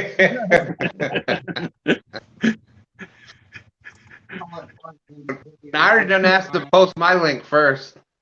Hey, but seriously, on a serious note, I want to thank you and Stan, because y'all do the most posting of people's links, and it's very much appreciated from my point of view. And I'm sure it is to everybody else's, because if it wasn't for y'all two, a lot of people wouldn't be getting the subs that they do get, because nobody else seems to be interested in promoting other people's channels as much as y'all two. Not saying it don't happen, but y'all are the two number ones. Well, thank you. Thank you, guys. Appreciate that. Thank you so much. Yeah, I know Mike's same as I am. I love seeing all the new channels coming out, and and Mike and I were talking about that before. The more that people succeed, Mike was already saying that he's getting subs from people coming from watching my lives. They're coming in and subbing to him, and I know I'm getting the same thing from other people's lives coming in that aren't in our little immediate family, that names I've never seen before. The more everybody keeps growing and the more subs everybody keeps getting, it kind of helps all of us.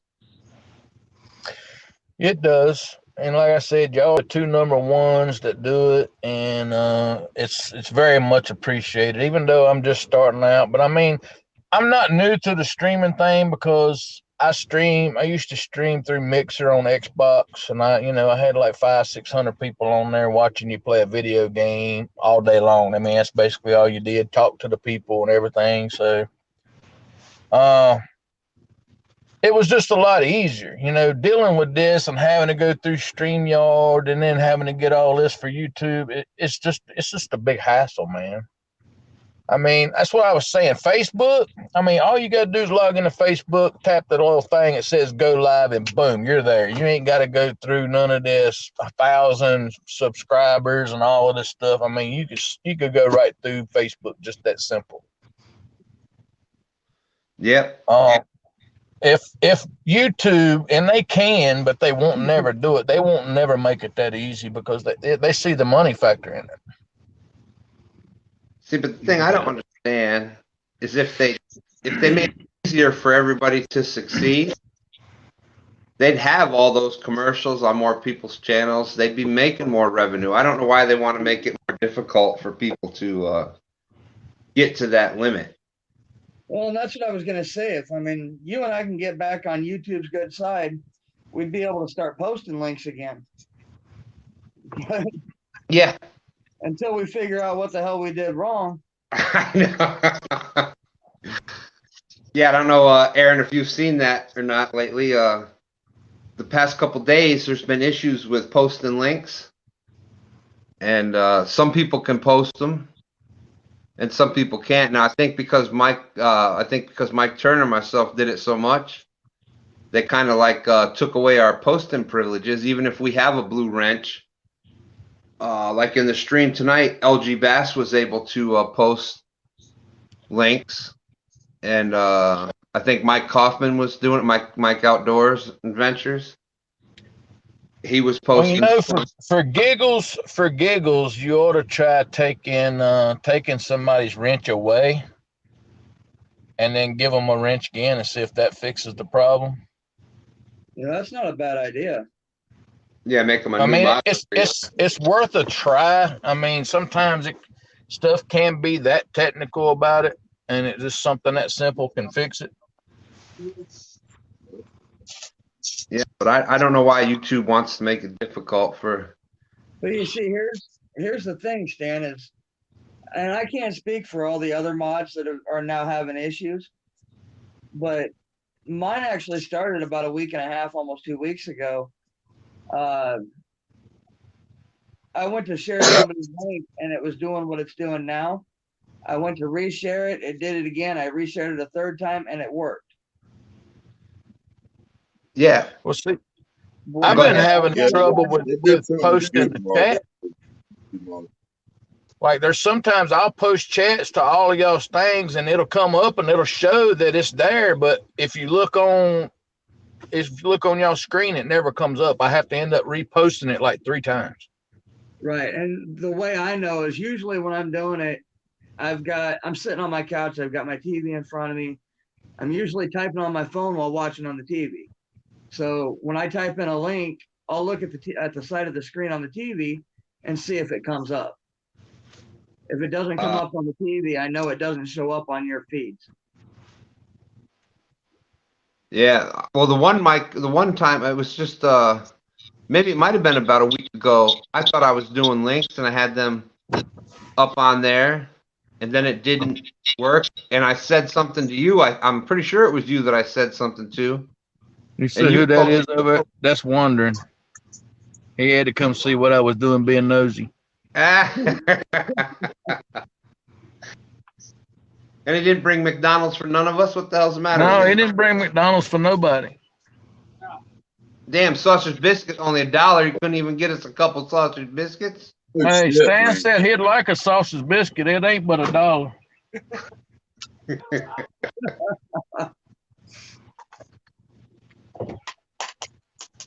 No, I mean, y'all do a lot. Y'all do a lot for the community. Y'all do a lot for all of that. I mean, it's, I don't want to get to the point to where, hey, people want to donate this to you, donate that for you.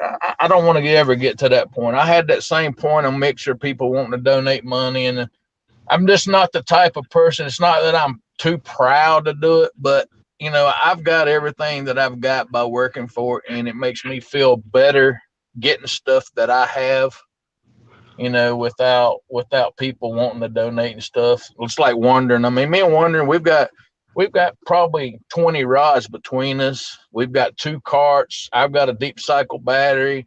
I've got everything that I need, except a ring light or something like that if I wanted to stream at nighttime. But I mean, during the day, I could stream fine and everything else, and I ain't got to ask nobody for nothing. And maybe my wife, as long as she don't see the bank when I go to Walmart or something. As long as I can hide that from her, then I'm good. Yeah. Shh. Aaron, my wife is watching, so you got to kind of keep that part down a little bit. It's fun. My wife, she ain't got a problem with nothing I do. It's like I said, me and him, we usually go fishing Friday after work, and then we'll go Saturday, and then we got to go back to work Sunday night. So, that's our normal weekly routine. I mean, he goes fishing. That's why it's called the Wandering Fisherman. He'll take and go fishing, 2 or 3 times a week. And I'm like, you're crazy. I'm not going to do it. I ain't that young no more. Yeah, yeah. My body needs sleep. My son's been out 3 times this week already, I think. And he's a commercial electrician, so he gets up at like 4 in the morning or so. And the job he's at now is like an hour and a half, 2 hours away.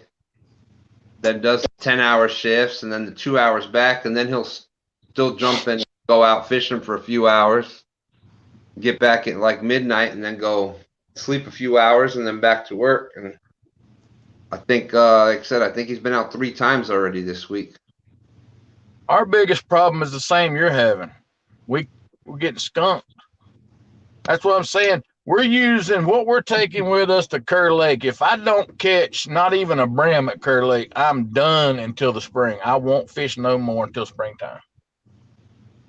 We're taking goldfish, we're taking gizzards and hearts, we're taking chicken, we're taking jello chicken, cherry chicken, we're taking shad, we're taking brim, you name it, we probably taking it. And if I don't get a bite up there at a so-called Catfish Lake, it's not going to be pretty. I'm actually going to try fishing one more time this year. Yeah, I'm on here with Stan. Because of the power plant near me is supposed to be opening back up this weekend from duck season. So, and there's this is what you got to do to forge right here. Look at this. You got to add oil to forge to get to the fishing pole. No, you're not, Jesse. Say what?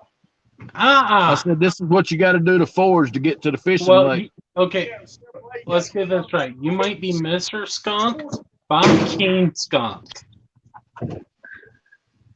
I think it's still got 12 beaten skunks. I'm on number 9 or 10 in a row right now.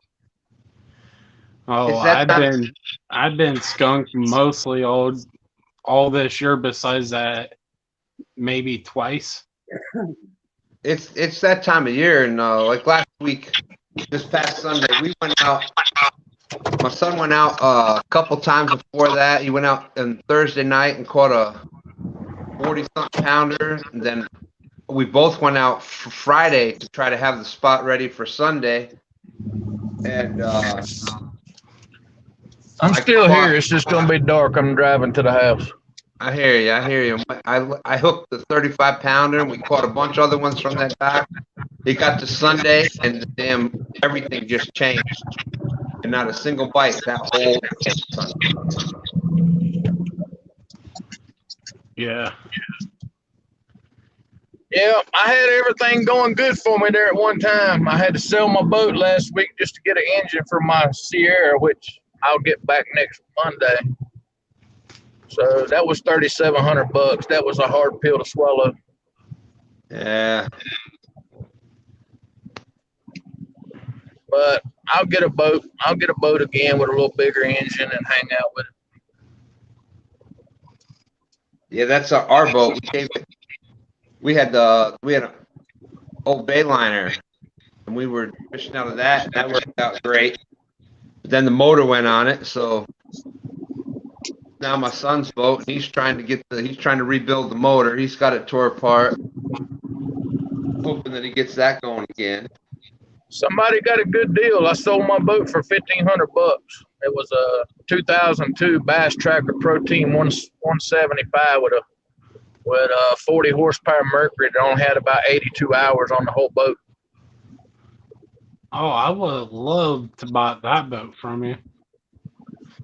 Yeah, I put it in people's streams selling it. Nobody bid on it, so I was like, well, I sold it. It's gone now. Hey, that's part of being an adult. Sometimes you got to do what you got to do. And well, I had to make sacrifices. I sacrificed my boat so I could have mine and my wife's only vehicle back. That's what Warner was just laughing at. I told him he had to get oil for his. He said, well, you got to borrow somebody else's Ford just to get back to work because you got to get an engine for yours. I was like, yeah, uh-huh. Man, and he's supposed to be your friend. What's up with that? I know it. He said he was going to watch the show, so he's probably in here watching. First, he doesn't bring you a biscuit. First, he doesn't bring you. He's a good guy. He's a good guy. You know, he's got his flaws here and there. You know. Hey, that's the best friends, though, right? Yeah, it is. Well, guys, I'm gonna hop out here. I'm gonna head to bed. Well, All right, Paul, Paul. it's good having you in here. Good chatting with you. Appreciate Appreciate you coming in. Yeah, we're not going to be live too much longer. I know I said that for the past. Yeah, you said you weren't going to be live for about an hour. I think that's what the message was you sent me, and that was like maybe almost 5 hours ago. Hold on, you've been in this game for almost 5 hours. Well, look at this way, Aaron. When he did his 13 hours live, it was only supposed to be 15 minutes. So That's what he's saying, Mike. I think whenever you get you and him together, it's bad for the rest of them because y'all stay up the rest of the night and talk. I done heard about your and his escapades with Becca, so I mean, nothing with y'all two surprising me. Yeah, but you know, I work overnights too. So I work 7 to 7. Yeah, it's always good to have somebody. Now, if I had access to where I could stream at work and, not get in trouble for showing a piece of shit saw that, we got brand new and it wouldn't cost me my job, I would stream all night if I had unlimited stream yards and stuff. It wouldn't matter to me. I don't care. Just to have somebody to talk to. I'm in a shop by myself, so unless Wandering comes over at break time or ever so often, there's nobody else in there to talk to. So that's why I look for the streams all the time to see who's on, who I can go in and mess with. Yeah, those overnights by yourself, woo, that gets long. My streams, I'm gonna start calling my streams the attack of the mics.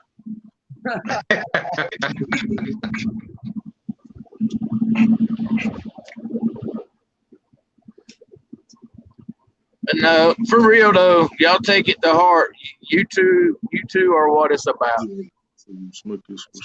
Wow. I mean, y'all do a lot. Y'all do a lot for everybody. I mean, just since I've been watching y'all, and there is other people. I mean, Becca tries to keep up with y'all, and sometimes it's hard to keep up with chat. And I mean, sometimes other people's chat, you can sit there and ask them a question or say something nice to them or something like that, and they don't even acknowledge or nothing, unless you're throwing money at them, and then they'll be like, then they'll want to talk to you. But other than that, it's like, no, you can ask the question 3 or 4 times over again. They just don't even act like you're there.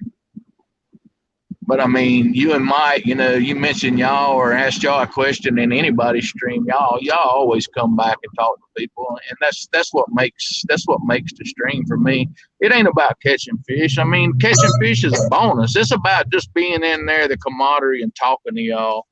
And that's what I try to tell people. It's not about fish. It's not about the fishing. It's not about the stream. It's about, hey, this basically is a talk show. Because if you're watching somebody fishing, if they're not catching fish, what are you doing? You're sitting there talking to one another. Yeah. Simple.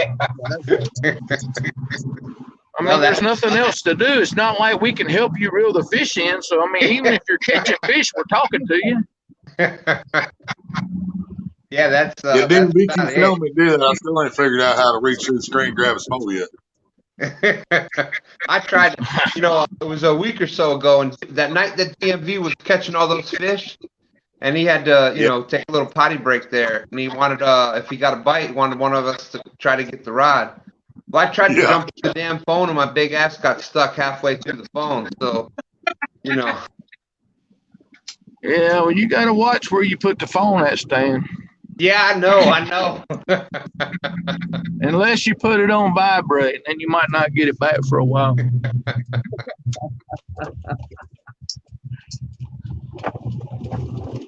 Yeah, I only live like 15 minutes from work, so time I get home and take my wife, damn, look at all the deer. Holy shit.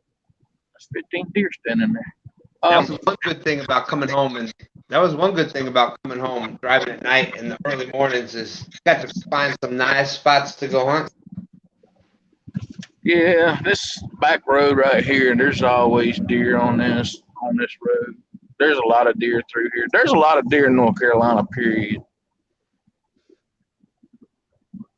They done cut so many woods down right here and put in so many subdivisions and houses, they ain't got nowhere else to go. And I guarantee you, when I pull into my yard right here, like I do every morning, there'll be 5 standing in my neighbor's yard. Yeah, It's just nothing. I used to deer hunt. I mean, you can see all the deer on my Facebook page and all that, but it's just nothing no more. I mean, it's not a challenge. I mean, that's why I like fishing so much. I mean, I've done them both all my life, but when you can put a bag of corn out, when you get to that certain age to where you're just about meat and that's all you want in the refrigerator, you put a bag of corn out here because they'll let you use corn for bait.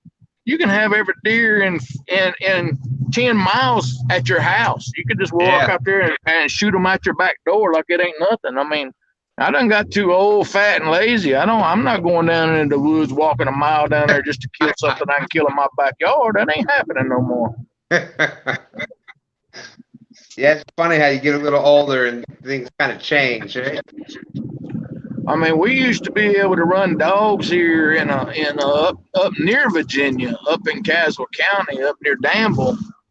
And we'd walk down in the bottom back when I was 18, 19 years old, and we would stay down in the woods all day long. And there's times we'd kill 6, 7 deer and have to bring them out on logs on the shoulders.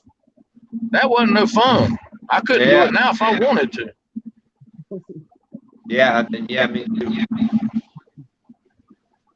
Me too. Let's see. We got Derek. Thank you for coming in, Ohio Catfish Chasers. Good to see you in here this morning. Hey, Derek. All right, Stan, I'm going to get out of here. I think we're going to try to get some videos recorded. All right, Willie. I appreciate you coming in tonight. Hey, Willie. Bye, Willie. See y'all later. We'll see you. And I'm glad you're feeling better there, Willie. Glad you're feeling better. Yeah, I'm getting there. Yeah, you don't look no better, but I'm glad you're feeling better. Yeah, I'm stuck with that. That's all right. I got the other part of the ugly stick, so don't worry about it. Yeah, that's the one thing, boy. A bunch of us done hit that fell out the ugly tree and hit the branches on the way down. Yeah. It ain't no fun getting old. I got a ruptured disc in my back now that I'm trying to hold off and not have surgery for. But I'm still getting around, still doing what I want to do. Until I can't do that no more, then I'll probably have surgery. Yeah, Bad man. as I don't want to. That back is that's what I was hit by the drunk driver 2009, and it fractured vertebrae in the lower back and messed up the disc in the neck. And I tell you that I've had broken every part of my body until you have a back thing. You don't realize how much that'll affect you. You can't walk, you can't breathe. The worst thing I ever had is I tore my ACL playing football in 92. And I worked and everything still on it, even with a brace. I played football. I was fullback. I still played football and everything until 98. And the doctor told me, you either have ACL surgery now or by the time you're 20, you're going to have total knee replacement. I said, well, let's do the surgery. So 4 ACL surgeries later and many, many years later, I just got to where I couldn't take the pain no more in my legs. So I went to another doctor and he's like, you're too active. You like doing all of this other stuff. He said, a half knee is not going to work. We're going to have to do a total knee. And I said, just do it. And I'm going to tell you right now, that is the best decision I ever made in my life. I've had Yeah. a total knee replacement on my right leg. I feel like I can do anything in the world that I want to do that I could do before. I ain't got no limits, no nothing. I've had 4 right shoulder surgeries. I've had my gallbladder removed, and I would do all that all over again before I'd have knee surgery. Mm. Well, it ain't no fun not being able to walk. Yeah, man, I hear you. And I think that I think my knees are coming to that. Can't get them to bend going down the stairs, and everybody sees me in my live. I'm gonna tell you, Stan. You know, I was optimistic about total knee replacement, but I'm telling you, and I know a woman that she got both of hers done at the same time. And if you do what they tell you to do, if you get out and you walk and you don't let your legs get stiff and you do the exercises and you just walk, that's the main thing. You keep that leg going, it'll be the best decision you ever made in your life. You won't be in any kind of pain no more. You won't be in anything anymore, because I'm not in any kind of pain at all in my right knee at all. And it's been 3 years now. And like I said, I feel like I can get down on it. I can get back up. I can anything. I feel like I'm not limited at nothing. Now the back thing, that's something new, and the doctor said we're going to call this the butt and leg surgery because that's where all your pain's at. I said, yeah, it is. My right butt all the way down my right leg. Yeah, that's where all the pain's at. See, mine's my lower back, left side butt, and it goes all the way up into the center of my back. You got a ruptured one? I don't know. Mine's in between the L4 and the L5. I haven't taken time to go to the doctor and get it checked out yet, and it's been mine went from bulging to ruptured in a month. Yeah, mine. But I mean, I have a rough job. You know, I pick up metal bars of aluminum all night long to saw them and stuff like that. So my job's constantly physical. I mean, I can use the forklift to bring the bars up there to the door, but I still gotta get them off and put them on a cart to take them inside. Yeah, see, I don't get that luxury. I'm not authorized to use our forklift. Wow. You got to get that special privilege, Mike. Tell them you are the prez. That's right. All it is a stupid little class. Well, you might be. You was the prez until they fix your link situation. I might have to come up with a different name for you.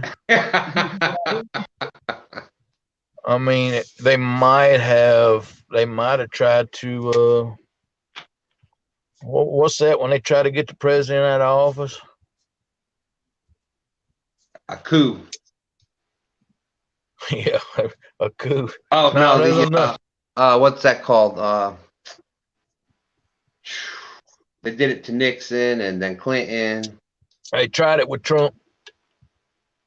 Yeah. What the? Anyway, that's what they're trying to do to y'all. I think so. Which I don't. Like I said, I still don't understand it, but hopefully it's just a glitch and from an update, and it's like anything, Stan. I mean, there's a video game that I've been playing since day one. It's a hunting game. I mean, it's one of the best hunting games in the world if they would fix a little bit of the issues that's going on with it. But instead of fixing the issues, they'll come out with a different map, and they'll end up messing something up on another map, and then have to go in there and refix it all again. I'm like, y'all stupid. But it's all about money. I mean, if we developed video games and had people buying them stuff, we probably wouldn't worry about what anybody else thought neither. Yeah, there we go. Impeachment. Yep, y'all are being impeached and y'all don't even know it. That's you though, Aaron. You're the one that started calling me a president. Hey, y'all are the prez. You know, you the prez and Stan's the vice VP. I mean, I don't know what else to say. Well, we're gonna have to look into this. We're gonna have to put our lawyers on it. Yeah, y'all gonna have to do something. Y'all are 95% of the link shares and streams. I mean, that's for real. And y'all do it so fast. I mean, I know y'all got to be on a computer or something when y'all got some shit saved or something, because y'all do it, I mean, just that quick. Well, with mine, all I do is I've got my sub list alphabetized. So I can scroll through until I get to the lettering. Like, let's say Stan's, his is S. Smith. His is like the third one down in my list of S's.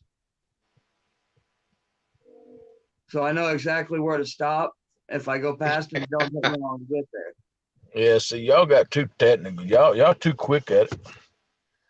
Yeah. Oh, Mike turn. He done flew past me. I told him that right from the. I thought I was doing good, and for me that was like I didn't have Facebook before any of this, or I tell everybody that technology done passed me by 3 decades ago. So just being able to figure out how to do it, I thought I was doing something, and then I'm gonna tell you a short story right fast, and it was pretty funny, and it's still funny today. My nephew's he's an ex-Marine. He's been out since he done his 4 years and got out, and he went to Iraq and all that. But back in his high school days, my stepdad is the only dad I've really ever known, and he's about like you. You mentioned technology. He's like he couldn't do it. So my nephew got to where he would take and fix the VCR to where it would come on at a certain time, because he knew my stepdad was going to flip his wig and couldn't figure out how to get the VCR off. So my stepdad, he would go down there and get my nephew out of school to come home to fix the TV. the, And that was my nephew's way out of school. He knew his papa was going to come get him to come home to fix the TV, because he couldn't watch he couldn't watch Gunsmoke. He couldn't watch Gunsmoke, couldn't watch Bonanza, so he looked for that phone call. He'd do it like twice a week. My stepdad would go get him out of school to come home to fix the TV. That's too funny. My story about that is I needed my dang granddaughters to turn off the parental control so I could watch a movie. They're 9 and 11. And they could do it in 2 minutes. Yeah. That was some fun. That was some fun days, boy. I got a lot more stories I could tell you. My nephew started trying to drive a straight gear, and my stepdad he was ex-military too, and he had a short fuse. And my nephew pulled up on a hill one time in that little Ranger that I had with a straight gear, and it rolled back a little bit. And boy, his papa started going off on him, and just so happened there was a car behind him, and they started blowing the horn at my nephew, and my stepdad hung his head out the window and said a few choice words, and then they pulled up beside my nephew, and she's like, "Well, that's my daughter you're talking to." He said, "I don't care, F you and F her." And my nephew sunk to the floorboard, boy. He's like, "I go to school with her." He said, "I don't care. Get me to the house." I had a lot of good memories with them two. My nephew's got PTSD so much right now, it's unreal, though. He can't even, it's hard to even get him out of the house to do anything. He can't even go into a store unless, there's less than 4 people in a store. I tell you what, that is that PTSD, that's some real stuff. Until you have it happen, it's hard to understand, but that stuff it's real. Yeah, I've seen it, and I had to go down there to the VA and talk to the VA about it. They asked me a bunch of questions. I'm like, look, this ain't the same. This ain't the same kid that before he went into the military. I said, this ain't him anymore. I said, before he went into the military, I said, this kid, he was outside playing basketball. He was riding his bicycle. He was doing stuff that normal people do. I said, now you can't even get him out of his bedroom. I said, that's just crazy. I said, it's sad that people goes and serve the country like they do, and they come home and they're totally different. And it's like the government don't even care about them. That's what's sad about the U.S. I mean, I love the U.S., but I mean, there's no way, shape, or form why they shouldn't be able to take care of anybody that served in the military. I Yeah. mean, that's just my thoughts on it, and that's all I'm gonna say about it because I see it every day. It ain't just with him, you know. I think what really messed him up is he had one of his buddies die in his arms over in Iraq, and that's what messed him up. You know, and it doesn't even take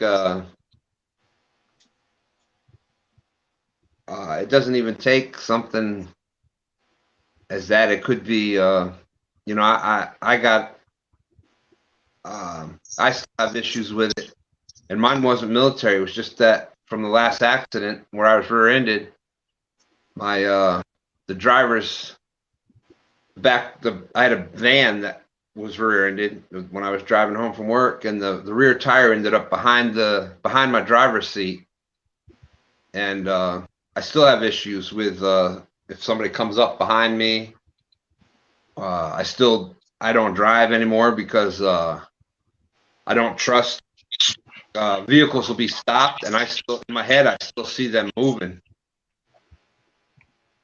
and you know, that was just like I said, that was one accident, and that was over a decade ago, and it's still one of those things that you don't have control over it, and you don't understand it. So I can only imagine, you know, when the more severe things that veterans and people that have served in the wartime situations that have had that, where they saw their best friend die in their arms. And I'm gonna tell you both. If there's a movie out there that y'all can find to watch, if y'all ain't never watched it, the movie's called Taking Chance.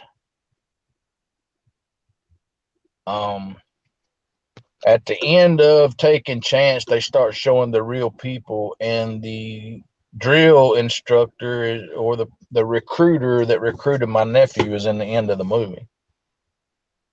But the movie's made by, it's got Kevin Bacon stars in the movie as some big colonel in the military that sits behind a desk, and he signs up to escort a body that was killed over there back to his hometown. It's a real touching and patriotic movie that y'all should check out. What was the name of it again? Taking Chance. Taking Chance. Yeah, Kevin Bacon won a lot of awards for that movie. It's a good movie. I mean, just check it out.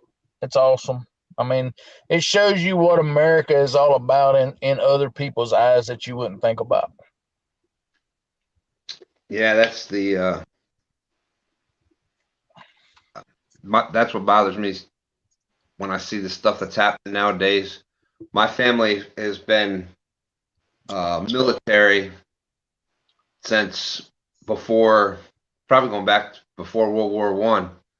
My grandfather was a frontline medic in World War II. My other grandfather was in the Air Force. Uncles were in Army during Vietnam, and my other uncles were Army also. I was in the Air Force during the 80s. My cousins were in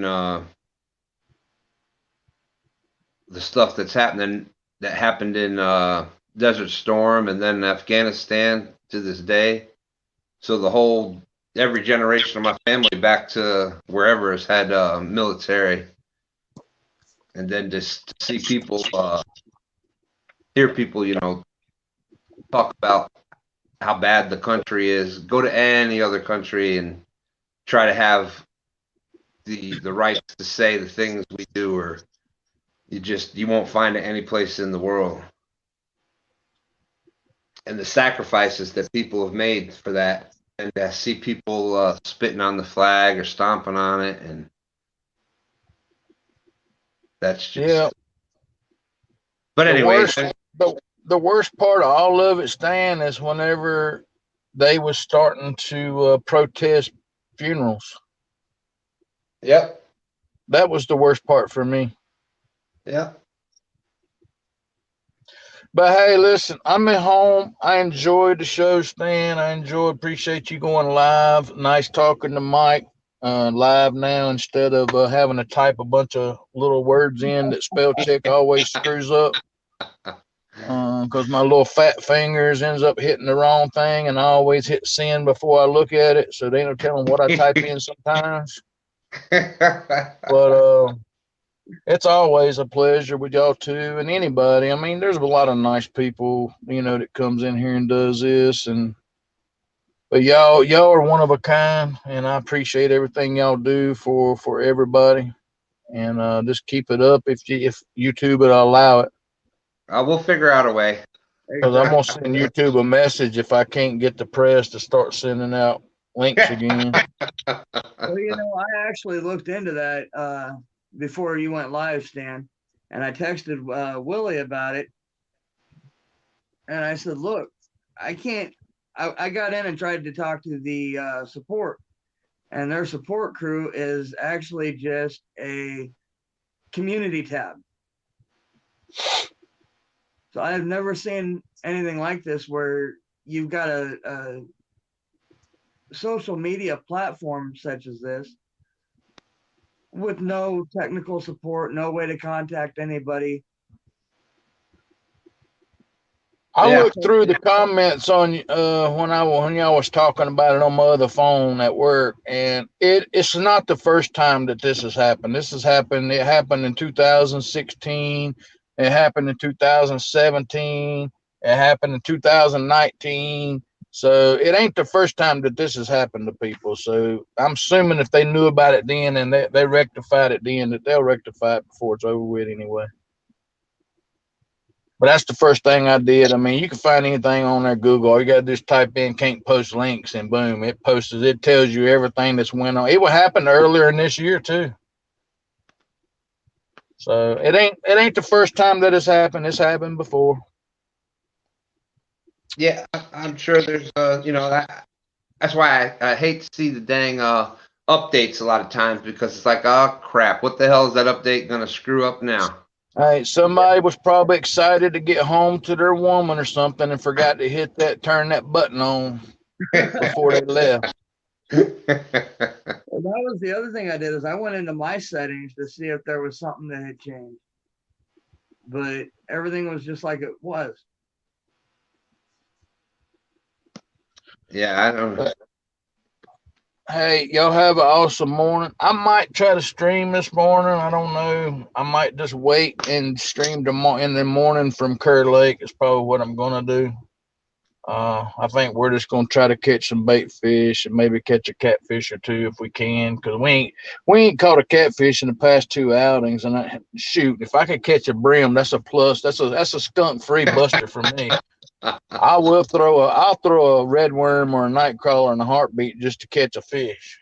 Just to catch something. Yeah, I hear you. Yeah, you got to break that skunk with something. I mean, I don't care if it's throwing a goldfish out there and reeling it back in myself. I'm gonna break it one way or another. But either I might go stream a little bit this morning, or I might just wait till in the morning and do it from Kerr Lake. Yeah, and I know we're gonna be up there bright and early. I know that Art was out there checking the spots for you. Yeah, he's going to ride by the Bluestone boat ramp tomorrow, because the water's steadily going up. It was at 304 2 days ago, and it was 304 1 day ago, almost 305, and today it was at 305. I don't know what it is right now, but it's steadily going up, and I'm hoping that the boat ramp that he's talking about, I hope they don't close it. Because I don't think it's that far up to where they're going to close the boat ramp and we'll be able to fish there. But other than that, I'm going to find somewhere up there to fish, I promise you. Yeah, if I got to drive that far up there, I'm going to fish somewhere. We were going to come down, but I think my son might end up having to work Saturday, so. That's fine, brother. I mean, it's like I said, I ain't but an hour and a half away from there, so we set this up to go up there and do it. They canceled the ice bowl up there, so there's going to be a lot of less catfish are coming from around the world up there to do that anyway. Yeah. Old Dieter Bellhorn, he was going to go up there and fish the ice bowl, but since they canceled it, I don't guess he's going to do it now. No. But it is a big fish lake. Somebody caught an 83-pounder out of there last week. So yeah, man.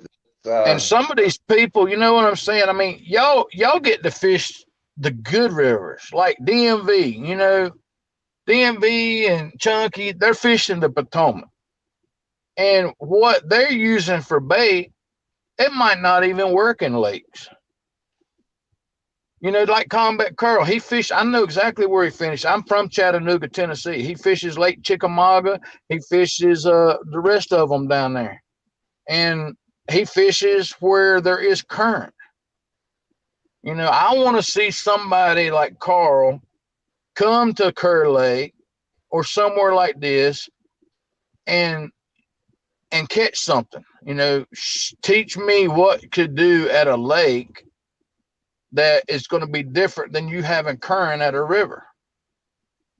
I mean, because at a river and you got current, it's going to push the bait. It's going to push the scent where the fish can come to it. At a lake, if you ain't got no current, it's just going to throw out there. And if the fish decides it wants to move and maybe come by and catch a little scent, then there you go. Yeah, that's why a lot of lake fishing, it's tough from the bank because they'll do you do your dragging and stuff from the boats where you're bringing your bait to the fish pretty much instead of the other way around. See, that's me and Wonder, and that's what I'm saying. We went with Dieter Melhorn. We went and met Dieter down at Lake Wiley.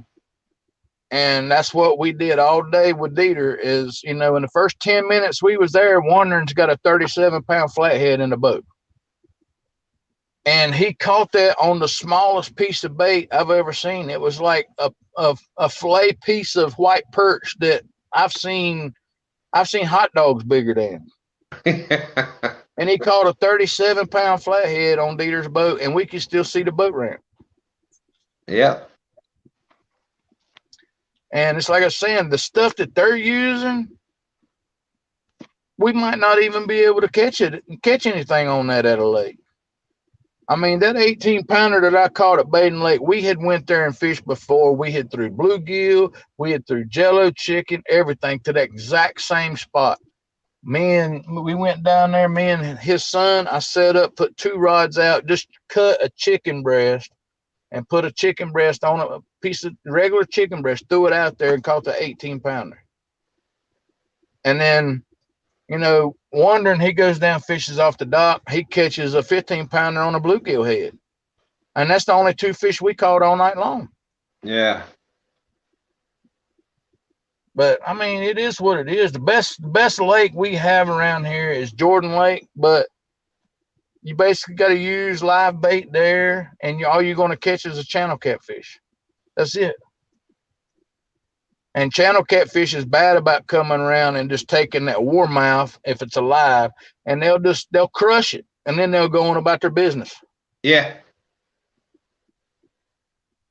But so like I said, y'all have a great morning. I appreciate you having me on, and I'm pretty glad I got to come on and talk to y'all and tell y'all how I really felt about what y'all do for the catfish community and what y'all do for people, and it's very much appreciated.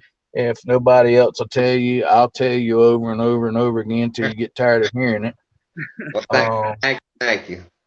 But y'all are awesome. Y'all are super great, and I am blessed to have met y'all. And hopefully, we'll get to meet up one day and do that nice get together and have a great time. And it definitely would happen. We'll set the bar high for all of these boaters. You know what I'm saying? I hear you. That's it. We might have 25 people on the bank having a good time with about 45 of your rods out. But, I mean, we're going to have a good time regardless. And I want to see 45 people on about 15 boats out there doing what we can do on the bank. So. Well, when you bring that up, I was talking to Paul several days back on one of his lives, Next, well, this upcoming spring or summer, I'm supposed to be doing a collab with Michael Murillo and another one with JV Outdoors because they're both within a couple hours of me. Michael Murillo. You said Murillo. I thought you said Costello. No. But I was talking to Paul, and he's right there in Illinois or whatever, where not too far from Jesse. I know there's a couple others that are out there with them. There's a couple people in Nebraska just east of me. We've got, river certified that's southern Iowa. I want to try to get kind of like average meet and greets with the Midwest eventually. Yeah, well, what my goal would be for us is to, once they open, we can get the campground up there. We could get the electric campground. I mean, it's like $25 a night. Maybe go up there and just make a weekend out of it, and everybody get a campground right beside one another, and just all just have a great time and fish. We could fish day, we could fish night, or whatever, and sit there, and whatever we catch, we can cook up and fix for everybody, for supper. And just have a great time that way. You know what I'm saying? That must make a weekend out of it. People's got to drive an hour and a half, 2 hours. I don't know how far Timmy would have to come, but I mean, if he's got to come, 3 or 4 hours, I mean, you might as well make a weekend out of it. It's rough on people when you try to drive 4 hours to come down and fish and then turn around and fish all day and then try to drive 4 hours back home. That's just rough. Yeah, he would definitely, because it was he's up Maryland area, so it was a few hours, almost 3 hours, I think, for him to come down here to Richmond, and then that's another, I think, hour and a half or so, hour 45 minutes to get out to where One Ton is at. So that'd be like a 4-hour trip, 4.5-hour trip for Timmy. Yeah, that's what needs to be done. We just need to go up there, maybe show up there on a Friday afternoon or something. Everybody get them a campsite right there together. Maybe on one of the main points up there where everybody can fish the point at nighttime and during the day, and just have a great time with it. We got electricity. We can. They got a bathhouse there, so I mean, everything's covered in my book. It's just the point of getting people here. Yeah, that's how we got lucky when One Ton and LG and Timmy came here to Richmond. It just boom, everything kind of worked at the one, because we had been trying to do that and it was working for one person and not the other, and then all of a sudden everything just happened and bam, they were just able to make it here on the one Sunday. So what would have to do with that was have to plan it out, a couple months in advance, and that way, let everybody know this is the weekend we're going to do it, and everybody meet up there on a Friday and just go from there, and everybody go back home either Saturday night or either whenever you wanted to leave. But if I'm going up there, I'm gonna stay Friday and at least Saturday and come home Sunday. Yeah, that's the way to do it. That way you get more time with everybody, you get more fishing for the trip, and it's a lot more fun that way. But like I said, y'all have a great morning. I appreciate you having me on here, and I'm really getting off of here now because I've been sitting out here in the truck for about an hour. The cats is out here begging me for food. You're starting to sound like me, Aaron. You were like, yeah, only about 15 minutes till I get home. I'm just going to stay on till I get home, and then. Yeah. Well, if I go in, I know what's going to happen. I'm going to go in there and I'm going to take a shower and I'm going to sit down in the love seat. And then my wife's going to have to wake me up to take her to work because she knows I'm going to keep the truck to go fishing. Yeah. So the longer I sit out here, because she gets up, she'll be getting up at about 7:15. So by the time I go in there and fall asleep now, she's going to be like, hey, you need to take me to work. And I'm going to have to find out where Wandering's at and drive down there to wherever he's at, fish till about 12, 1 or 2, and then come home, pick her up from work, and then get ready for this evening, get all my stuff done, and then leave at about 3:30 in the morning to go up to Bugs Island and just have a great time with it. Well, I wish you luck there, Aaron. Let us know how it goes. Hopefully, maybe we'll see you do a live or something. And Oh yeah, I'll be live. I'll be live at least tomorrow. I don't know if I'll go live today, but I'll definitely go live up there tomorrow. awesome. Well, I wish you luck. I thank you very much for all your kind words. Really means a lot. I appreciate you coming in. Thank you so much. Thank you and Mike. Y'all have a great morning, and I'll catch y'all on the flip side. All right, Aaron. I'll talk to you later. Yes, sir. Well, one is off and one is back in. Yeah. Hey, when I left out of here, you weren't in. Yeah, I know. My phone died again. That's what I'm going to be known for. Dead phone.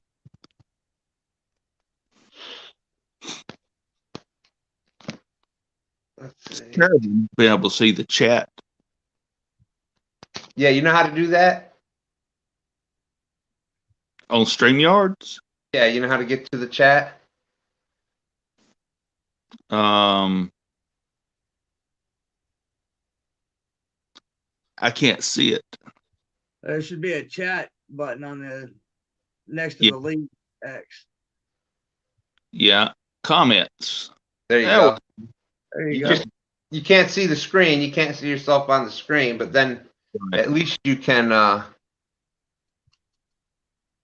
Hey, I already know how ugly I am. Everybody else can suffer.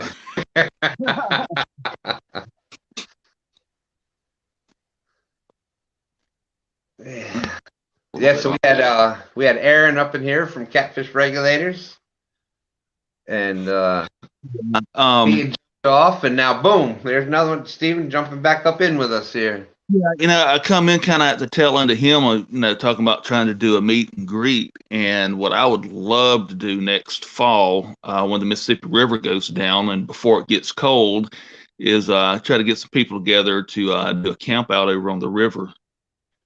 There's several nice islands out there to camp out on. Out in the Mississippi. Yes, between Vicksburg and Natchez.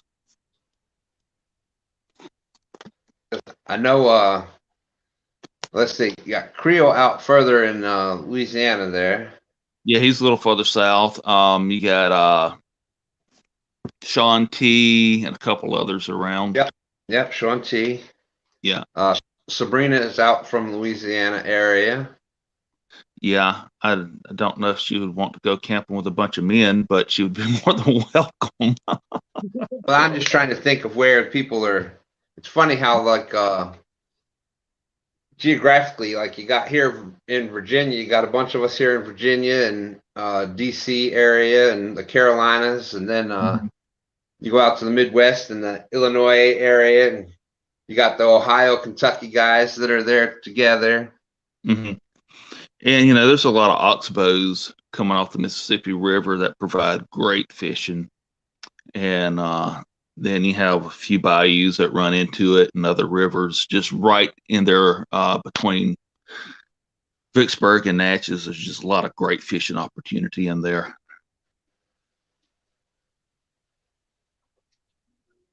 Yeah, and it's just crazy how the our little catfish community keeps just growing, and everybody loves to. It was like I said, when one ton and LG Bass and Timmy came down, it was just like the last spur of the moment thing. Everybody just worked out, and it was really fun getting to meet them, and they are exactly like what you see in their videos and on their lives. Yeah, that's exactly how they were in person. So it was a lot of fun. Yeah, and you know, the Mississippi River, man, you got to be careful with it. The jetties that are in it, or the dikes, whatever you want to call them, they're pretty dangerous. You just have to watch your channel markers and make sure you run in the channel and not between the dikes. Yeah. Yeah, the James here too. Any of the big rivers, you're going to have you know, the dangerous, and that's why I suggest anybody going out in the river, try to go out with somebody that knows what they're doing the first few times, and Right. Knows the river.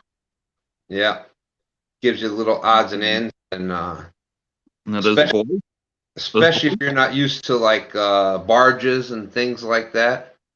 right. And if you have smaller boats, flat bottom boats versus V hulls, and yeah, you know, you got to do things a little different. You know, those two boys that got killed over by me 2 weeks ago. You know, they had been on the river countless numbers of times, and apparently wasn't watching for the channel markers and ran over one of the dikes. Oh, Didn't have their PFDs on, and yeah, that's you know, that's when the boat's moving, mm-hmm. always supposed to have that on, even if it's not moving. If you're in, you know, dangerous spots in the heavy moving current and whatnot, it's always a good idea to keep them on. Well, you know, if I'm in a lake or a smaller river where I don't have a lot of current, I'll take my PFD off while I'm on the water. But when you get into current, that's if you're on the water, you better have that sucker on because you never know what's going to happen. Yeah, I'll just give an example here in the James River. It could be a bright sunny day. It's a tidal river, so you've got tide moving up 3, Mm-hmm. 4 feet up onto the bank and back down 3, 4 feet, up 3, 4 feet, down 3, 4 feet. It could be a bright sunny day. Water level could be lower than normal. You know, you think nothing's going on. The current's not really too bad. It's low. Well, that tide will come up and suck a tree into the river. Next thing you know, you got a whole tree floating down the James. You're out there in a little boat, and that big old tree comes down and hits that boat. You're going over. It's If it comes down and grabs your anchor line. Yeah, it's it. You know, it's bright sunny day, and you'll see trees coming down just because it's the tidal river. Right. You never know. So The last time I was on the Mississippi, I was behind one of the dikes, about 150, maybe 200 feet below the dike. So I wasn't right up over it. And in parallel with it, headed back out to the main channel, and I hit something and knocked my buddy forward onto the floor. I have a tiller steer motor, knocked the handle out of my hand. I had to pull the emergency cord to kill it. And my motor's got the electric tilt and trim, and it actually hit hard enough that it knocked my motor up in the air, and the propeller was barely into the water. And assuming it was a tree that I hit, and fortunately it didn't damage anything, but I sure thought I was going to end up in New Orleans. Yeah, yeah, and like you said, you've been on the river before. You know what you're doing, and you just never, you know, the rivers aren't like things can happen in lakes and whatnot with the no current, but you get in a river, and especially one as big as the Mississippi, because it's a mile wide. Yeah. I mean, literally from one channel bank to the next channel bank is a mile wide, and you have some pretty stiff current running through it. Now, once it drops down to about 15, well, at the gauge in Vicksburg, once it drops down to about 15 feet, there's very little current. But if it gets up to 20 feet, there's some serious current running through there. See, and that's the way the Missouri River is here. But our thing is the current itself, even as of right now, I think Stan saw it on my last live. That was slow for this time of year, and it was still running 4, 5, 6 mile an hour. Yeah. And we've got, I don't know, 2 or 3 dams up north between here and I think North Dakota. And they just slowly open them one at a time. But by the time they open that third one and all that water gets down here, it can run 9, 10, 11 mile an hour. Right. And we've got wing dikes and jetties and on both sides of the river. So if you're not in the center of the river, you could get screwed. Mm-hmm. Now, see, I've always fished a small river nearby, which is the Pearl River, which is the Ross Burnett Reservoir is on the Pearl River. They dammed it up above Jackson, Mississippi. And instead of anchoring, it's full of downed timber. So I'd always go in and tie off to the timber instead of using the anchors. And that's, you don't have to worry about something coming down hitting an anchor rope. Right. My younger go ahead. My younger brother, a friend of his, actually goes up. He'll drive his boat up to the South Dakota border, which is only about a 2.5 hour drive at 70 mile an hour. Mm-hmm. And he'll float down the Missouri, and it'll take him 3/4 of the day to get here. So when you're going from 70 mile an hour to 6 or 7, and you're still doing it in 8, 10 hours, right? That's quite a current. Yeah. Yeah. Good morning, Hayes. Thank you for stopping in. Hey, Hayes.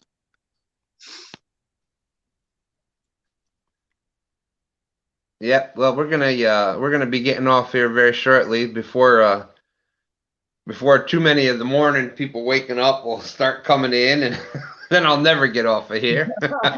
Well, you're already over 5 hours, Stan, for an hour. I know it. Yeah, come on for an hour, stay for 13. Yeah, it's definitely not gonna be the 13th today, but yeah, and I know Jesse's there laughing at me.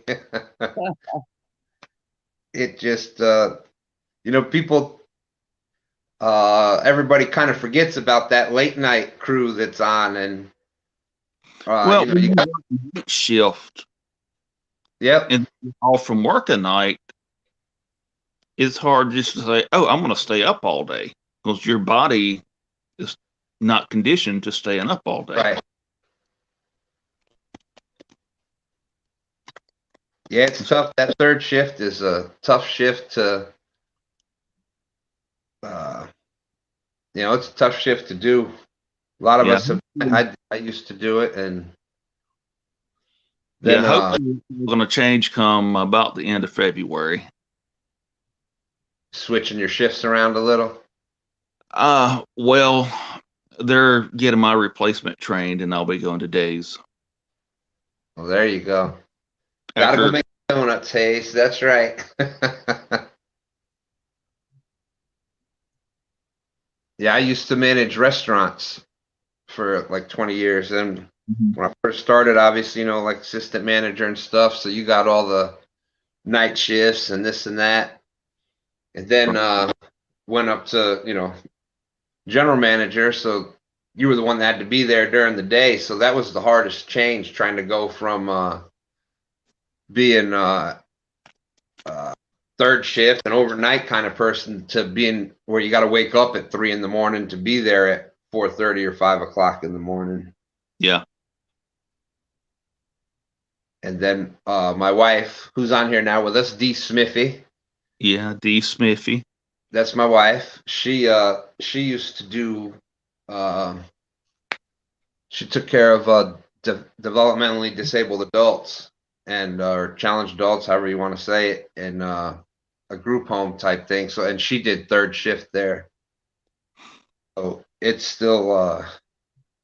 So we're still kind of late night kind of people, just because that was our. That was our so many years. Yeah. Well, I started working nights when I was 21, and I'm 48 now. So I've been doing this for 27 years. Yeah, it's like it just and then your sleep, then like I still don't know when to sleep. It's you never really have an exact sleep pattern. Yeah, that's Chris, the problem I have on my nights off. Is I usually want to sleep overnight because there's nothing to do. Nobody's live, and then it messes up my whole sleep schedule. Right. Did you wake up and it's midnight, 1 o'clock? yeah. Mm. It's either go fishing, go coon hunting, or come to a live stream. Or watch infomercials, and Well, nobody needs to do that. You'll end up with some damn $400 gadget on your counter that doesn't work. yeah, and my coon dog died back during the spring, so I don't have that to do right now. Sorry to hear about that. That's Yeah. like me standing to live every night. Dadgum storm come through, and we didn't know we had a tree that had hollowed out, and that sucker broke off and landed just directly on him top of his doghouse. So, Well, sorry to hear about that. The only thing that hopefully it was just a quick thing, and yeah, I would imagine it was. that's you never like to hear about things like that, but Yeah, and and it's crazy because you got all this room for it to fall. yeah, It's like someone put a laser directly in line with my dog, and it just fell. It did not hit the opposite side of the house. It didn't hit the middle of the dog house. It hit exactly where he was laying. Crazy. Yeah. But people have found deer skeletons where a limb had fallen onto a deer. Yep. Yeah, it's just crazy how those things like that happen. Yeah. Wrong place, wrong time. Wrong. Yep. That's there's one ton. This is how it's one ton's fault in LG how this all started. Is that was- Josh? That's Art from One Ton. But we're on like a group messenger thing, One Ton, myself, LG Bass, and whatnot. And we were back and forth with some things, and I said, it's crazy how with the lives, it's either feast or famine. There's either like 5, 6, 7 people are live or nobody. And I'm like, dang, here it was, nobody live tonight. And they were saying bored and whatnot. Somebody should go live. Why don't you go live? I'm like, well, I'll go up live. Just do it for a little bit. Stop in, say hello. We'll see what happens. Yeah. Well, See, tomorrow 5 hours ago. no catfish and crappie, but a time or two his went late, but he never went all night. Yeah, every time I do this is what it seems to be the. And Steven, you've been here with me, Mike Turner. Good morning, Bluegrass Roadside. Nice to see you in. Thank you very much. Bluegrass. And you always get some new names in, and there's always, like I said, that it's that one that overnight market that nobody seems to cater to at all. Right. And there's people up that want to talk fishing or just hang out with everybody, and that spot's always there. You can do it any night of the week, and you'll have, for most of the night, we had 20 people or more. And now, if you keep doing it now, you see people, we're up to 11 again. Within like 15 more minutes, I bet you there'll be 5, 6, 7, 8 more people coming in. Yeah, because they're getting up to go to work now. They're getting up to get right. Nobody has an alarm clock now. They have the cell phones. So Yeah. they reach and turn their alarm off and say, "Oh, Stan's live."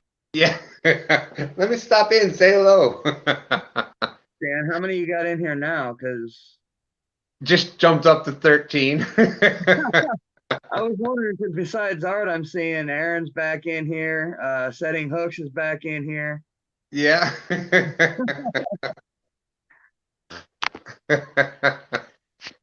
Yeah, that's just how it goes. So that's anybody's looking to do lives overnight, and that's a good way to start too, because most of the overnight people are pretty. That's right, my lucky number 13. That's right.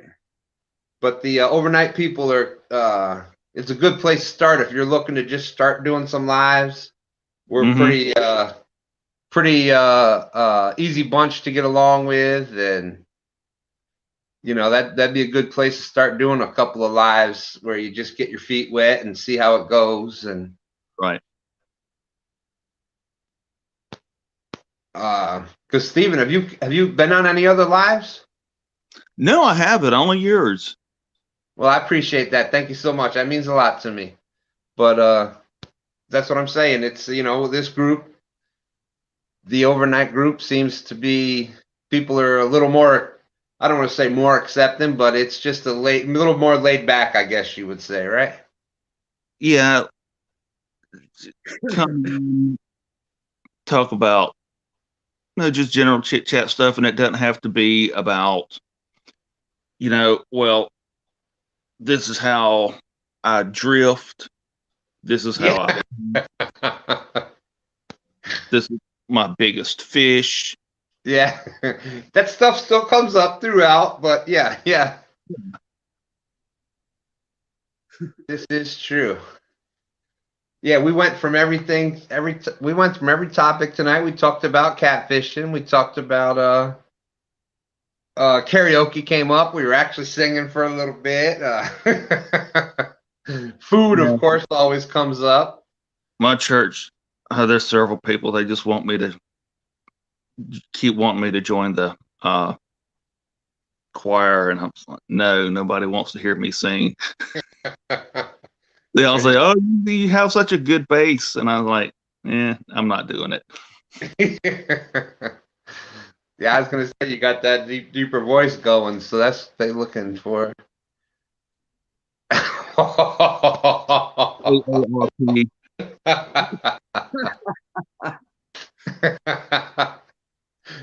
Too funny. Sponsored by AARP. Wow.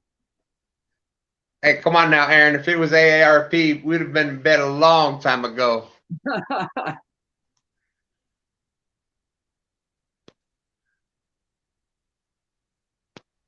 Yeah, that's my wife, the old school Dolphins fan. Let's see, what do we got? All right, so we've been on 5 hours and 23 minutes now. We're gonna do 7 more minutes. We'll get off at the 5.5 hour mark. Keep it a nice, short little stream. You said that 3 hours later, you're like, oh, I can remember your wife telling you that it's time for you to go to bed. Oh yeah.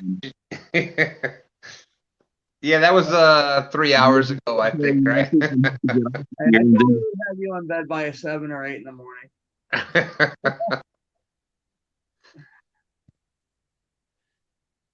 Yeah, no, well, hey, like I said before, January is going to be 31 years for us. So, man, I made it 2 years and was so glad when she left.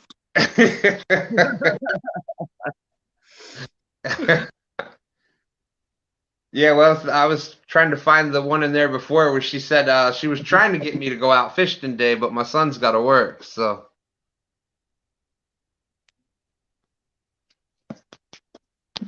I don't know why that. Oh man, yeah, we.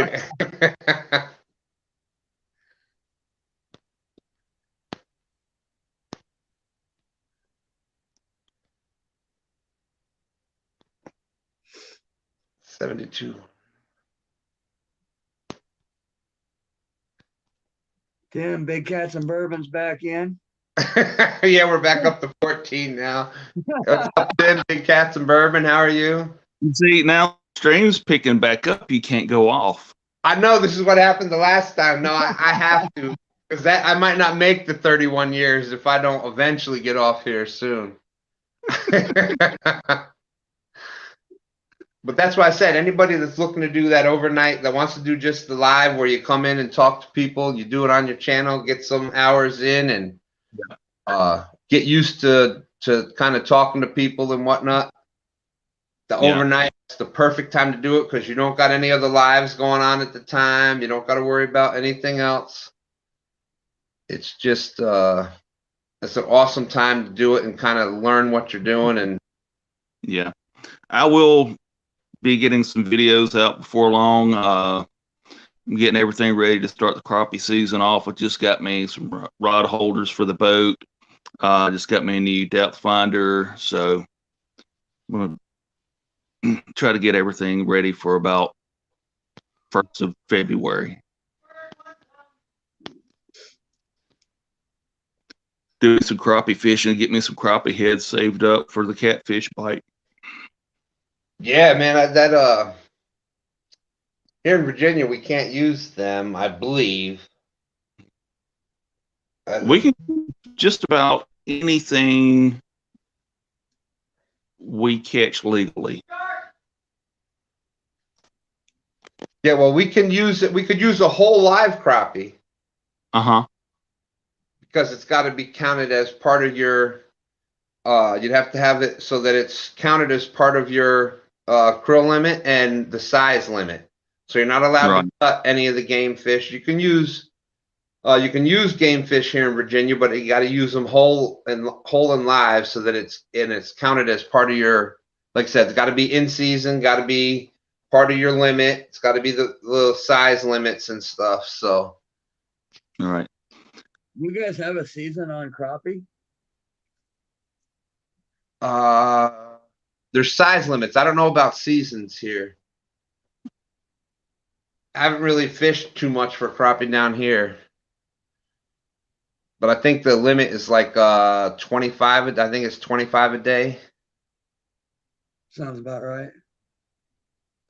It varies from lake to lake here. Exactly. I'm trying to get this repositioned. What the limits are. You know, some of the state lakes have lower limits. Larger reservoirs have higher limits. And then once you get into the river systems, there's no limit.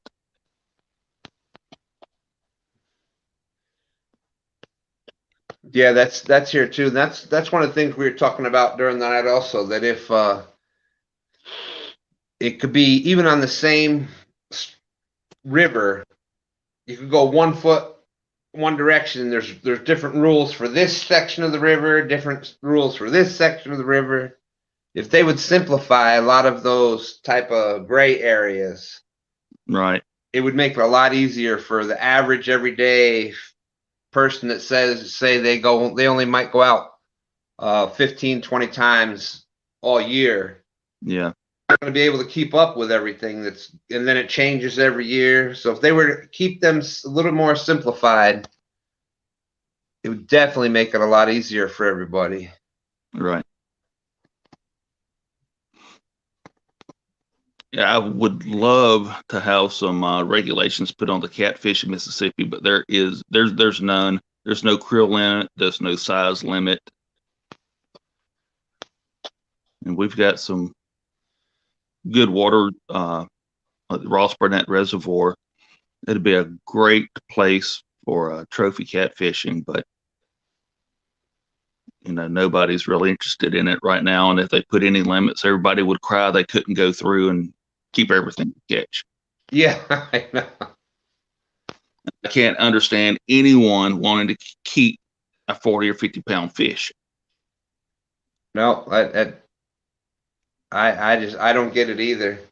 Especially nowadays, because you know, I almost can understand the thought process say 20 years ago, because you catch a big one like that and you got nobody with you. All right, people aren't going to believe you. Okay, so you want to bring it, so you bring it home to see the picture and show it off and stuff like that. I can, I can kind of understand that, but who doesn't have? I mean, almost everybody I know has got a cell phone with a camera on it now. Right. You can take stills, you can take video, you can do whatever you want with it. I mean, one of the Facebook groups that I'm in, there's a guy fishing on the Leaf River and posted a picture of 5 fish that he had caught. That one of them was over 50-pound flathead, and the others were 30 and 40-pound fish. And it's like, I forget how he worded it. Something about people say you can't catch big fish in the Leaf River. This is proof that you can. Well, you could before you went through and caught those 5 big fish. And took them out of there, right? Wow. Yeah. And he's got them hanging up ready to process, you know. Yeah, and I think he puts those back now. That a year from now, that 50-pounder, that's a 60-pounder, and not only that, those big breeders, that's your big what's that's 10 million eggs versus 10,000 eggs. Right, and think of the genetics that fish made it to that size. That's obviously got good genetics, got good DNA. It's going to produce a stronger. It's going to produce a stronger fish that's got a better chance of surviving. So the weaker DNAs, the weaker traits will be, bred out. Let's say. That's why I'm a big. Go ahead. The noodlers take out a lot of big fish. You know, which again, I don't want to eat a fish that size. No. To me, fish that I can skin and put in a skillet whole. Yep. To me, you give me like about that 3-pounder, that 1 to 3-pounder.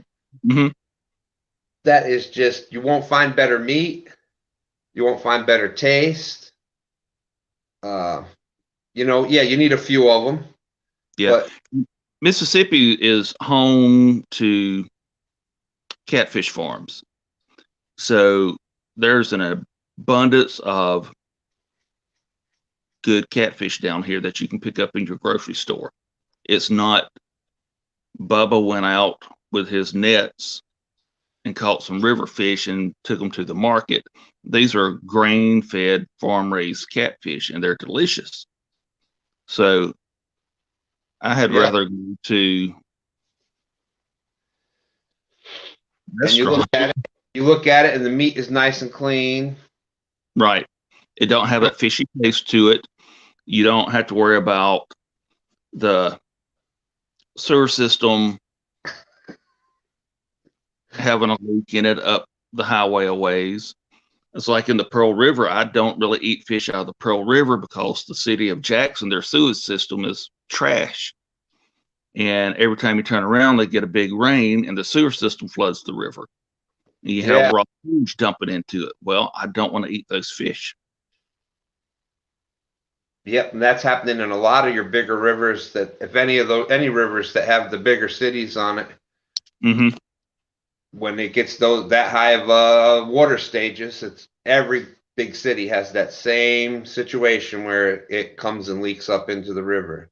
Because I guess they figure they'd rather have it in the river than raw sewage going down through the streets. So right. Well, I'm going to let you off.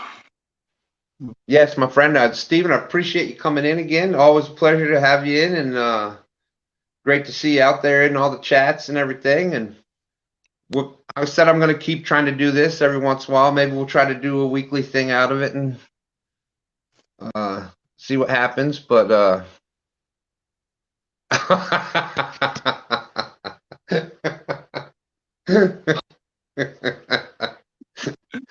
All right, let me get out of here.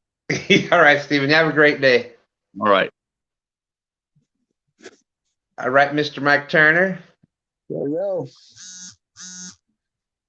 5 hours and 35 minutes. We did a short stream tonight. Yeah, right. You still surpassed that 7 minutes. Yeah, I know. That's what Outdoors Addiction was laughing at me about. He's like, yeah, so much for that 7 minutes. All right, for everybody that just came in, I'm sorry. We got to get going. It's been a lot of fun. Appreciate everybody coming in. I'll see what's today, Friday, so we'll see everybody on Marks tonight. If anybody goes live during the day today, we'll try to pop in there. Anybody else got anything they want to say before we cut out of here?